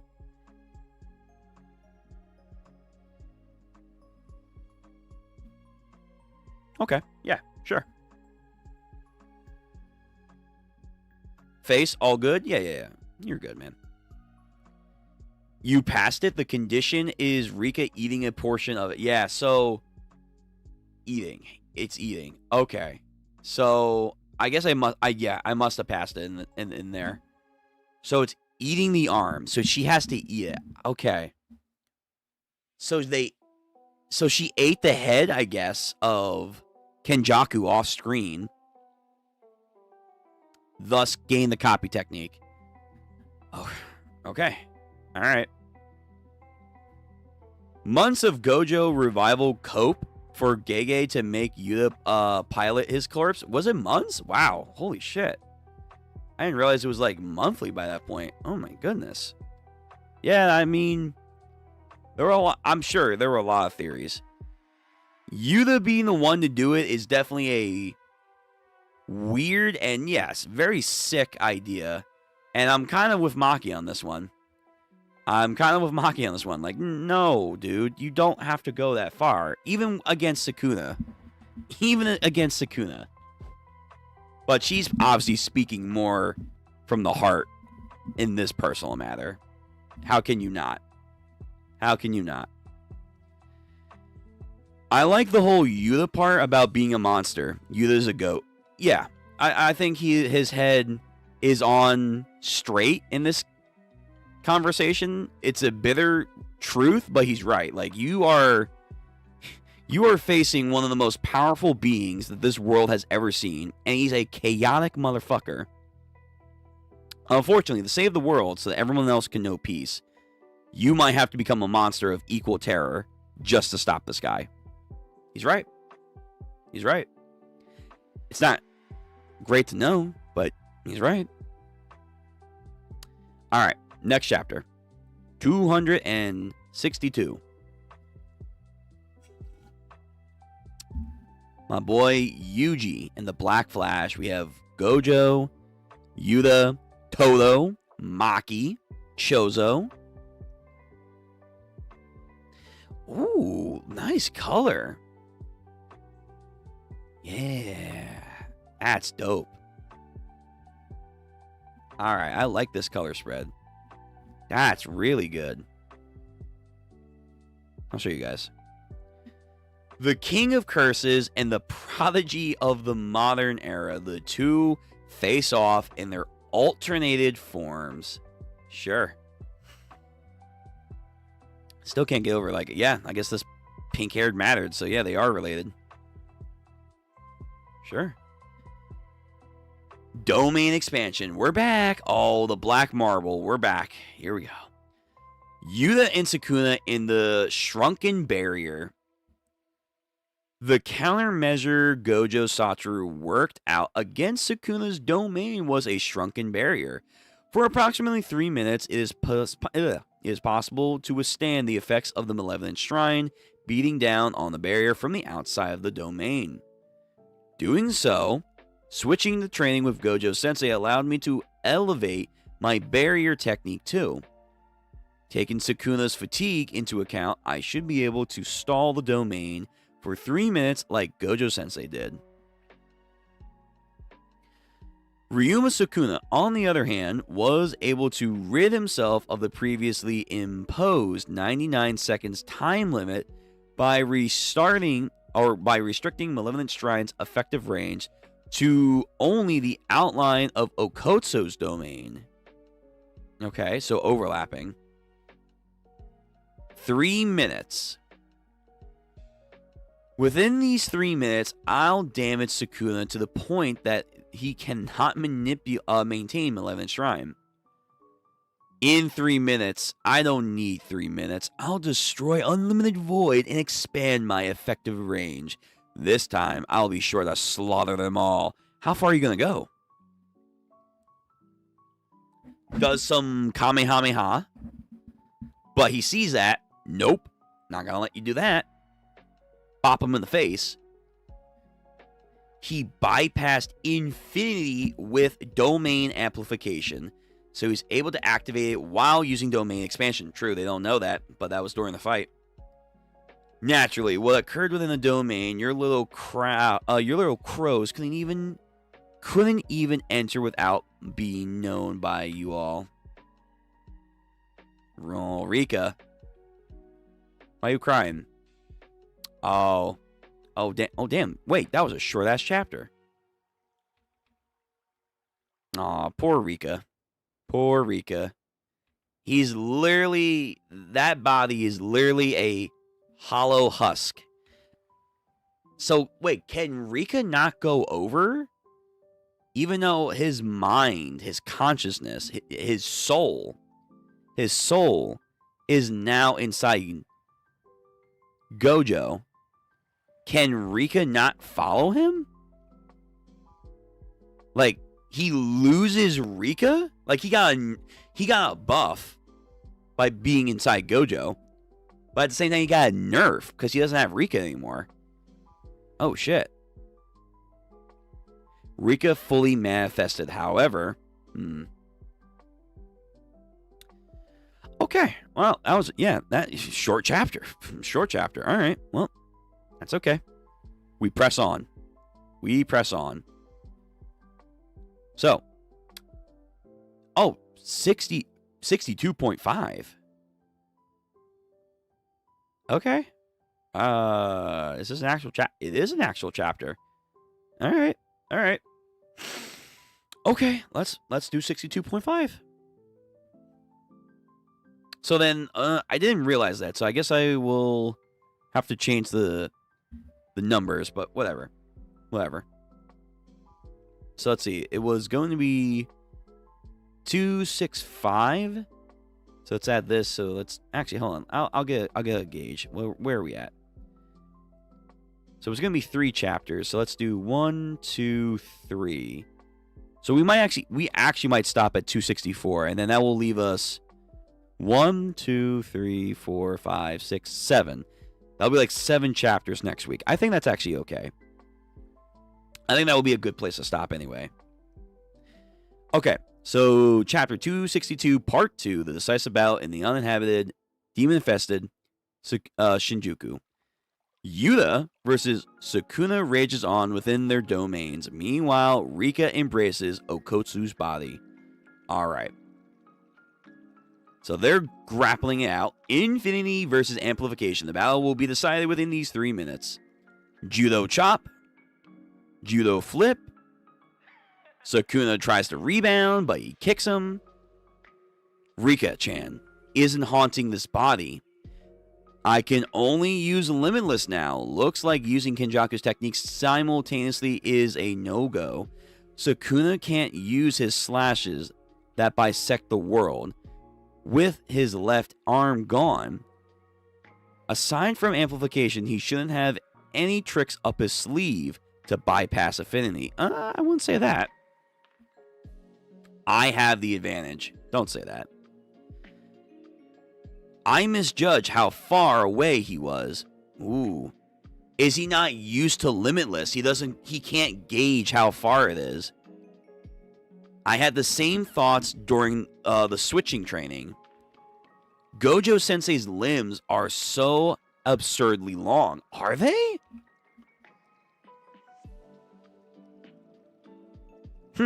I never noticed that. From the outside, the Limitless technique seems flawless and all-powerful, but it's way more sensitive than I thought. A single round of switching training is nowhere near the experience to master it. And Sukuna knows that. He misfired.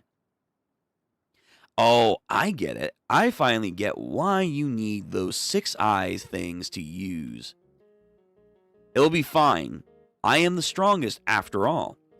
Just what did it take for you to say that so confidently? He apparently trained for like a year to get the 6 eyes. Or like to use the 6 eyes in a way for him to like, manifest his curse energy more efficiently. Looks like he has no clue how to handle such a troublesome technique. You think you can have time to daydream here, punk? Hits him hard. Kenjaku told me Okotsu's technique is a copy. Copying a technique likely requires feeding the target's body, or part of it, to that banshee. Did she not come with the body swap? Can he even use his other copied abilities in that form? Even if he can, I have a good understanding of what he has in his arsenal. Right now, Limitless is amounting to nothing more than a side effect to Kenjaku's technique. I confirmed in his domain that he's unable to use multiple copy techniques simultaneously. Right now, Okotsu has no other cards besides Limitless. If he had more time, it would be all he needed. But Sukuna, shocked. As long as he maintained his copy technique, he will be able to keep that form once Kenjaku's technique ends. What if he came into this fight assuming there would be no coming back? In that case, his next move would be suicide. Yeah, he's gonna do a purple, or he's gonna try to. Your curse energy is all over the place, Yuta. Has Kusakabe-san not said anything about that yet? He's pretty tough on you, huh, isn't he? It's kind of hurtful that he's only tough on you, actually. Same. Okay, this is back. This is back in the day. I'm not being tough, I'm being thorough. Go through Gojo Sensei's memories one by one. 9 points, pulverized light. Oh, he's doing the whole activation and everything. But again, he's not going to let him do that. Doesn't he understand why Gojo Satoru was forced to fire off purple in such a roundabout way? I won't give him a single opportunity to use it.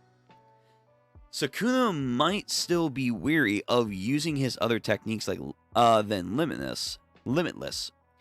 He should also know that I can't use 2 copy techniques at once.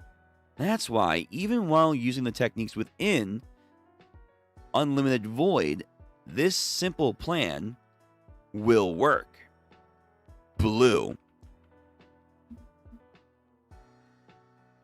A voice recording. That's right, you can place things in your domains. Yeah, you can place them. Don't move. He used a recording of the fucking Inumaki's technique. 9 points. Pulverized light. Growing Samon. This is a copy. It's a real deal. The gap between within and without. Hollow technique. Purple. Oh, wow. Oh, fuck. So using Inumaki's recording, they're able to stop him and activate Purple's incantation. That's a neat roundabout way of doing that. I don't know how that works, but it's a neat way of doing that. Firing off his teacher's ultimate attack.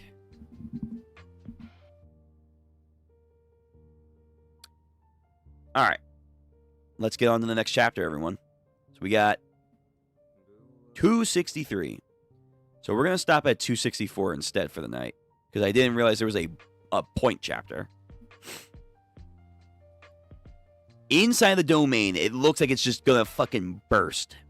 Okotsu versus Sukuna. The small barrier ruptures.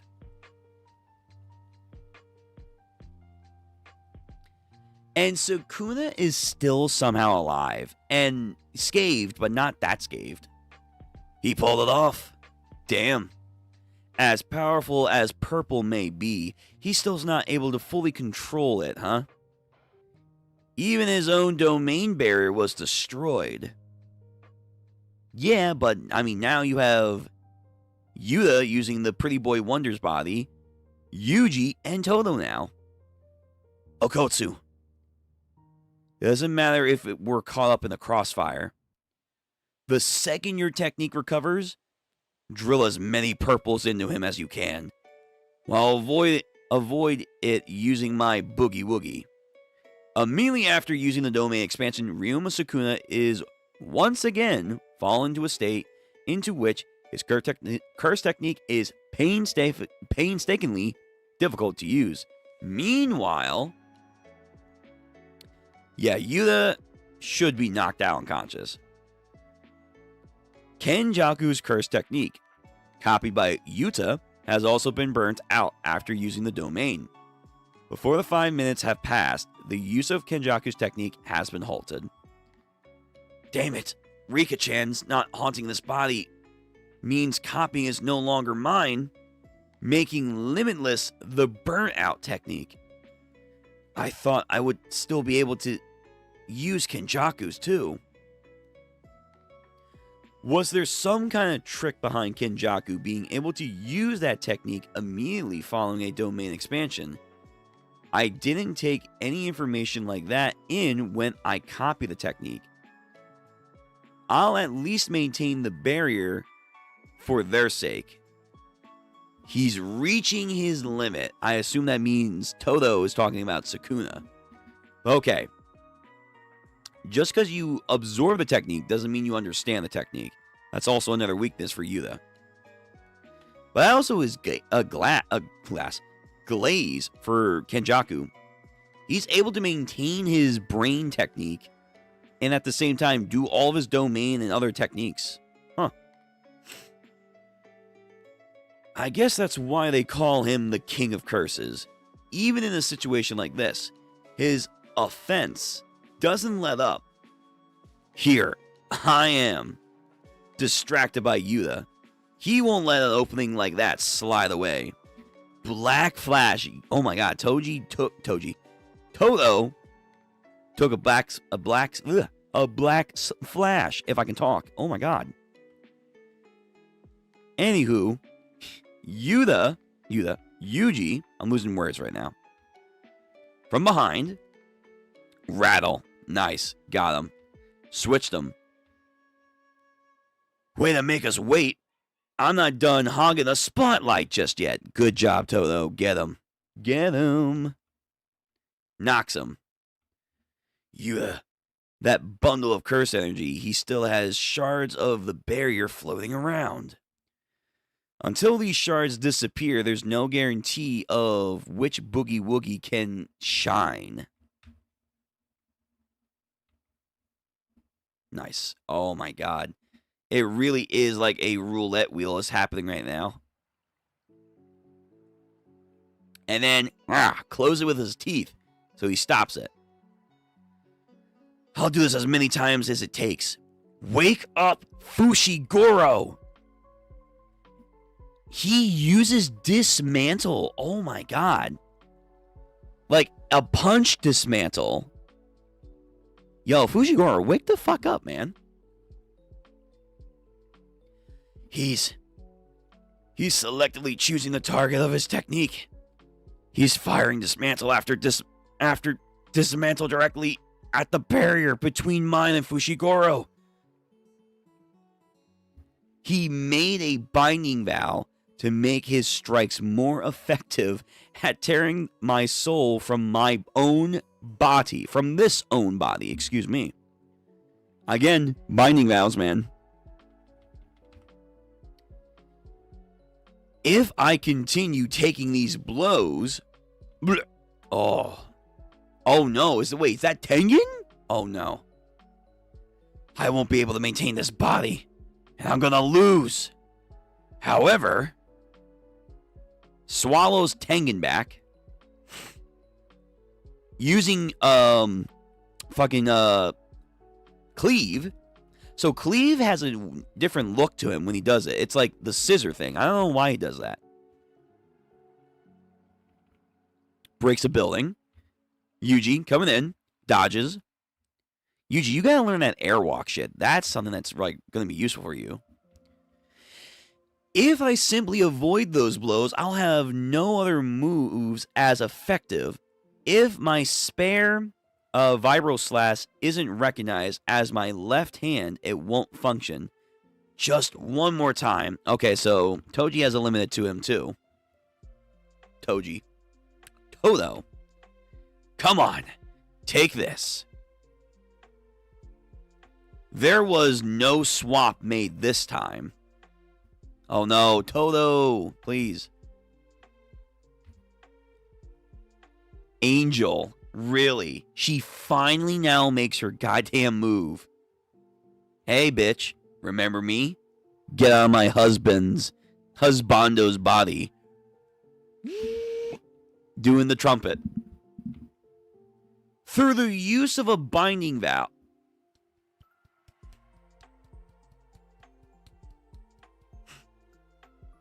Dude, what's the point of the fucking people saying, oh, binding vows, yeah, they're strong, but they have like a negative aspect. What the fuck? No one cares. No one cares.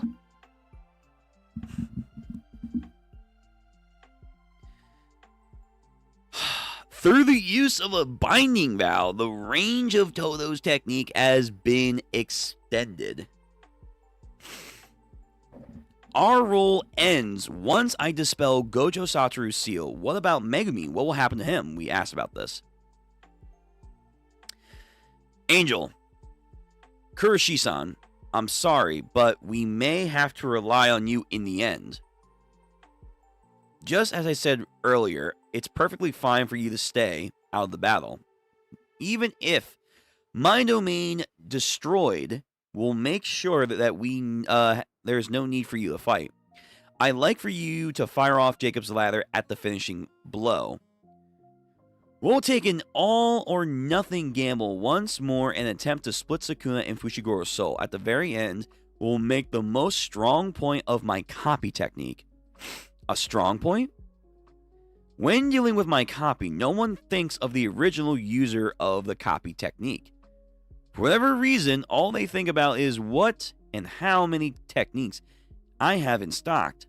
They don't stop to think the possibility of the original user with the same technique appearing. It's a mental thing. Especially for those who know how my copy works. It's easy to fall into the trap of thinking it as me taking the technique instead of it just being an actual copy. The true strength of my copy is having two of the same card in one hand. Right, you're doubling your odds. So get ready, Sukuna. Here comes an actual another maximum output Jacob's Ladder. It's a fucking death ray, man. Boom. It's like a smaller Fuga. At the 11th hour, they play their trump card. Where will this battle to the death go next? Okay. Bro. Alright, let me read the chat, and then we're gonna get on the last chapter. Oh my god. Holy shit. Gege was sick around this time and just got surgery, hence the wonky chapter lengths. Oh. Okay, I can see that now. Well, that's sad to hear. Every mangaka, I feel low, goes for that. It's a rough job. Oh, I'm here. I'm here. Okay, guys. This is the last chapter of the night. So, next week will be from 265 to the end. And that will be that for JJK. So, prepare next week for a lot of discussion, but at some point, I do want to actually have like a cohesive rounding off, like send-off for JJK, just because I'll be going through it. And then, of course, we're going to be starting the sequel series, which I hope it's good. I hope it's good as people are saying it is. Some people are saying it's even better than the original, which I'm like, damn, really? It's like, how many chapters are out right now? Hold on.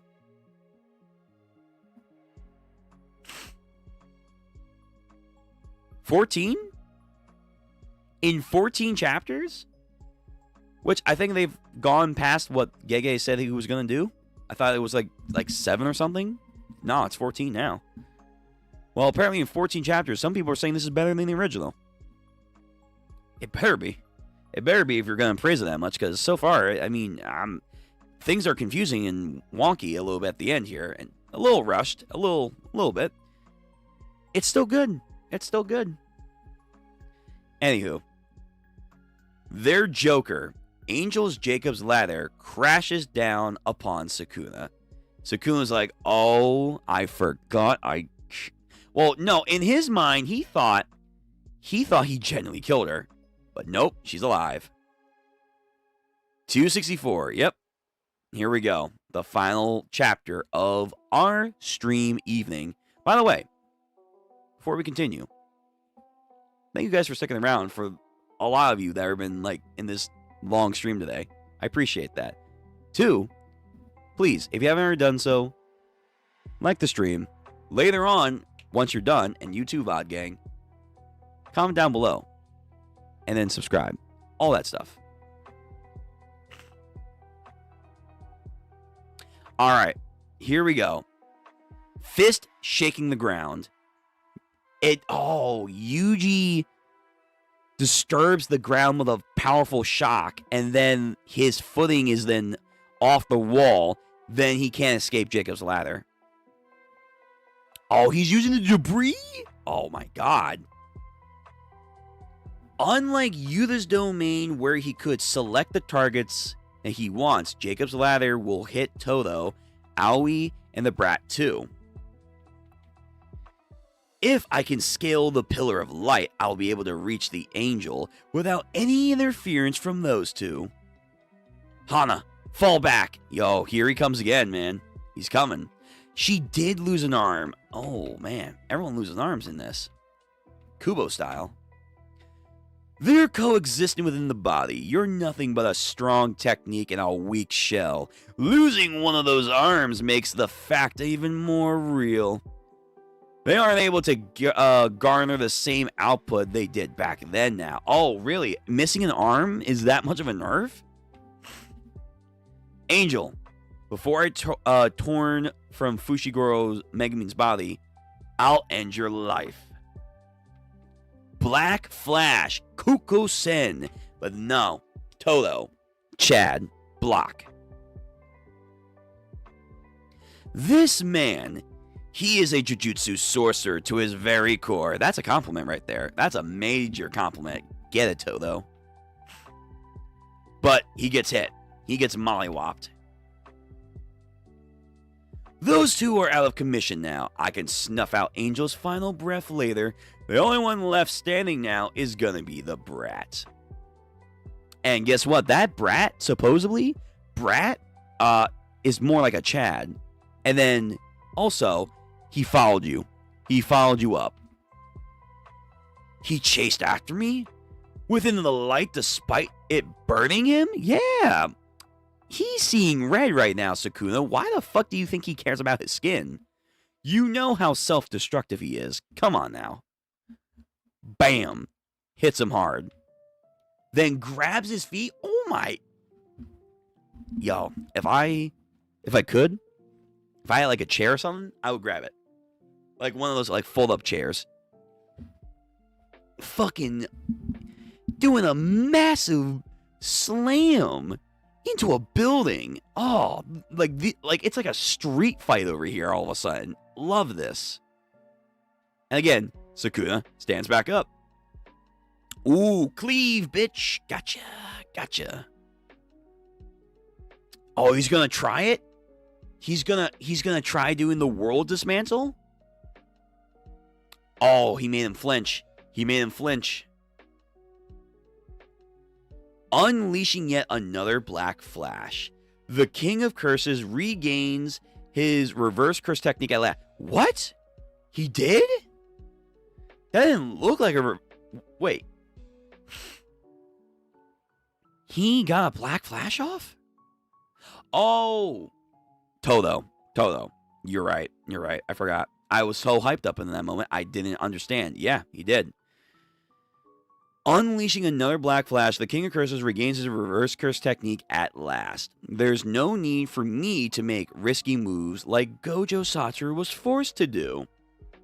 And thus, he now gets his arms back. Fuck. The status quo keeps shifting, man. Double punches fucking Yuji. He's eating this knuckle sandwich like it's the last sandwich on earth. As things stand now, all I need to do is wait for my technique to recover, and then the brat's life will be mine. Again, doing cleaving on the ground to lose his footing. He's targeting his feet a lot. And then slip. Targets the wall. Or he was trying to target him, but he dodges. The dismantle that only targets the barrier between my and Fushigoro's soul. It's a lethal technique to be an incarnated type like myself. But then again, grab, boom. If it doesn't land, it's all meaningless. Well, sure. Realizing something. It expends a ton of curse energy, but it has its own merits. Wait, Jogo? We're back here? Why? Why are we back here? First off, you get a stat boost.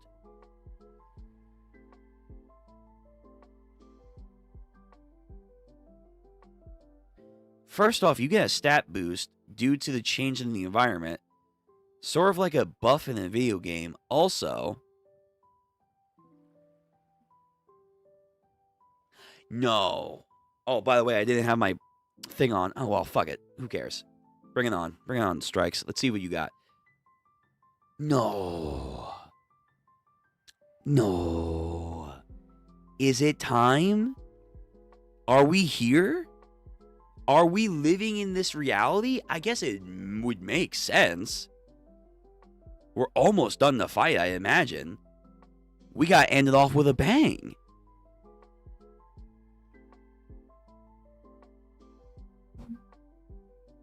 Domain expansion? Is he finally gonna do his first ever domain expansion? It would make sense. We can't end the series without him not getting a domain expansion.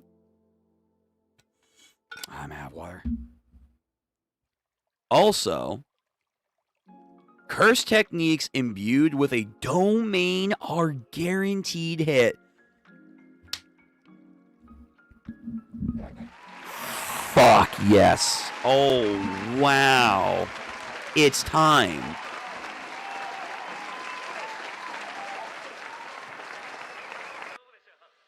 What is... Okay, hold on.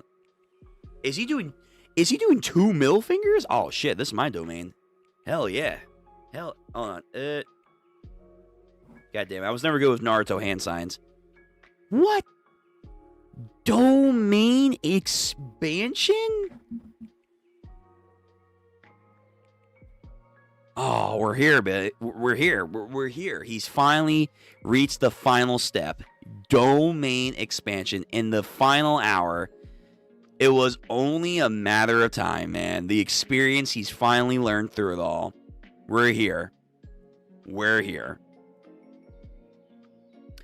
Through switching his training with Atsuya Kosakabe, Yuji Itadori had learned the fundamentals of the barrier techniques. Not just for simple domains. No, no, no. Yo, Sukuna. No fucking way. We're not Harry Pottering this. We are not Harry Pottering this. We're at a fucking train station? Is this his technique, or is he already dead? Like with Gojo, like where he was just in a fucking airport. There's no way. There's no way he's already dead. If Sukuna dies instantaneously, that's crazy. Like the mere instant he activates it, it's GG. It's over. It's Jover. I mean, if his techniques are blood and shrine, I guess it has to be like a variation of one of the two, or if not the shrine. Again, I am kind of sad that his technique isn't like Black Flash related.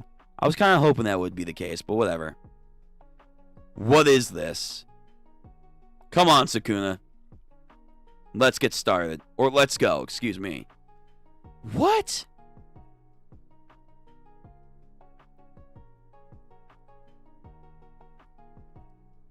You gotta be kidding me. What? Oh, what time? Oh, fuck. It's almost 3 o'clock. It's almost 3 o'clock in the fucking morning, man. Oh, no. No, this is it's a cliffhanger, but it's a good cliffhanger to leave. Oh, I gotta wait a week. I gotta wait a week to... Oh, man, we're gonna end this shit off on some crazy shit. What is going on? Where are we? What is your domain, man? Is your domain gonna make him, like, try and, like, regret his actions? I don't think that's gonna work, man. I don't think that's gonna work. I don't think this is gonna work on someone like him. He's gonna be like, this fucking sucks, man. This is a I'd rather you try and kill me than try to, like, sympathize me, man. Fucking pussy. The decisive one-on-one heads into an uncharted domain. Alright, so his domain, yeah. So his domain's gonna be something stupid. Something extra stupid. Why is it a train station? Like he's a Kario all of a sudden. He's gonna do the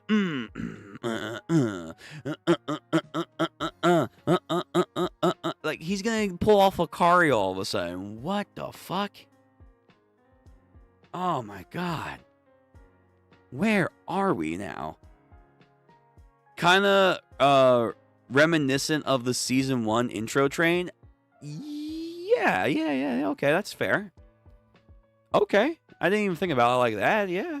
I guess that's... Start off where we ended off. So that's probably going to be in... That's going to be probably in...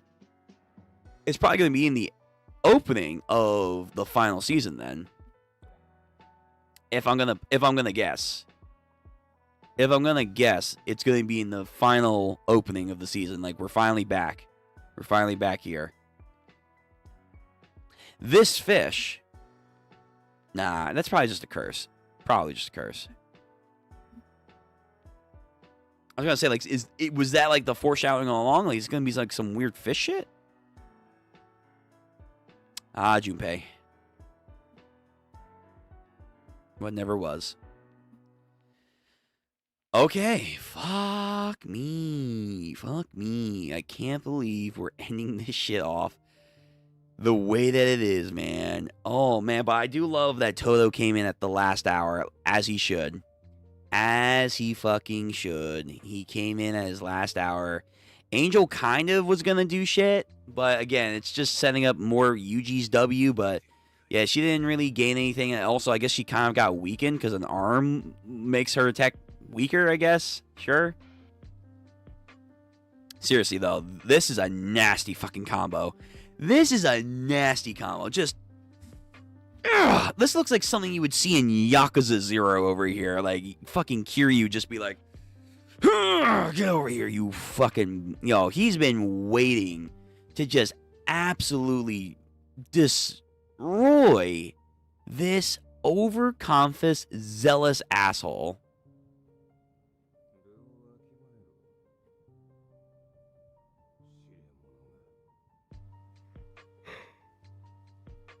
My God. My fucking God. We're here. We're really at the end now because he's reached the pinnacle of sorcery. He's got his domain. We still don't know really what's going on with the gauntlets shit. I guess that's just something he has just now. I assume it's the same thing from Yuta's armory or whatever. Wow. Okay, guys. Yeah, man. Get your last comments off now. Let me hear your thoughts before we head out. Oh man.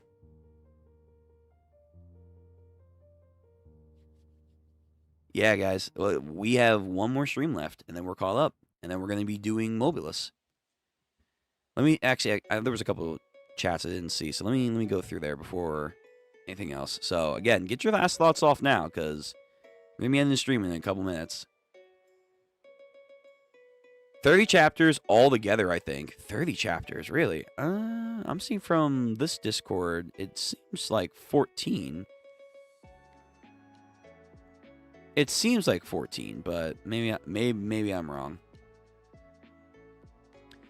Mobilo, surprisingly good. Sukuna has now 7 Black Flash hits in total now. Yeah. So I think he's as equal to Yuji Itadori. So both of them have reached the pinnacle of Black Flashes. Which, again, that makes sense because they are literally one and the same.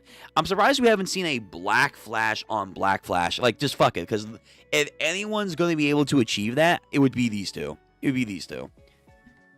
Yuji is doing no talking. He's locking in. Yeah, this time, no talk, no jutsu. It's going to be, yo, how about you fucking die and go onto the fucking pavement? No jutsu. That's it. The binding vow is a bit too much. Yeah, it's too much. It's too much. It's like in Hunter x Hunter. Like, it's trying to be like a Nen after death shit. But it's like, if all of a sudden everyone was using Nen after death, but it's not really Nen after death. It's like, oh, Nen after death experience. Like, oh, I thought I was going to die. Nen after death activation. It's like, whoa, wait a minute, guys. Hold on now. That's kind of a bit of extreme. You're making this feel way too easy. Like, again, I understand if, like, top tiers like Gojo and Sukuna want to, like, manipulate the binding vow system because they're fucking chads. But it's like, yo, I feel like people are too easily not punished for binding vows overuse. There should be an inherent system error where it's like, if you consecutively use too many binding vows, you're gonna fucking damage yourself. It's like a continuous lottery system. You're going to, at some point, run the odds that it's not gonna work.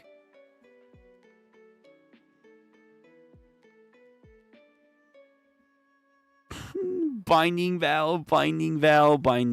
What is this?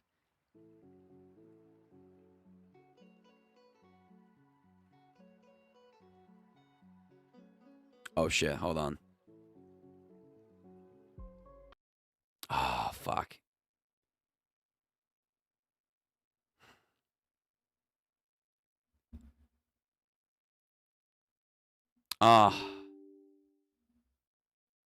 Of course. Just as we were ending this. Of course.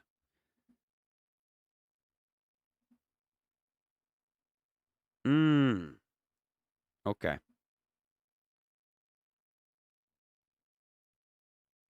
Restore page.